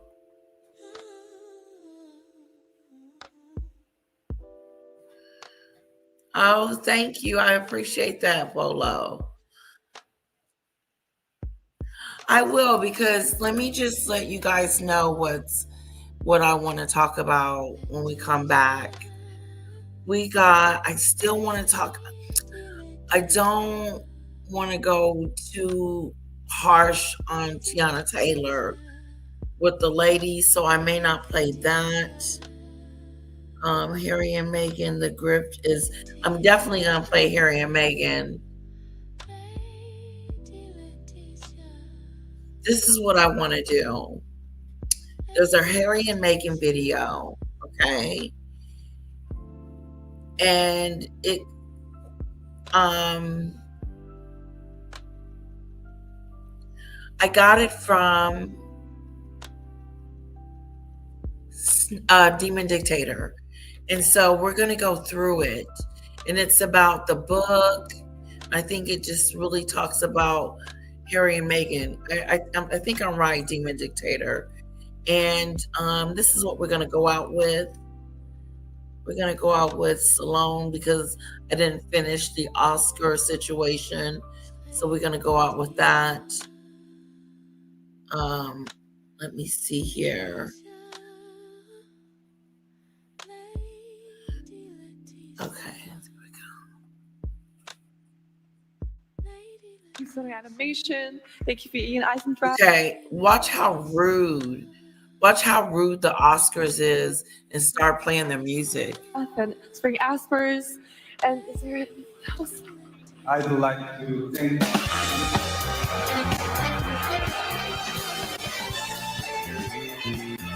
Of course they cut them off. God forbid, relatively unknown Korean artists take the time on the stage to thank their family and thank the people in their lives. Oh no, mic cut, move along. Yeah. One thing that you need to understand about these award ceremonies is that they don't exist to award good filmmaking. It's not about honoring good cinema. This person says that it was rude. It was insanely disrespectful, unbelievable behavior, and what the heck? I mean, the entire world, including a lot of children, were singing along to that Golden song. My It means a lot daughter! to a lot of people. I feel like they deserve.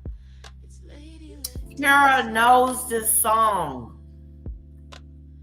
She sings along to it. It's so cute. To have their full moment. Let's go through some of the looks. I mean, I think that Nick Jonas looked great. I wish that Timothy came in something like this. Leonardo DiCaprio also looked good. Also, I feel like his facelift or whatever he had done is really starting to set. Michael B. Jordan dressed in this kind of like almost military kind of looking outfit. I don't even think I see a collar on there, which I like it. It looks interesting. Here is Priyanka. The golf cart could not even stop her. She looks good. You know, Okay. Priyanka is just one of those people who I wouldn't believe one thing out of her mouth. Same with like, you know who's kind of getting onto that list, unfortunately? Mindy Kaling. Oh, Gwyneth too. She's absolutely someone I could not trust. But you know, she looked elegant. She really scored getting that role in Marty Supreme, because who would be talking about her if she did not have that gig? Here's Timothy looking like a big tablecloth. Actually, a big napkin. That looks like the napkin that you put on your that list. Unfortunately, Mindy Kaling. Oh, Gwyneth too. She's absolutely someone I could not trust. But you know, she looked elegant. She really scored getting that role in Marty Supreme, because who would be talking about her if she did not have that gig? Here's Timothy looking like a big tablecloth. Actually, a big napkin. That looks like the napkin that you. Hair. His hair is a no for me. It just looks like he's put it in a style. You know what I'm saying?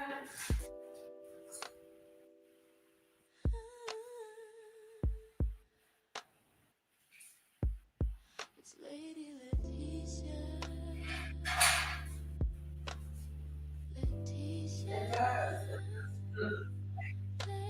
It looks like, hold on guys, I'm coming.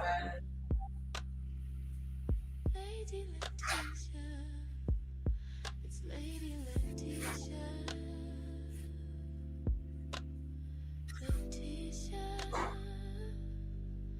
Lady Letitia. Lady Letitia. Yeah, I don't like this look. This is a no for me. What do you guys think? It's a no for you. You like the look?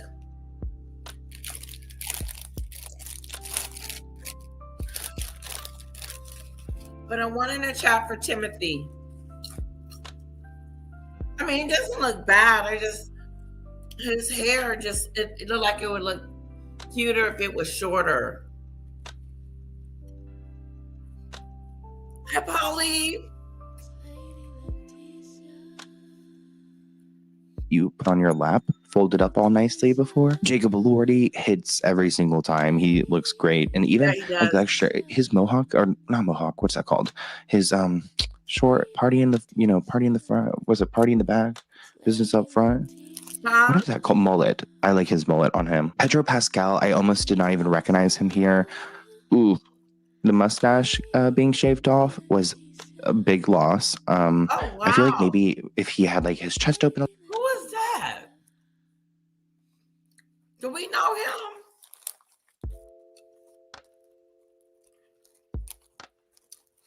No, it just had her body. That was her body. Mm-hmm. Why, you want to see it again, Michelle?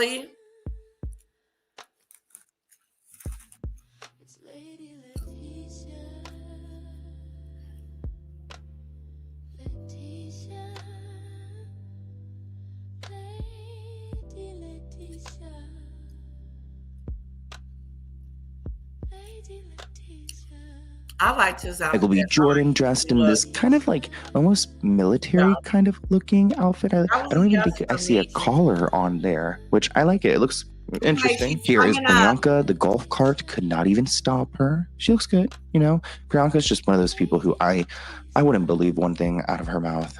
Same with like, you know who's kind of getting onto that list, unfortunately? Mindy Kaling.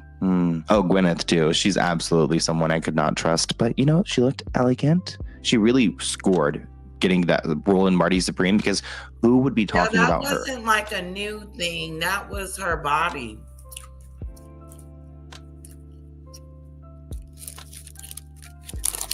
She almost feels uncomfortable in it.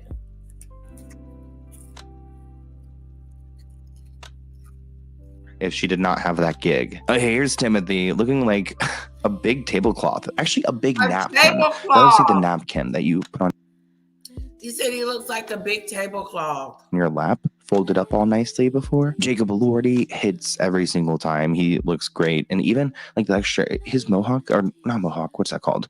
His short party in the front. Was it party in the back? Business up front? What is that called? Mullet. I like his mullet on him. Pedro Pascal, I almost did not even recognize him here. Ooh, the mustache being shaved off was a big loss. I feel like maybe if he had like his chest open a little bit here, like a little bit, it just looks very uptight. He looked like he's young. Is he older? Kind of nerdy. Not how I usually view Pedro. This is Gracie Abrams. Honestly, what is the trend with everyone hating on Gracie Abrams? Because I don't care either. Here is Mia Goth. I'm glad that she's holding herself together, because Shia LaBeouf has been such a hot mess. Nicole Kidman has been going viral for all the wrong reasons lately. I don't know what she's on. She's on that like post-divorce kind of high or something. Some kind of high, if you know what I'm saying. I have my Looney Tunes characters on today. Yes.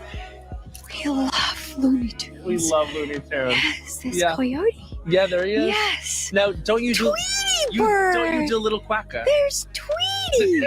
Tweety. All of them. Oh my god. Honestly, something is happening. Yeah. You are in a thrall right now about Rihanna, Tweety Bird, smells in general.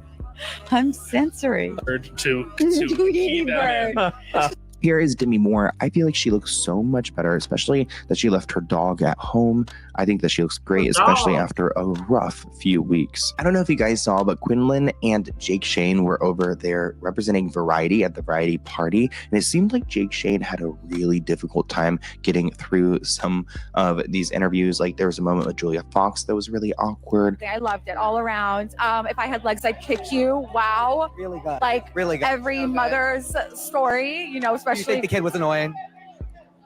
No, I can't. Yeah, you know that kid was so damn annoying. I know, but she had issues, and it's like that's the thing. I think the kid was annoying because of the mom. Can I tell you something? It's not that it's the mother's fault or the child's fault. It's society's fault. It sets mothers up to fail. You know, even the fact that like school gets out at 3, but most jobs are done at 5 or 6.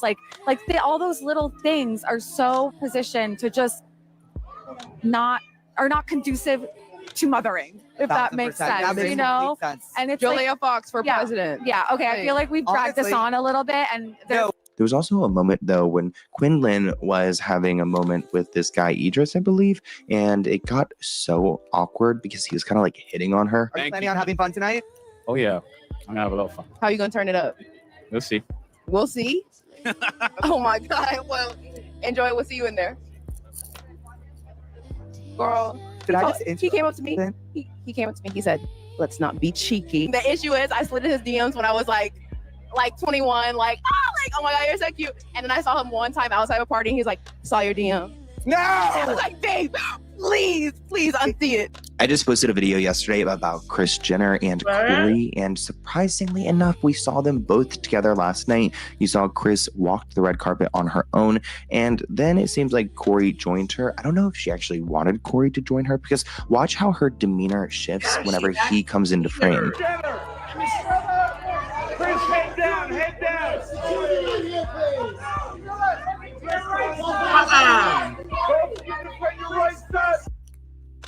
No. Something's wrong with this picture. Did that look like she wanted him to touch him? Her?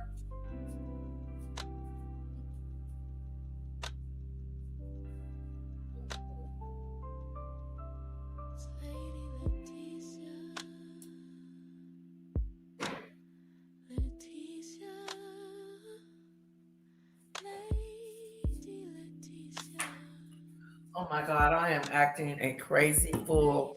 That little one's not here. I mean, she's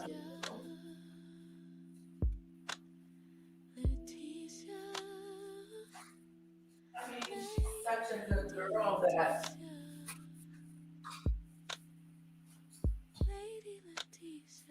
My daughter, she's such a good girl that I miss her. I miss my little one.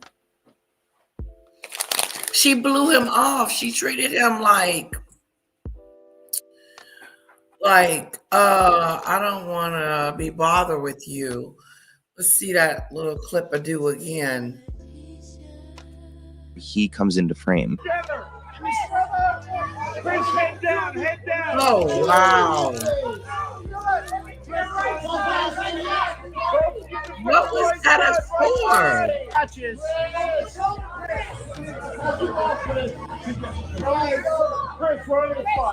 This person says that she does not want him posing with her. Another person asked, wait, why is Corey there? Why is Right side. he comes into frame? Kris, head down, head down. She looks good. Right side. Touches.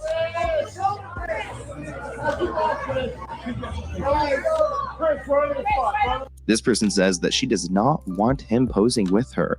Another person asked, wait, why is Corey there? Why is Kris there? What has she accomplished? Why does she look younger than Courtney? Another person says, I don't like the way that he grabbed her hand like that. One word to describe your last Coachella together. 3, 2, 1. exciting. What'd you say? I said hectic. She said exciting. Okay. Scared. Same vibe, Thanks. same vibe. Yeah, right. Okay, one word to describe your text together this week. 3, 2, 1. Loving. What'd you say? Same wavelength. Loving. You Loving. said loving, and I said silly. Okay, you guys are on the same wavelength here. It's there. One word to describe Kendall's birthday party. 3, 2, 1. Sentimental. What did you? What did you say? Sentimental. Sentimental, and I said fun. Same. Wavelength. Right. Like, okay. One word to describe what happened the last time you guys had too many martinis. 3, 2, 1. Tears. Look at each other. Like, look at each other. You need to clock in. You Okay, said we're dark. I said tears, and she said dark. Tears. There was actually a moment whenever Kris was so confused as to why Jake Shane was there. She was like, wait, how did you get this gig? How did you get this gig? I love it. I don't know, honestly. But The saddest reaction last night was of Diane Warren. She's been nominated 17 times and she's never won. And you can see she is so upset. I actually feel bad for her. Billie Eilish won, and Billie has won before, but look at her right here. She just, she's so upset. Poor thing. She really thought she was going to win it. Maybe Oh, on her that's 18th sad. nomination. Better luck next time, Diane. But I hope you guys enjoyed this video. What did you guys think of this Oscars mess? Let me know in the comments below, and I'll see you very soon. Bye, guys.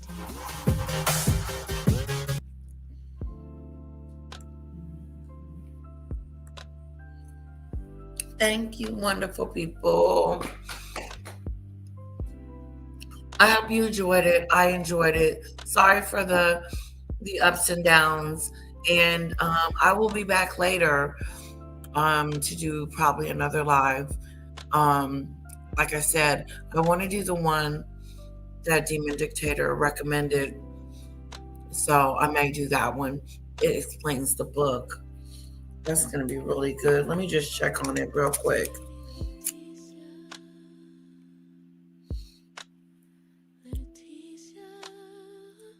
Yeah, there it is. All right, guys. Love you. And thank you so much. I want to thank my wonderful mods. You guys are awesome. Bell for you guys. And thank you for just hanging out with me. It really means a lot. Hi, Pickles. Hand fan. Hand fan space. Hand fan space. You know, you got to put that space in there. And then once you do that, it should pop up.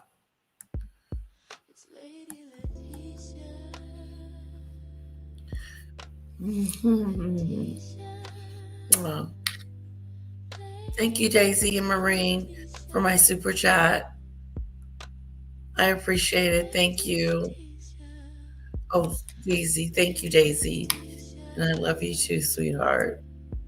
This was so fun. Yeah, I'm just going to go. I got a doctor's appointment at 3:30. So I set the clock. If I oversleep, I'm going to be so hurt.